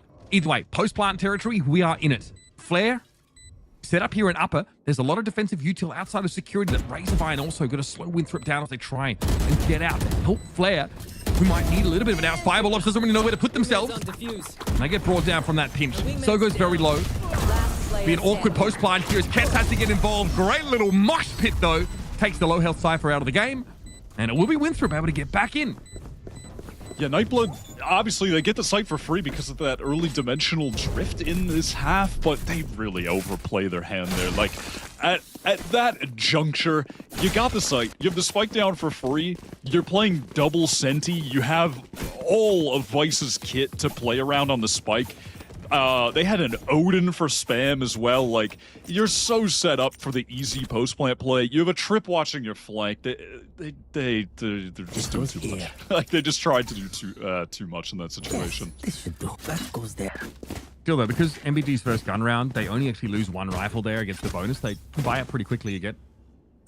They're still in a position to be threatening. Harness Fury here for Kess. But yeah, a little bit awkward play off the dimensional drift. Take flight. That previous round. We're going to digress though. Right back to the A-Slam, this time with the Hunter's Fury, but that drone doesn't get the tag. Kess was hoping it would. Alum gets in. Flash initially. Flare looking to try and capitalize. Oh, what is happening? Huynh just TPs into the line of fire, and Flare doesn't take his finger off the bloody M1. Okay, another extremely haphazard attack side round for NPG. This time it's just guns being thrown away, and they've got nothing to work with now. Yeah, Flare says, thanks, I guess. Thanks. I'm fully blinded. Just running with the Vandal. And you teleported right into my bullets. That's nice. That was very kind of Huynh to just offer himself up on a silver platter. Okay. So that lead shrinks from 6 rounds to 3 as Winthrop now find themselves in pole position. With everything they could really ask for. A Thrash available, also Cosmic Divide there for Jerk. Yeah, embarrassment of riches and really everything you need to lean on to close this gap even further. I don't want to harp on this too much, but I'm trying to wrap my head around what NBG were trying to do there. Why did the gate crash and Huynn's teleport go into the same spot? There's no way that they were trying to do that. Like, was one of them supposed to, was Huynh, like, maybe Huynh was supposed to teleport onto the box up top, but missed it? I would imagine it was something like that. Yeah, just unfortunate little misplay. The smallest of mistakes and, you know, massive consequences, as is the case in the game of Valorant. It's always the tiny things that make the biggest difference, and now all of a sudden they're on an eco, and all of a sudden Winthrop have risen out from the doldrums, and they are on the verge of a comeback. Yes. Yeah, stringing together some really crucial rounds here. Quinn has a Bucky. Might be one of the more interesting things to observe in a round like this, but outside of that, it's going to be Alum who wants to be able to get another dimensional drift. Seeing it built as quickly as a rash for a gecko on bind at the moment. Last time we saw it, it wasn't overly effective. Ended up being a trade, if you recall. Infiltrator's operator was one of the elements that MBG were trying to work around. That's still going to be a factor. Playing from upper over on the B side. All grouped up in mid. Do we do the classic walk out in mid and just try and fight them with Sheriffs like we saw from Winthrop? Time will tell. No, it doesn't look like it. There was a recon deep mid, and again, it's like this double teleport thing, but this time it's a fake one. It's just Win up here with the Bucky, while the rest of the team walks up. Oh, that's awkward. Teetering on the edge is Quinn, but he's able to avoid the mosh pit. They broke the door on upper, so that's definitely got Winthrop interested. Yeah, the Arc Rose activation. Yeah, Trip was broken there too. Infiltrators just on the line with the op, and those kills, they're free. Soga's have all chased what the hell? and Kess. Back to back. Okay, that B side is cracked wide open. They also have a 100 Fury for the post plant here. There might be some magic to be had in a round like this. Here goes Sogo. Over towards that B link direction. Still a cam as well. That can be thrown out here. And the neural theft, of course, of moves tries to reveal MBG's position here. Kess gets an Odin to hand now. Cosmic Divide. Hunter's Fury in a pretty awkward position. Kess opts to get out of it now, try and do some spray over towards that high ground. Ah, yes, the Bucky always has to get involved when playing inside his own dark cover. And Flare was lit. Quinn's able to pick him off now. What is this did I game? just see? What? Huh? It's a children's game that we're playing. Where are my dark corridors and realistic guns, Mitch? This is a child's game. I mean, What are you saying? We're 30, bro. it's just, I'm actually, yeah, good point. It is just the Bucky and the dark cover with the recon, with the whole thing that's occurring. Oh, I just can't. But you know what I do respect is Kess on the Ferrari Lamborghini swing, just obliterating the Opera and Evan. That was that was a round-winning shot. That was sick. Yeah, I feel like we had the denial in full quiet room for a moment there. That was impressive. Here's Infiltrator, smoked out now, looking to push through it. The Tailwind active, but a little bit of spam on them. Gonna force them off that spot. Alum here, are you gonna really do this? Alum might pop out of that dimensional drift. Yep, and it goes about the way you expected it to. Nasty does well to hold things down, but Fireball Ops and Sogo eventually get in and onto the site. We're looking at a plant. Kess, remember, did use that Hunter's Fury in a previous round. Little steel garden for you. No one there to really have their weapons jammed up, though, and we're still waiting on a plant. I know we said it's overdone and we shouldn't really be saying it anymore, but this is we're in Muddy Men Valorant territory, Mitch. The ground, muddy men right now, throwing mud everywhere. Sogo here's very low. In the smoke, the punish moves. Now we're down to 2 players left. Bible Ops fancies to take that challenge out in the open, and Winthrop hold their resolve. It's going to be NBG again getting knocked down pretty fiercely economically. These double teleport plays, when they work, they look really cool, and, you know, great for the highlight package. We'll save those for after the game. You know, Sierra will be pulling those for the desk, and then we'll talk about how cool they were. When they don't work, though, man, it looks like you're really stupid. It looks bad when those don't work. But when they do, it looks awesome. But man, when the timing is off, you look silly.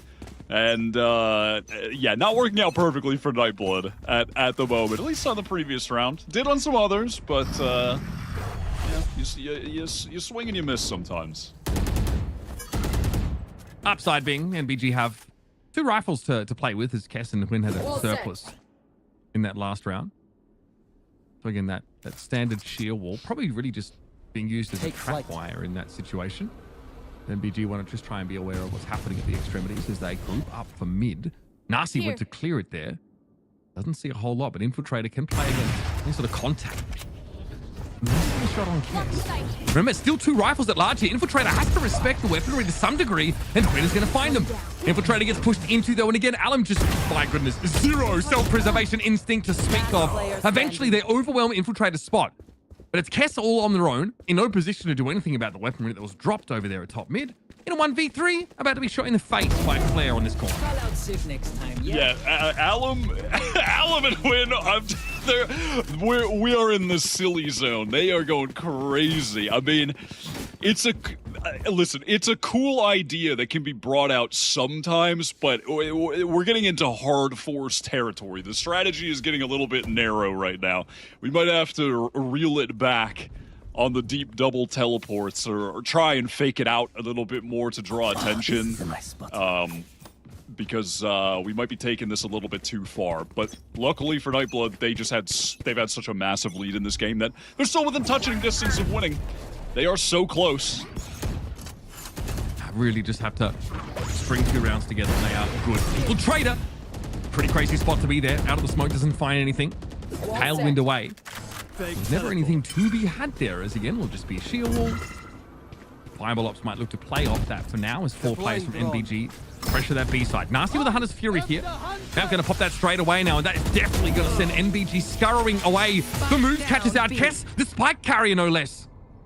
Dude, you could see already there's a rotate from Winthrop. This is a great timing that Fireball Ops caught, though. Looks like he's going to be able to get a free kill onto Jerk. Oh, no. That would have cracked the round wide open. But it crumbles to pieces. That is so tragic. Yeah, what could have been a really good timing. We just saw Flair, I guess, drift back. It was Jerk, I think, drift back with their crosshair in approximately the right position. And now down to 2 guns that we might just be saving. We might be about to fill 35 seconds of nothing here, folks, because I don't think Alum's going anywhere. 30 seconds left. No. I'm going to go ahead and say no. Maybe if he had a gate crash, he'd be teleporting into the middle of the B site right now and trying to plant. But no teleports. Time to save. I sleep. Yeah, not much to be writing home about here. I do think 10 it's seconds worth pointing left. out that Winthrop have now got themselves to within 1 round of NBG after a 9-3 half. I know we invoke the curse all too often here, but both teams on defense have found great success. And you know, Alum, who looked so good with an operator in hand in that first half, this time has been trying to make these harebrained plays off of dimensional drifts, trying to overwhelm people, maybe just jump scare them, but Winthrop are a little too experienced for that. Yeah, the NBG defense was a straight up brick wall, but on attack, their game plan just feels too narrow at the moment. Oh, this is a nice spot. We'll see what they can do on this awkward half-buy round with a couple saved rifles. Someone was going to buy a Guardian, but they're going to forgo that. Wins back to the Bucky. It is not good. No, it is looking tough. Jerk has been I just want to point out, good anchoring here. that's Thrifty Wyatt. It was Quinn with the double Bucky kill. Yeah, you're not wrong. You are not wrong. Player playing from up here, and of course, backed by security is Jerk. So standard A setup here for Winthrop University. 2 players have gotten into the site. Might have been a TP forward this time from Quinn. That wasn't directly into a bullet, so that's a positive for NBG. Yeah, it was a bit safer of a teleport in with the dark covers down. And now we've got a great setup here to actually win this out. With all of the Vice utility littered across the site, tripwires as well. Dizzy, though, gets Infiltrator in. They realize crucially that that was a clone. So Fireballs gets brought down by the knife. Infiltrator has to know that someone is goofing off here by security, and it's Quinn emerges and immediately gets eviscerated. That's the Sogo and Kess here, and they are playing from A main in this weird post-plant setup that Moobs already has a timing on. And Winthrop, folks, after all that, have evened up the game. I cannot believe that we've gotten to this point. But we have, and Winthrop in a situation like that, I'm impressed with the way that they're able to burst back into the site. Infiltrator leading the charge with the Blade Storm there. It's really excellent. Just creating, you know, first of all, this kill, but then, you know, getting the space with the dash updraft, is able to survey the surroundings, get all of the info as to if there are any other players in the site, and then, you know, reads, hey, it's pretty likely someone's going to be hidden in this dark cover. They've got a pincer on it towards spawn, wait for it to fade, and Win just feels like he has to try to make a play, immediately punished. That is some great gameplay from Infiltrator, who has been the star in the server right now. There's a reason we highlighted him before we got into this.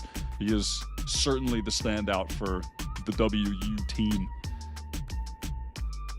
Yeah, I mean, huge moments with the operator on this half, but I mean, I think they were off to a 5-0 start, you know, just as things were looking pretty decent for Winthrop in that first half, and then, well, it got a little bit messy.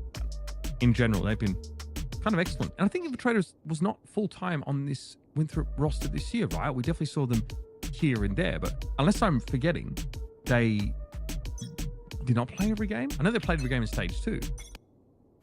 Or am I just yapping? Who, Infiltrator? Yeah. Yeah, they played every game in stage 2. Okay. Yeah. What about stage 1? I can't remember. Okay. But all right. listen, there's Yeah. I have consumed what about too much 2023? Valorant. I cannot. There's just no way to remember all of it. But I know he played all of stage 2, This is my spot. and I know I mean, he's I get good. it. I know that. There is too much Valorant. Every Platchet episode is like 4 hours. Not ready yet. Like, it's crazy out here. My ult's ready. All right, a little early spam. This is what MBG obviously saved that previous round for. The dreaded Twin Bucky did not find them any success. Still, though, poised to potentially take this game away without having to go to overtime, but Winthrop, it's been all about them in this second half. I'll handle Here's a this. dimensional drift for you. How does Adam want to play it this time? Okay, gate crashes to get quite deep early, so there's a lot of this drift to spend, and yeah, just picking out that Jet's location. Sogo has advanced notice, but that Dizzy's going to slow them up. Paranoia comes in, but Infiltrator's ahead of it, and Wind goes down, Drift comes out, and Adam is actually able to get Infiltrator this time and not get instantly traded out after emerging. Much better look here for NBG, and Wyatt, what a time to come alive. Yeah, who's trying to shut things down, though? That was a nice little jiggle peek. MBG, they've got to relax, group up, and play together at this point. Don't allow any 1v1s to occur needlessly. All right. Oops sees nothing here. It's full post-plant positioning. With an Odin to spam down through any potential smokes or nebulae, as it were. There's a little theft. All right. Gonna have to go for it here. Cybercage is throwing up, but it's not going to protect moves from all of this util. Shock darts coming on in. The recon and ping them out. Jerk trying to shut down any chance for NBG in this round. But with moves now missing, Jerk has no choice but to straight up go for it. Cosmic Divide, they're going to have to dive through it. And NBG make the correct choice. They lose Alum. They get the round. They finally hit all of the right timings as a team off the back of the Yoru play. That Dimensional Drift got a lot of value going through Heaven, specifically as well, just sort of the disarray it caused. You could see Nasi was like, oh, okay, I got to get the hell out of here. Was trying to jump back in the smoke, but then gets off the angle, gets exposed, shot in the side from the Nightblood players coming from B main. You know, able to ping the rest out. That was nicely done. The timings there were good. They just have to do it, but one more time, which it's been tough for them so far. It has been. And again now with, you know, like a pretty broken buy. That previous round, they only end up taking one gun out of. So we've got some limited armies here. Weaponry by and large, though, it's okay. Win again with a shotgun. Cage trigger. Early here, Paranoia. Rather, dark cover up to the upper side moves, trying to hope for a crosshair correction, but can only get the one. Razorvine out here over on the side. Hunter's Fury also being deployed, but Fireball Ops is completely unbothered. Beautifully done. Kess doesn't have to use that ultimate the previous round, and NBG here looking to shut the game down after trailing for so much of this second half. It's up to Infiltrator. 1 versus 4. Basically, in Valorant terms, impossible. And we kind of alluded to it. All NBG had to do was string a couple of rounds together and get close. But that timing from Infiltrator's big now. A potential defuse is on the table. Kess steps up. Haven't quite got it to half yet. Tailwind active, but now about to expire. Infiltrator takes damage and can't get any done themselves. In a 1v2 now, that Shock Dart would have claimed them if they were one step too far forward. But MBG gets the map done. After a brutal second half, they had 11 rounds and all they had to do was land the plane. That was one of the fakest fake comebacks you'll ever see. At the end of the day, Nightblood, they were getting crazy with their attack side strats, really hard forcing all of that double teleport stuff. And then at the very end, they kind of reined it back in. They tightened up the timings to end the game. And on the last one, you know, it was actually Winthrop getting caught out, trying to go for some aggression, with Nasi being punished at the beginning of that round, walking all the way down mid. So at the end of the day, they stabilized in the final hour. And you still have to go back and reflect on their defense, which was phenomenal. I mean, they won the game because they had such an insurmountable lead at the end of the day that they got from that first half that it just always felt inevitable they would close it out, and they did. They've stolen away Winthrop's map pick on a map where they got 13-0 the last time they played it. So that's crazy. And they really wanted to play Ascent. They're going to have that up next in this series. You've got to be feeling pretty good about it. Not to say that Winthrop are any slouches on that map, though. They're undefeated on Ascent in Challenger Stage 3 so far.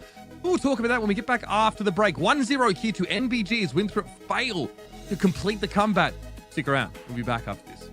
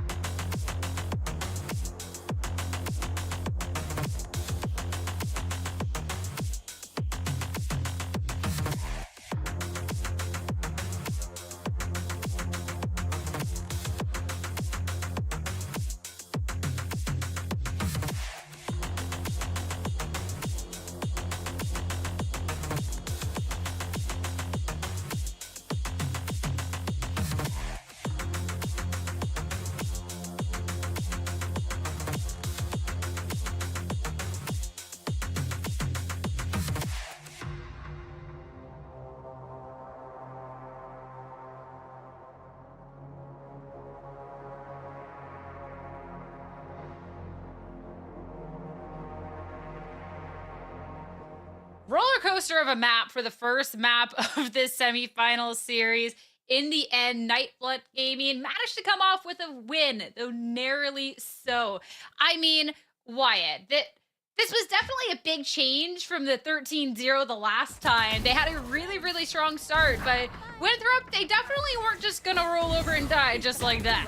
Yeah, and what made zero sense to me was, I mean, literally mid-game, had to go check on VLR which side they got 13-0'd on, and it was defense. They lost 12 rounds on defense, and they cooked Winthrop. They put them in the air fryer, 700 degrees, just destroy. Like, I don't understand what occurred between 2 weeks ago and this game, but they just got out to an insurmountable lead that, despite Winthrop's best efforts, it only took a couple rounds for them to close out the game at the end of the day. It got close though, Uber, I will say. I mean, Winthrop, we know that they have some strength on this team. Infiltrator, some of these shots that he was hitting was just absolutely nuts. There wasn't a way to really push through. It was just thanks to that first half that they were really being able to close this out. But this was very close to going a different way. I mean, Infiltrator is, look, playing Jet, absolutely doing his job. He's, what, 5-2, first kill, first death here. Looking really dynamic with the operator on that defense side. Winthrop win both pistols in this game. Just want to point that out. So that is a huge difference maker. But yeah, in terms of those first kills, I mean, you know, it's really like Infiltrator was sort of pushing the buck a lot. Kess and Sogo, just quietly between the two of them, are 6-1. First kill, first death, right? So that is the duo that was actually playing over at the B side for a lot of the map. And you saw it like a few times on that attack side where, admittedly, NBG were struggling. They just kind of bullied their way through by just waiting for someone to show, waiting for someone on Winthrop to peek out and get information. Without Infiltrator at that side, it definitely looked to be their sort of the weaker part of their plan. Infiltrator ends up being 24 kills, I think, over the map. Really good. I will say, Alan with an operator on defense looked great. Like first to the fight a lot of the time. And then we saw on the attack side, they're really trying to force these opening opportunities with their dimensional drift and end up, I think, yeah, really struggling. There's one that works out really well where they're using it for info. They're getting, you know, Infiltrator pinged out on up or over at that B site, and then they emerge and actually find a kill. But yeah, it was pretty scrappy stuff, I think, as far as Alan's concerned. Last thing I'd say is the defensive vice util looked really good. Like, we're starting to see why teams have been wanting to play that particular agent. The Razorvines are so good to stop these fast jet plays if you put them in the right spots. I was counting at one point how many times Wyatt was saying all the different util that Vice had over and over, and I lost count. It was too much, but the studying came in handy, and I mean, that Vice was really impactful. It absolutely was. The situations where, I mean, listen, we got to see a nice display of it as well when NBG were on defense, because Winthrop were just not doing a great job of clearing out the utility. We were just seeing over and over examples of Winthrop just getting mulched by it. And then when the sides flip, though, as well, those Razorvines were really good at stopping floods from ever coming in on the chokes when they were getting into the site. Or if you're just setting up, you know, a big, like those big post-plant defenses, I suppose, when you're on attack, where you just have all that util littered around. It was strong in those situations. You know, it definitely had good value on both sides of the map. So it was cool to see. And we got to talk about the later parts of the game there when things were getting really close, because you called out at some point, Uber, that, like, you know, sometimes these plays, they don't quite work out. Sometimes they do, and that's the one that's going to be picked to be talked about afterwards. And Nightblood, they definitely were trying with these dimensional drifts. They were trying with these plays, but round 23, Uber, they finally got it right. And that's enough to give them that momentum to close out. Yeah, look, I mean, like, Alam is up there, right, sort of pinging out. I think Quinn's location is being spotted. Infiltrator actually gets a pick and is able to get away with the tailwind, but Alam actually pops out of that dimensional drift and finds a ton of value. Also, the Razorvines being thrown down here are a little bit awkward. Winthrop don't have the option to actually get into the site and keep this fight going, trying to trade for their jet. So they're stuck on the outside. That allows, you know, NBG to fall back into these, like, full post-plant positions with, you know, like, everything they really need. They got the Odin, they got double shock darts here. Jerk is a beautiful, you know, Cosmic Divide. I mean, that is very scary as you're the post-plant holding team. See that come down, you have to run in. But they had the numbers and they're able to close out the game. Competitive round, but again, yeah, those last two rounds, right, really, really important for NBG, as they kind of were sleeping for most of the second half. And with a game that was so close, even though it was Winthrop's pick, I'm curious with how this next map in the series is going to be shaking up. Next up, everyone's favorite map. We're going to Ascent, and Nightblood definitely have an advantage here with this being their pick, Wyatt. I mean, Ascent, I feel like every team's got to know how to play it, but I'm intrigued with how this will go, especially, too, with Winthrop losing a pretty close-out match. And you got to talk about that fatigue, too, because they just came off of a close series into this. Yeah, this is Winthrop actually being put through the ringer as far as how much Valorant they are having to play today. Nightblood had the fastest win of any team in the quarterfinals. They were big chilling watching the Winthrop game that was going the distance on like all 3 maps, went on for ages. Last map, they make a huge comeback happen, and then now they almost make a huge comeback happen again. There's got to be some fatigue setting in, and Nightblood are just feeling good. They haven't lost a map yet today. So, you know, not bad. And now we're going into their map pick, and they definitely are going to be feeling confident that they can close out another series 2-0. I mean, couple things to look for. First of all, this is checks notes.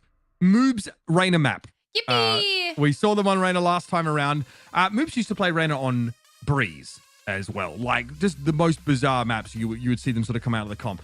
I would say that it went about you'd expect. Last time we saw it, pretty scrappy play. And this is also another... I'm watching Alan very closely here because this is another Yoru map. They play Yoru Deadlook on this map, do NBG. So expect the Sentinel play to form the centerpiece of their approach. They are at least going to have access to some of those flashes via Yoru and the ability to passively, gain some of that information across the map with dimensional drift. So I'm looking forward to see a couple more of those set pieces put together if Alam is going to sort of emerge inside some of these Quinn smokes and pop out. And we don't just want to see, I think, Alam trading out of that ultimate. Yeah, and we have some ideas this agent select with really recent results, but we'll roll the agent select to get it official. Make sure there's no sneaky little changes heading into today, but Moves, you were the chosen one. Man, Right. I hate it here. I hate it here. But Infiltrator on the Jet. Okay, like if we're gonna pick a duelist, like Infiltrator's kind of been popping off wide. It makes sense. Oh yeah, but with all those comps, Infiltrator was playing Jet anyway. They played, they played Reyna, and then one day before that, they played with ISO Jet, and now we just have the most NA Challengers coded Ascent game of the Turtle Troop comp versus the M80 adaptation of the Turtle Troop comp. I can't. I mean, it's the most Challengers thing I've ever seen in my life. Yeah, I mean, it's interesting to see Winthrop. They're picking up the double Sentinel look here. So this is the first time I think in recently we've sort of seen them go for this. So will it pay out? Will Moobs be the savior that was promised? I mean, anything to stop the Euro on the opposing end, right? But we'll get another game of Ascent, and let's just get right into it. See if Winthrop has what it takes to come back, send us into a map 3. All right, everybody.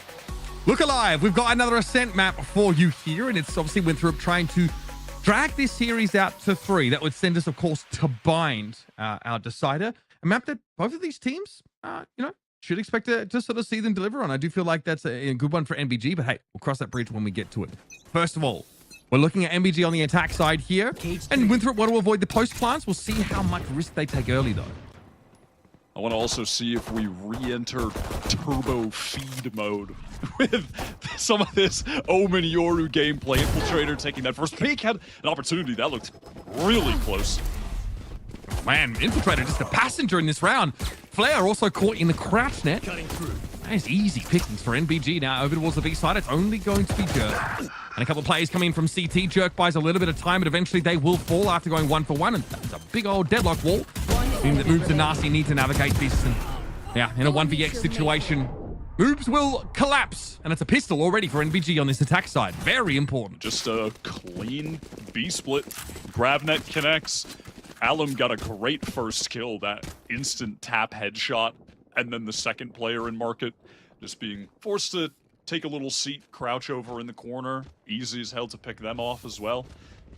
Just nice, simple, clean, good scaling into the site together.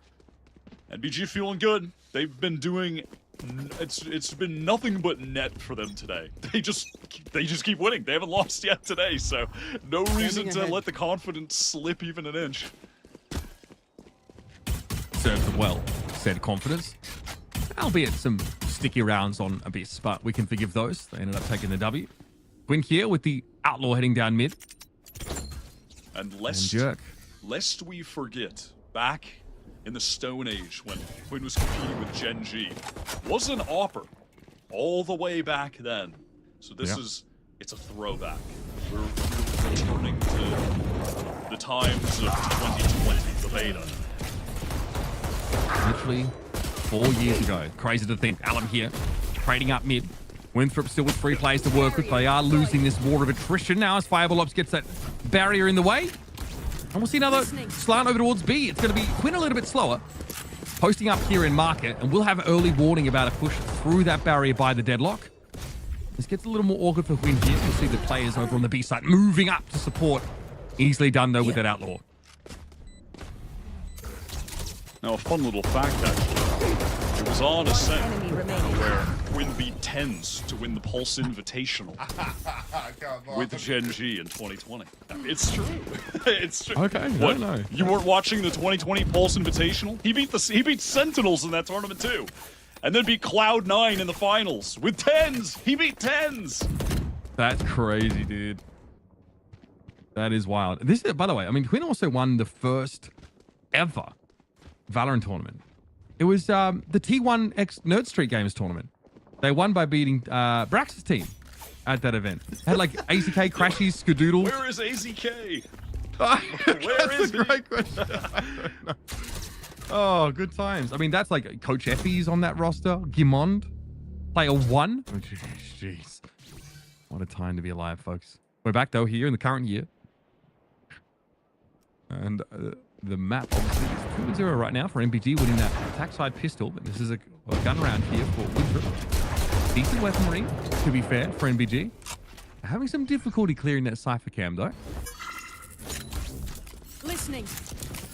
Dark cover for a bit of delay. MBG taking their time so far.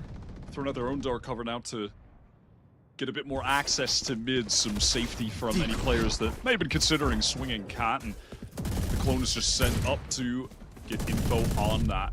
Tripwire dealt with, broken. This is good so far from NBG, just removing utility pieces that are giving passive info to Winthrop, so they have to be concerned about players working up different areas of the map. Kess also trying to signal an inclination towards A by MBG, which is a fake. 30 ultimately. seconds left. Things are about to get pretty busy here for this duo with B for Winthrop. Jerk here and Nasty going to be grouped up, and it's going to be time to go here for NBG as the cat's out of the bag on the A side. Getting a wall up over towards Marker, but Jerk able to play off the trap wire beautifully. The attack is down to 3 here, and the arm drone is going to see plenty as well. Time is short, and there's still a Cypher on the site to deal with. Winthrop holding NBG at bay. They're running out of time. They're going to get gunned down before they can even get to the side, and Quinn knows it. He'd rather just try and keep this Outlaw and get himself a kill. And that'll be it. A cool attempt on the fake play. Honestly, that drone did draw attention over to the A site. There were 3 players fully committed, and Jerk as well was kind of drifting off B a little bit, but yeah, ultimately just trying to get through that choke against multiple trap wires being placed, and the Odin was there to spam. It's just, yeah, it's too much. There's too much going on. But now they've got their actual buy, and far more realistic chance of taking the round, but their economy is on the line, NBG stuff. Yeah. Of the utmost importance for Winthrop to take this one. Yeah, and Winthrop still have 4 guns after that first buy. It's a pretty feel-good moment for them. Grouping up here and mostly disrespecting the one-way. Of course, they've got an Odin to cause a whole host of headaches here for anyone who wants to play those corners. Cam spots out moves, but he backs away behind that barrier, which is going to stymie Sogo here.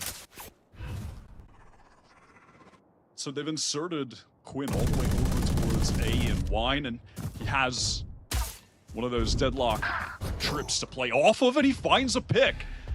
So really nicely done from the grizzled vet, as the rest of the team are again just exploring towards mid, using the clone to break a trip if it was placed towards pizza. And now they're getting set up for this A split. Okay. Flare here. Gonna have to take the contact of the Allen drone. Fireball Ops tries to swing into it here. Grabnet also deployed. Doesn't look like there was any catch. Maybe on Flare, but they're able to extricate themselves from it pretty quickly. It's Kesto with the spray down. The Odin causing headaches for Winthrop already. And just as they get into the game, just as they get a good buy round, now Nasty is going to be surrounded. There's players over at Upper. What? Oh my God! That is What? wrong! Nasty, please! That does not make any sense. Wild spray correction there from Nasty catches two. The spike. What? I don't think I've ever seen that before. I don't know what happened on my screen. I was just looking at the kill feed, double checking. Like, I tell you what wait, happened on the screen. two? Jesus took the wheel, brother. He took the wheel. Yep, proof. Proof that God is real. Dude, I don't. On that day, the Holy Spirit came down. Your boy Nasty's out there speaking in tongues, brother. Holy. We need the replay How did he on learn that. how to speak Bangladeshi in 5 seconds? Great question. We'll never know. I need the replay on that at you know, 0.1 speed to see exactly where those bullets were headed. I mean, and ultimately, it just didn't even matter, by the way. We're talking about that. Meanwhile, they lost the round, but... Again, it doesn't result in anything. No. It doesn't result in anything. But MBG don't have much money. And also, it's just interesting. Yeah, don't know. it is interesting to evaluate things that happen in Valorant from a game development state. I mean, I'm convinced he was smelling sounds at that point. That's one you send to the devs. You clip that, you send it over with a question mark. Okay, we're gonna move on with our lives. And the game is round 5, folks. NBG. No escape. Able to can get back in after getting kind of hammered by that first buy round. Early Hunter's Fury here to test. Oh my goodness. Flare there. Get the tickle. Nasty is able to find Alum though. That's going to be a shutdown over on the A side. Still, MBG fully committed to this. Queen's on Heaven. Trying to quickly get across here. Spike is, for all intents and purposes, committed. And then new Nasty's here playing from Heaven. Unk tries to go for it. Does at least get Nasty down to 9. Lightning Strike twice here. That's a no. Not the jerk here in a 1v3. And he's in a different postcode. I mean, that did feel incredibly dangerous for MBG. Jerk just caught and dealt with from Sogo, but they only really, commit to that A site hit with 3 players. They were set up in a 1-1-3. I didn't expect that to be such a fast play, but they wanted Sogo over towards B in case someone tried to push out and get the kill onto Kess when they were in the Hunter's Fury, so just baiting them in. Could have gone awry for the 3 players getting into sight. That's not the entire horde that you necessarily want wading through the trips and trying to kill the anchors, but it all worked out, and the Hunter's Fury was disruptive enough as well. So a cool round overall. There's no starting in a pretty stately fashion, just the one way that is, okay, well, that's why you got to counter one way. Annihilation's pretty big. Flare can't stop this. Oh, it's devastating. What a moment there to make use of that deadlock ultimate. Winthrop losing 3 players on that A hold here. They are devastated. And of course, they never had great weapons to start with. Spike. Yeah, but an ult in that situation, listen, might as well. Can use it to just extend the lead even further. Oh, this is going to be sad for Sogo. Misery. It was indeed sad. Misery, pain. Yeah. And a gun recovered for Jerk. 2 versus 3. No reason not to go through here. Find the next round for Winthrop either way. There's that Sonic Sensor triggering. Jerk had no opportunity to follow up in that little encounter. And it's your boy, Fireball Ops. 3 kills for the round here. And NBG get to, I'm double taking, 5 attack side rounds here on Ascent. Jerk at the very least for this next round. 1 off getting the Hunter's Fury, so Winthrop in position to actually use round-changing ultimates for NBG. They've expended all theirs, but obviously, listen, to get to this point, so they've been used pretty well, but now we've got that Annihilation for WU, Hunter's Fury on the cusp of that, and Infiltrator's got the AWP, so listen. Alan's bought a shorty. He's bought a shorty. Oh, and a judge. I'm honestly, I'm going to close my eyes. All right. And hold your breath. You can, I'll figure out by your response if it's worth opening them or not. I don't think I want to see this. It's like casting Mr. X all over again. All right. Well. Big ping in mid there. Jerk, though, not able to do much about it. Here comes the dimensional drift. Are my eyes about to roll back in my head 3 times consecutively? Not much to be found there. Alan says, well, I have a judge, so I'm going for it anyway. All over this B site, there are NBG, and Alan is definitely, jumps aside in a pretty dangerous position. Moves to start to feel some pressure now as Alan...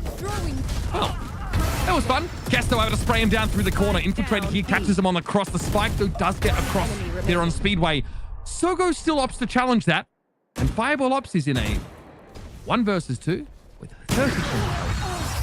And Infiltrator finds their 3rd of the round. We love dimensional drift rounds from NBG. We do. That was pretty lackluster compared to my expectations of either just cheesing someone completely to get an opening or just, entering the warp speed feed machine. It wasn't. That was relatively tame. Unfortunate, honestly. Yeah. Great opping from Infiltrator, though. And they've finally gone around on the board. Well, a second, but after losing multiple, stopping the bleeding. This goes here. Well, look, it lets them get rolling a little bit with like the Odin and Jerk's hands, Operator and Infiltrator's hands. So it's everything you ask for as a defense side team on this map. They've already given over 5 rounds. Hurts a little bit. They've also got, a multitude of ultimates to try and get some value from. Jerk almost ends Sogo there and then. Things are going to slow down a bit. It's been passive from MBG over towards A. They haven't attempted to push up and taken space there. And, well, my God, that's nice. That's unfortunate. Where did that come from? That is from, like, across the B side. Like, he's beautiful. I'm a big fan of that shock dart from Jerk. What a nerd. Yeah, actually... Who's hitting a shock? That is very average Jonas coded moment there from Jerk. Bro needs to go outside. We're hitting shocks like that in the Challengers match. Come on, buddy. That's extremely sweaty. All right. Alamo getting their way up mid, of course, with the clone leading the way. Already heads are turning towards the spawn side, moves ready for a push through. But good spot to leave Yoru. Infiltrator also going to be knocked off an angle. Why, a lot of things! Why are we doing the TP into the face of people? Win again. Blasted by Infiltrator, who finds a second now as Fireball Ops cannot capitalize. Has moves. It's a nice little annihilation in. Yeah, Infiltrator is killed. Suffice to say, they've reposted on the angle. And that was a round of Valorant. Yep, that was definitely some Valorant that we watched. That was some Valorant we watched. Listen, I'll say it again. Infiltrator's opping. He's looking nasty. He's just straight up winning rounds for Winthrop on the past couple. And catches Fireball Ops like skating back around the corner out of the cocoon. I guess the idea there for Huynh is that he thinks it's only one player caught inside the grab net. I'm not going to speculate too hard. I'm going to be honest. Yeah. I don't know what was going on there. All right. Mostly a full buy for MBG. Infiltrator, though, just gets to go walking, finds a freebie off the bat. That's Fireball Ops out of the picture here, so that post might be not on the table anymore. I don't even imagine we'll get to that point of this round, but it's worth bearing in mind. Sometimes we walk in the smoke. Sometimes we just walk up. I just want to say, by the way, look at the X over top cat. That is where Jerk got the spam kill, by the way. Spamming through the wall outside, like the wall in mid outside market, got a kill on someone top cat. Spike down B. He must have heard us calling him a nerd, Wyatt. I can see the bullet. Oh my god. Come on. He is just cheesing people in the server right now. Right, someone get in contact with the dean over at Winthrop. I mean, we've got to do a GPA check on this guy because there is just no way he is giving adequate attention to his studies. Left. Unless he's literally taking how to wallbang 101 course out there on Winthrop, which I'd be surprised they're progressive enough to offer, but hey, you never know. It's not Berkeley, but you never know. Don't mess with me. Oh, if someone finally killed Infiltrator, though. That's good. I was expecting him to be able to immediately hit that shot, to be honest. He is looking sick with the off. Genuinely one of the standout players of this tournament at the moment.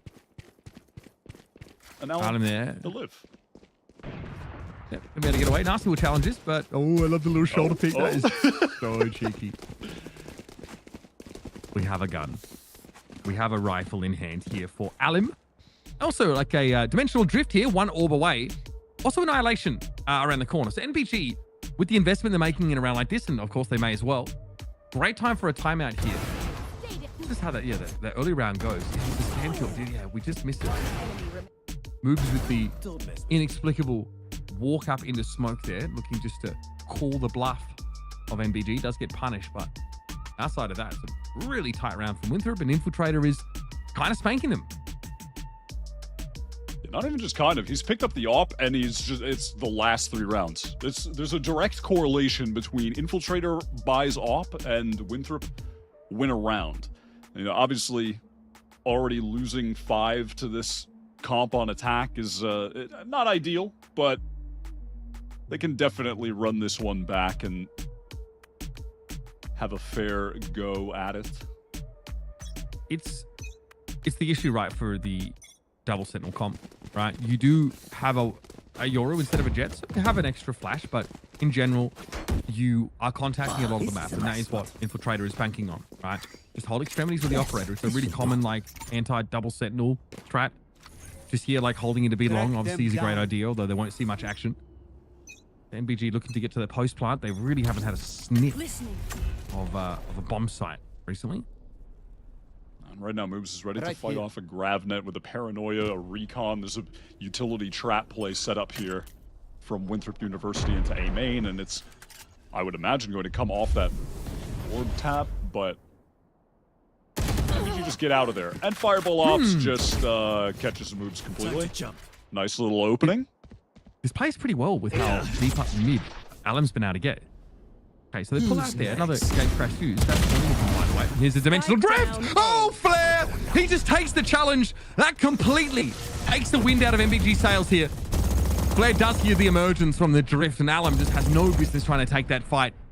2 players left for Nightblood Gaming, grouped up over towards that A main. Will eventually have to challenge through the smoke and meet their makers. That's plural. As Nasty will be waiting to support Flare. Soko at least is able to get up here, but Alan gets pinged. Jerk. Well, the rest is history. Spray him on down with that Odin. Sogo. So gone. That was the timing of all timings. I mean, Flare swung as Huynh was throwing a dark cover as the drone got popped, and the first kill was on the player that was watching the angle. Like, yeah, that's I mean, actually, they weren't even really watching it. Fireball Ops was like just getting around the corner. I mean, they definitely could have played that a little bit safer when you have someone popping the drone right there, but yeah, that is a crazy timing for Flare to hit, to get a couple free kills.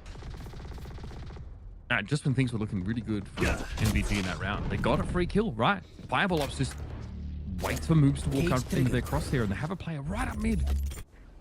Anyway, Careful here. I'm just ruining what I just saw. Ruthlessly ruining it. All right, well, information there. Yoru spotted out.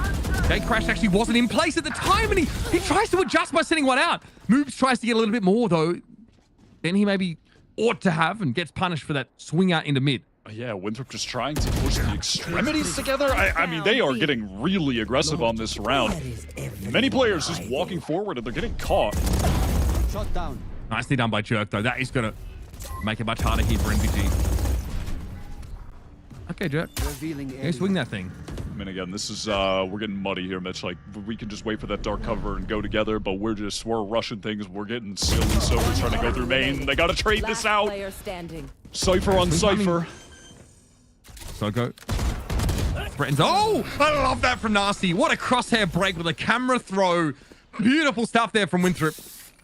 Even if they got maybe a little bit overly aggressive, like you mentioned, midway through that round, it's a good stabilization here. Leaves Nightblood Gaming with, well, whatever they can cobble together for this last round of the half. Yeah, and to be fair, look, they were getting aggressive because they had that Hunter's Fury popped. They knew they had Alan caught, trying to get out with the gate crash. So they were pushing forward with a purpose. They were pushing out of B main at the same time. There was just a couple duels lost. Like, it's not anything egregious. It's just, you know, Nightblood on some of those angles, winning the duels, hitting the first shots, but it made sense what Winthrop were doing for sure.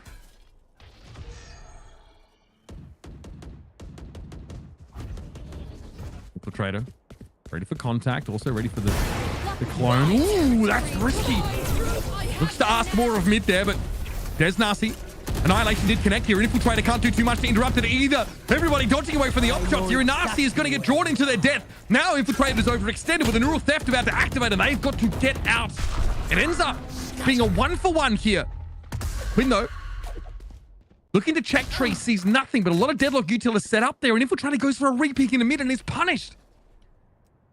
Yeah, Infiltrator might have been going a little bit too crazy there towards market. When you get away with your life like that, maybe just play a little passive. Thank your lucky stars that you even made it out of pizza and got back in the market. I mean, I get they want to pick the angle, back up, flare. Great time to find a kill. Paranoia for some further delay. Will back off. Watch them run. Where's Flare headed with this? Okay, over in the 30 woods. seconds left. Grass here. NBG not committing to a site yet. They do have a anti-rotate wall here over towards spawn. There's batting at 15 health and a dream. Good for the one. Now, Winthrop split across the map here. Jerk still not certain that it's going to be an A plant, but enough has been heard by moves here to confirm that. At least, and they're ready.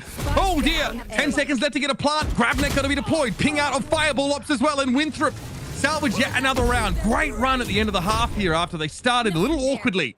Winthrop with 7. It really came down to when Infiltrators started getting the op in his hands. That was when they were able to string the first few rounds together, and then they, come out with a couple aggressive rounds as well, mixing them in after, closing them out. That good clutch from Nasi, getting some real momentum. That's 6 in a row. That's pretty nasty. It looked like we were headed into 2-0 territory, but they recover the half. They do recover it. Alum. A lot hinges though on what Winthrop can sort of do getting off to a good start here. Obviously the Jet op a little bit harder on that attack side, right? Infiltrator cannot just sit and hold a line. Yeah, I want to see what Alum's got in store for us on defense as well. Was just really getting shut down on attack. Careful here. And not even necessarily just because of what he was doing specifically. It was just the Yoru was being played around really well. Infiltrator, because Alum gate crashes out of mid, has the opportunity to push up. The timing though on the re-clear for NBG was beautiful. Fireball Ops also picks his spot perfectly. Flyer is down to 13 points of health here.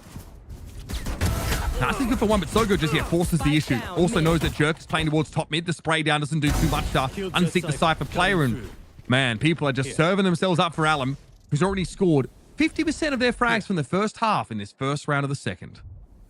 That was Flare with the spike getting caught in the cubby as well mid, so this round should be GG unless some crazy shots are hit, and well, there's one.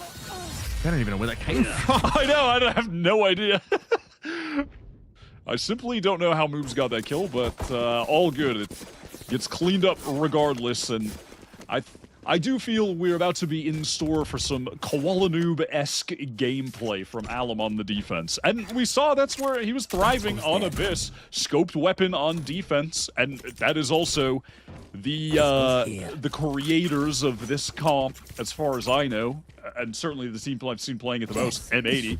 A lot of it is about Koala Noob opping on defense with the Yoru teleporting around the map, being a nuisance in that way while your Sentinel utility is stacked elsewhere. And Alum looked good with the scoped weapons, so maybe he can take over. That wall is going to be pretty quickly cleared by Winthrop, but it's a bit of a pain when they are playing on pistols. They're going to opt not to waste ammunition here, as it is limited on a buy like this, and just carve it off the map. Still a scary prospect, though. Infiltrator will stay there over towards A main should any of the defenders look up to check that. A lot of Cypher util, but it's really set up for a push across towards CT as opposed to a play onto Speedway. Standing ahead. Recon will see nothing. And gate crash into position by Alum with that outlaw here. Yeah, there was nothing really invested from Winthrop, so the outlaw shouldn't have any light armor targets on this next round. That's a bit unfortunate, but surely won't be too consequential. Nice angle for Fireball Ops there. This is nothing the 30 A-main seconds players from left. Winthrop can do about that one. It's a deep angle into tree. It wasn't even like it was a mispositioning from Nasty necessarily. We're going to test this. No escape. Winthrop, though, have to full contact play this. Flair has none of that util really left at all after this. And they've lost Sogo here on the defender side. Winthrop want to try and push in now, but time is awful short. Infiltrator getting into the face of Fireball Ops, but that's a third with the Guardian. And Alan, well, characteristically, playing very far forward. And it will be this Winthrop attack round shut down again. All too easy, as it should be. But now we'll see if they can actually really capitalize off retaining these weapons in the bonus round, get off to a strong lead in the second half economically, break Winthrop's here. Oh, actually, they do have to have a couple light armors. I didn't think they were dragging their economy that low, despite, there was one Sheriff purchased, but that is a bit dangerous, a bit worrying if Alum happens to be in the right place at the right time, shooting at the right player. Here's that spray from Kess. Alum gets out of that situation. Infiltrator really fancy the fight, so A-main control here. Pretty well established. Fireball Ops also is going to be reciprocal grab nets here. You can get a wall up, but one that can be cleared out of line of sight. So not the best kind of placement, but enough at least to slow things down on the attacker side. Yeah, really just feeling pressured, throwing that out as a precautionary tool. Didn't want to get rushed down, so the wall is dealt with fast. It's good from Winthrop, and now they're going to fall back. They haven't explored too much of the rest of the map. They know no one's pushed out of B main, but they're going to have to re-clear in B main. And then it looks like they want Nasi to probably just late lurk up mid. Try and find a timing to backstab. She's going to have moves with him as well, so the B split is going to be on, and the attention will be on Sogo to at least get one here. Backside playing off the trips and the cam, completely entrenched in sewer. It's essential. You're right, that they at least find the one. 30 seconds left. Here come MBG here, even with a clone. Caught one. Thrown out by Alum as they get towards CT. Oh, play off the trips, why don't you? Beautifully done. However, still issues here for NBG. They've lost Kess and Alum trying to get through CT. Sogo can be called on to be a huge anchor, and that's their second on the site. Very, very low is Jerk, but P and moves combined for a pretty dirty round. Winthrop back in it. Respect for the effort. Unfortunately, that's a phantom moment. Obviously, that's a Vandal. Jerk's dead, so... those are some really nice shots. Also, great positional play from Sogo, just working that dark cover. Going initially inside of it, finding the kill from the trip, and then just using it for cover to isolate a 1v1. That was some great individual play. Pretty lovely to watch. This is going to be the full buy, though. That was their bonus round. Economy fully on the line for Nightblood. All right, Alum there gets an early action. Infiltrator gets involved very quickly. Finds a good range to play the judge with. Laboriously has to try and clear that wall. A grab net could be a problem. They're all crouched down, and Fireball Ops gets in there. Oh, it's a masterclass of deadlock util. Yeah, that ability is pretty good. I'm gonna be honest. It's not bad. It's not bad. What, did that give 4 players? 3 players? All 5 players? It felt like it got everyone. But aside from whomever that was, Alum killed first. It's just so strong in that corridor towards A main. It's so easy to trap, like that little, trap play setup where someone taps the orb, where you can pin them in the corner. Just finding that timing when you're being pushed to throw it in, and then just re-push yourselves into those players. It is so strong.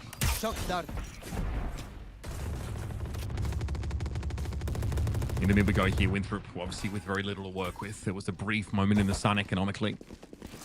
Jerk got pinged by that. It's all too easy. He had util in hand anyway. And that neural theft is pretty big. They're going to see all of this now as Winthrop dive over towards that market area. Big shock dart, big ping on them all as well. Down inside one of those cyber cages, and Alum goes for a wild spray.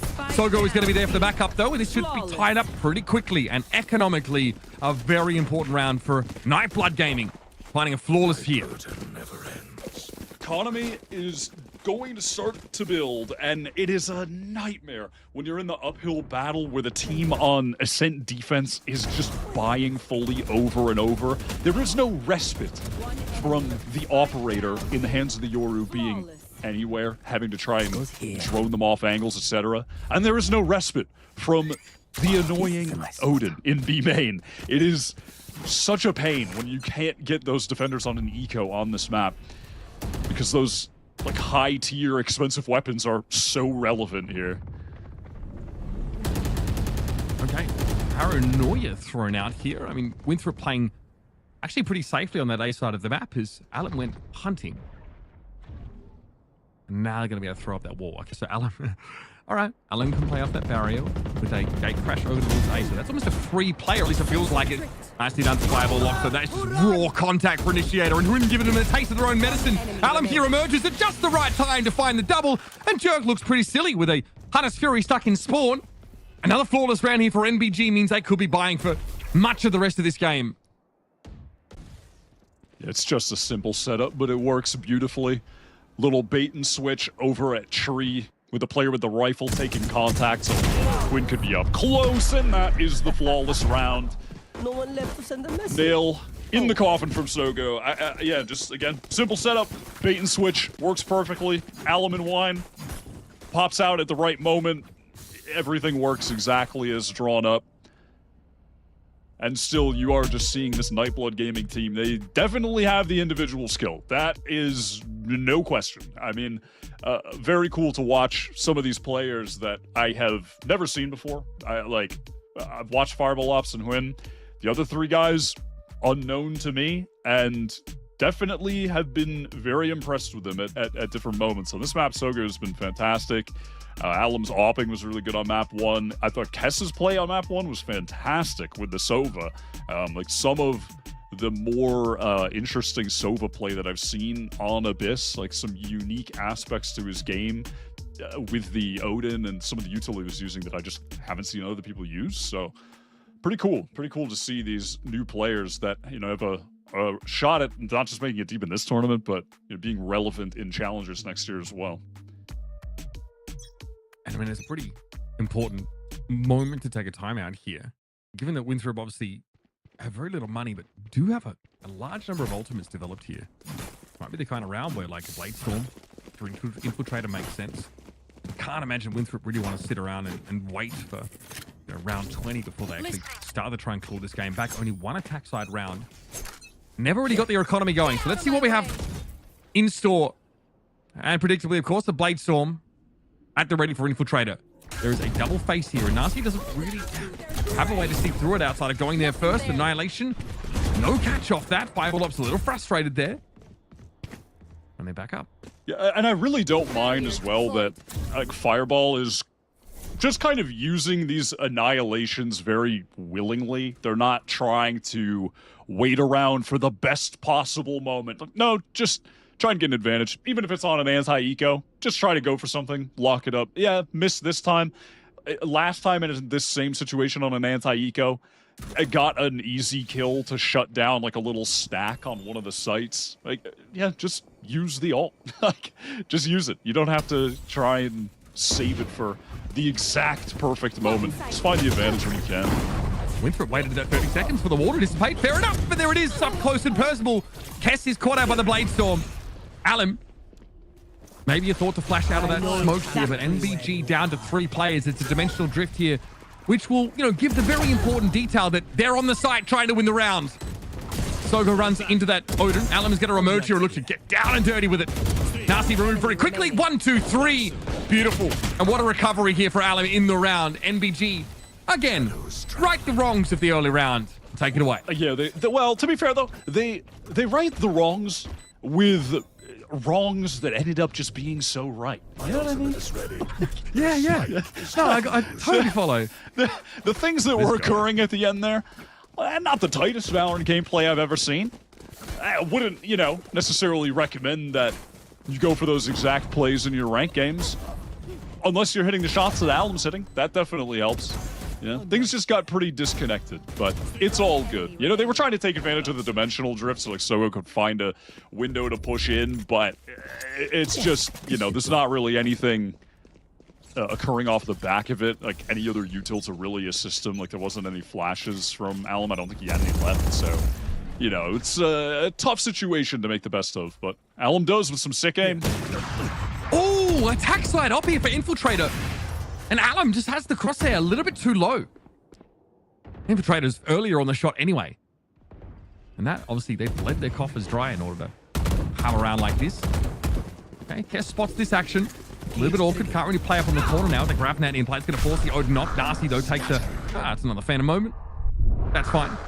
Paranoia comes through in this time now for MBG to get ready for this. It's Kess just playing around the fringes of this. The timing for Flare is so good.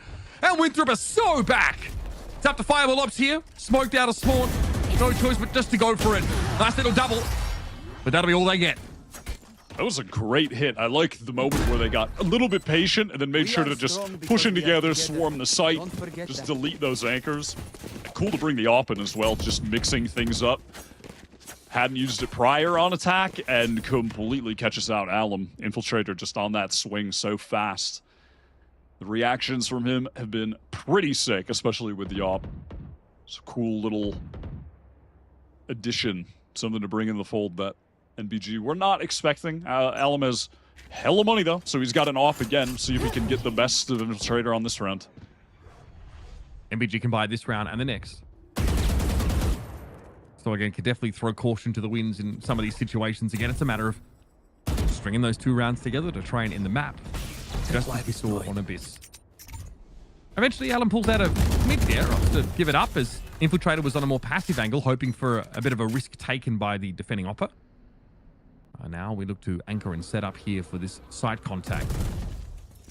No commitment from Winthrop yet. Scanning ahead. Well, that recon does get the ping, but Odin not able to.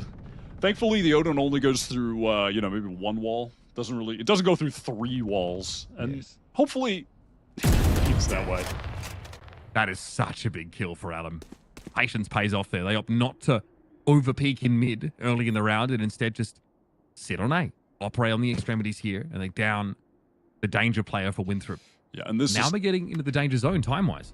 Yeah, this is tough, right? Time is getting low, and when they execute on the site, maybe Flare is going to have to teleport forward into a dark cover or something along those lines. Like, someone has to be able to create space here.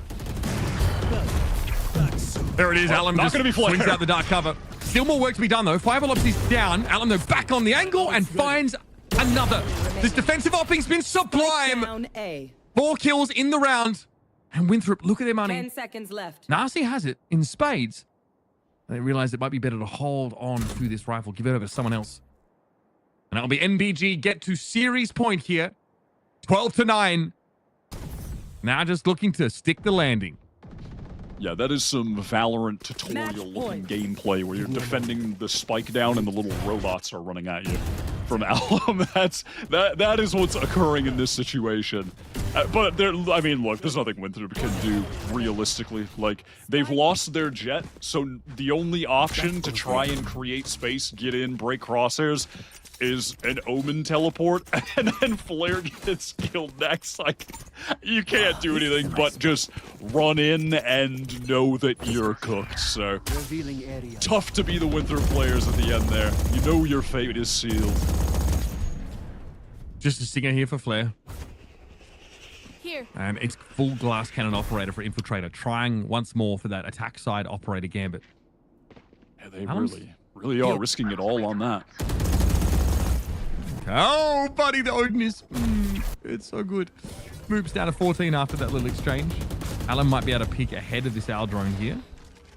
Time to jump. Okay, setting up that gate crash just in case they need to be elsewhere. Getting a free peek here virtually. Yeah, and for the dimensional drift as well. Oh, great first kill. Nasty though gets in. Cyber cage thrown out and looking to test this, this Yoru position. But dimensional drift will show just how far up on this site these Winthrop players are. There's also a gate crash that puts, pretty far out of the fight. It's going to be a trade. Flare though has a timing. Flare has a timing. Kess can't respond quickly enough, and it's up to Alum in the B site. 1 versus 2. Paranoia's going to give away the location of Flare, but Alan thinks there's been a TP across. There hasn't been.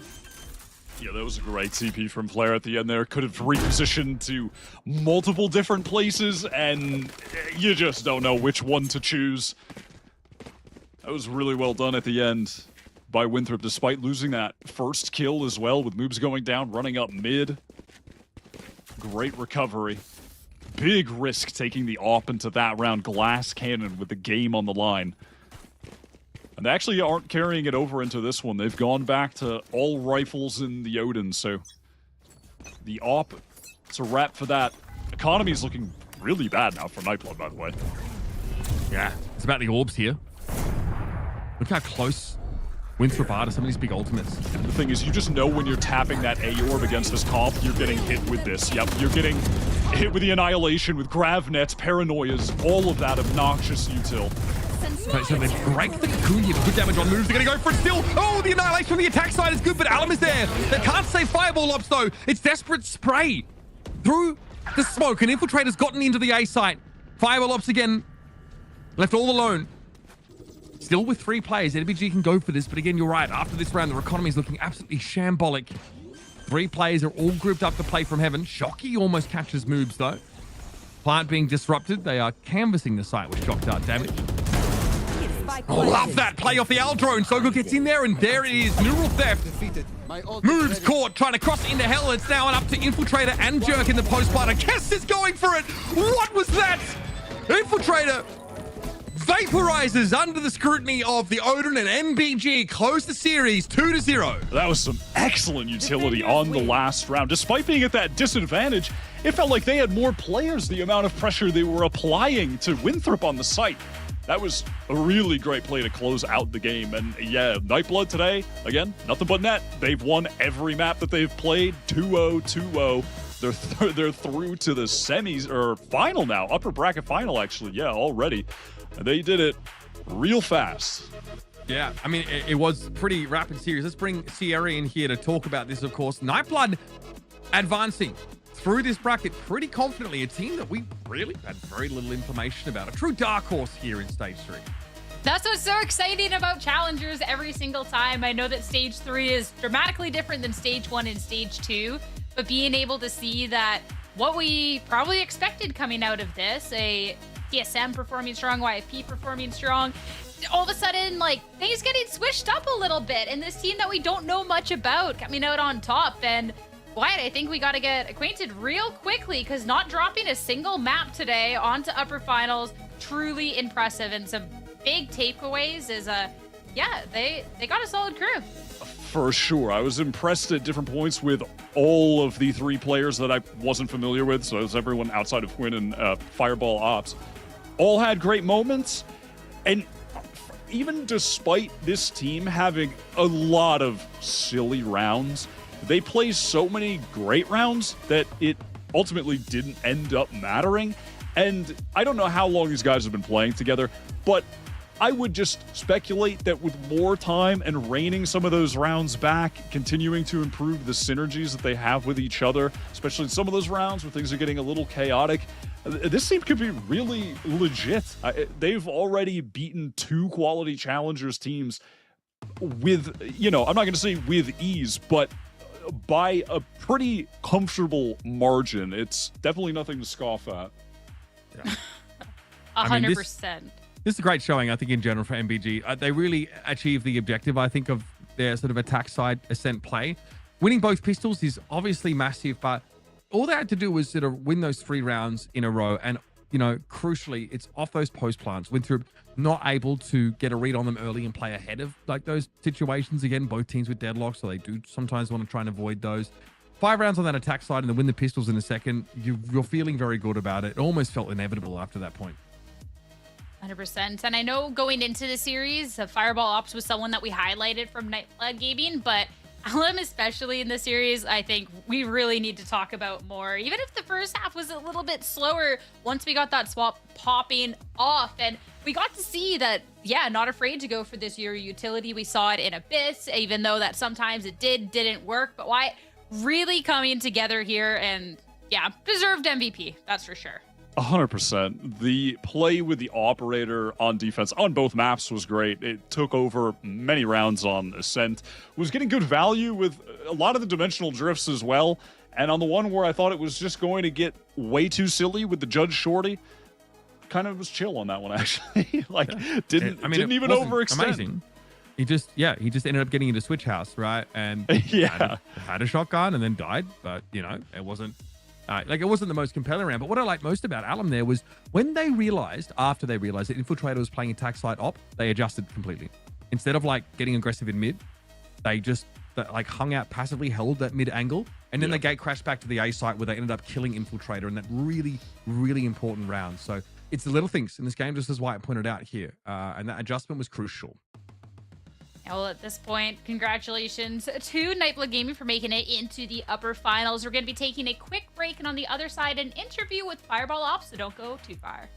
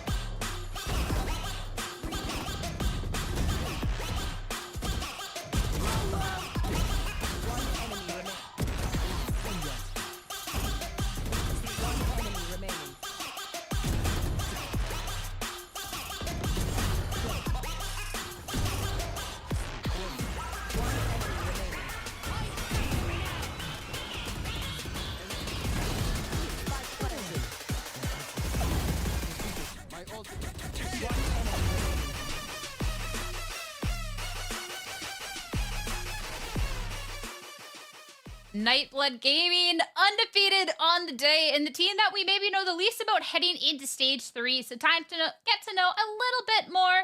And for that, we're going to get to talk to Fireball Ops. First off, congratulations, not just on the win, but on the run so far that you've had today, making it to these upper finals, not dropping a map. How are you feeling about this? We're feeling great. We're really catching our stride right now as a team. You know, not a lot of people knew anything about us, like you said, and counted us out on a lot of these maps. So we're just here to prove ourselves. I mean, you're definitely proving yourselves in a really big way. I mean, you're the team that we know the least about going into this. And of course, we have expectations of these teams that we've seen a lot about and didn't really have much. And we, like, all of us have been thoroughly impressed. So talk to me a little bit more about this team, how long this team's been together, what's working behind the scenes, how you've been able to put this run together so far. Okay, it happened about 2 months ago. A lot of our players had college, collegiate, and we were a little lost trying to find players. We needed two. We found Kess and Alim. They've been phenomenal. Love them so much. And we really just meshed straight away. There's nothing really else to say other than that. We meshed right away, and yeah. Yeah. For 2 months, that's thoroughly impressive. So that I definitely agree with that. Now I want to talk a little bit more about the series. I want to call up the Abyss because when we look at just a couple of weeks ago, it was kind of a really rough scoreline that we got to see, which was Nightblood Gaming getting 13-0'd. You don't ban it today. It's actually the first map. Not only that, you win it. So what happened? Was it like you put a lot of work into this? Was that just a bad day? I would say it was a very bad day. We didn't stick to our game plan. We knew it was strong coming into that match. Lemonade Stand played great. You know, kudos to them. But we knew that we were still strong on it, and we weren't afraid to keep it up. Hey, I mean, you definitely got to kind of rewrite that history a little bit today and show us a really strong gameplay. Now, we get to see this team coming together, this team that's meshing really well. I want to know, not just like for stage 3, but what kind of is for this team? Is it, hey, you're just playing this for fun and then we'll see what happens next year? Is this kind of an intention with this roster to try and win this and then try and push even further next year? Oh, 100%. We want to win this. We want to win this thing, and then, you know, don't keep the train moving, and just go straight into hopefully stage 1 or, you know, next Challengers, the real season. I mean, there definitely still is a lot of Valorant for stage 3, but so far, definitely been stepping up. So looking forward to what the future has for you and the team. I'll let you go and rest up for today. But Fireball, thank you so much for chatting. Have a good rest of your day. Thank you for having me.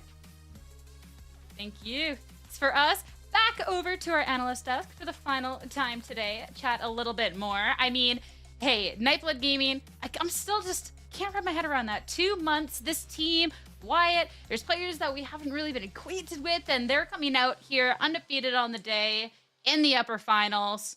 Impressive stuff. Yeah, 100%. They were really fun to watch. I mean, even among the chaotic rounds that were occurring as well, they just put on a very fun game to watch. Some insane skill individually, some cool team play rounds as well with the different agents that they were running, and some funny rounds too. And I appreciate all of that. It made for a very entertaining game. Yeah, and with that, that's upper finals. I think you're about to the same thing that I'm umming here. TSM have been eliminated. Okay, that's pretty crazy. I mean, Blue Water's legit team, seriously, right? They've got like some great players on this roster, but that is pretty wild. TSM, obviously, in the very early days of this new look roster here, and is probably, I don't know if many people would consider it the most ambitious, you know, acquisition to take those, you know, core players in. But I thought T-Dog looked, you know, really good. And honestly, like, I think even their losing matches, like, you know, he and Ziff looked like they were more than pulling their weight. So that's a head scratcher for me to see them knocked out. But it also means that this lower bracket gets super interesting with Winthrop taking on Blue Waters. Winthrop and Sad, by the way, who were two teams that played all the time. So, you know, Bob and Zostal here, of course, you know, running that one back, which will be fun to see. And yeah, I love the story of this Nightblood Gaming team. Really great head on their shoulders, of course. We, you know, getting a chance to hear from them. I do think we'll expect to see more from them. Fireball Ops is just really likable and plays some pretty darn mean Valorant. It's Challengers. You never know what to expect. Well, while that last match was going, I was watching 3 different games of Ascent since we have, like, all these side streams and stuff. I got to watch this TSM get knocked out. Also got to see, like, Rankers and YFP. Rankers, like, we saw how strong YFP was going up against TSM on that Sunset that we were praising TSM for, and Rankers just out of the gate just smacked them on Sunset. So this is why there is so much here. This has been a really interesting bracket, really interesting tournament so far. Yeah, genuinely. I'm surprised. I mean, I'm not super surprised that there's a 3-mapper with YFP Rankers, but yeah, like you said, they crushed them on Sunset. Huh?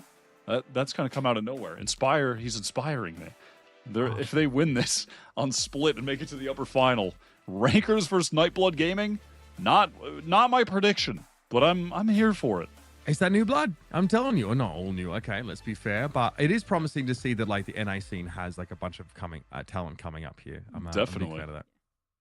It's some great stuff, and of course, there's still matches going. So we're gonna wrap this up because I need to watch that YFE Rankers match 100%. But everyone who is still watching here, thank you so much for tuning in. Production, casters, y'all are awesome. We'll see you tomorrow for more Challengers and on the side streams. Until then, take care, everyone. One enemy remaining.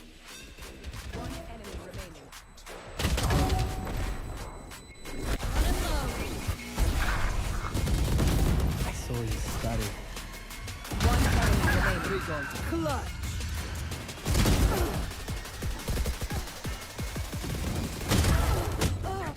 One enemy remaining. One enemy remaining.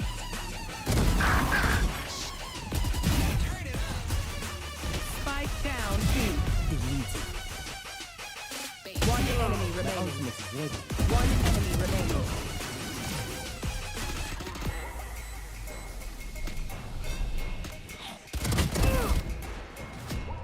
One enemy remaining. One enemy remaining.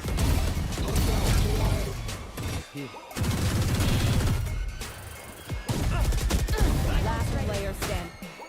Lock in sight. My ult's ready. Night night. One enemy remaining. Breathe out. Ultimate ready for now.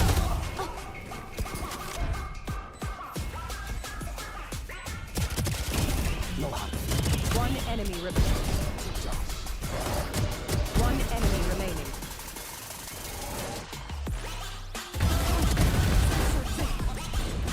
Spike down A. One enemy. Standing foolish. One enemy remaining. One enemy remaining. Down B.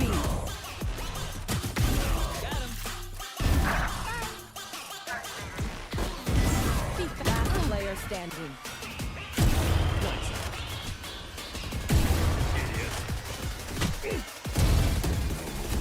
One enemy remaining.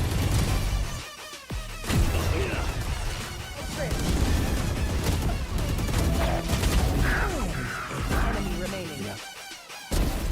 Yeah. Spike down B. Flawless. One down.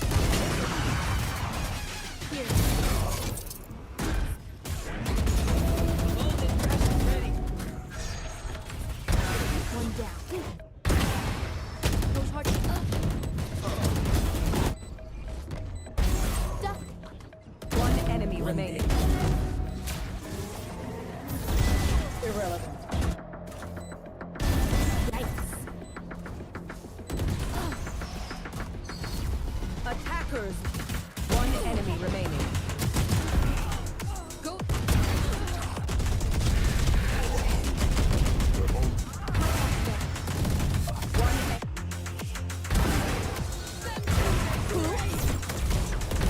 Night night. One enemy remaining. Spike down. 10 seconds left. Breathe out.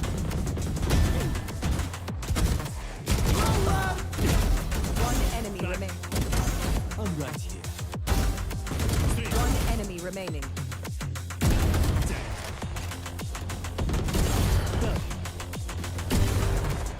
Ready. One enemy remaining. I have you now. Spike planted. My ultimate. Defeated. My ultimate. One enemy remaining.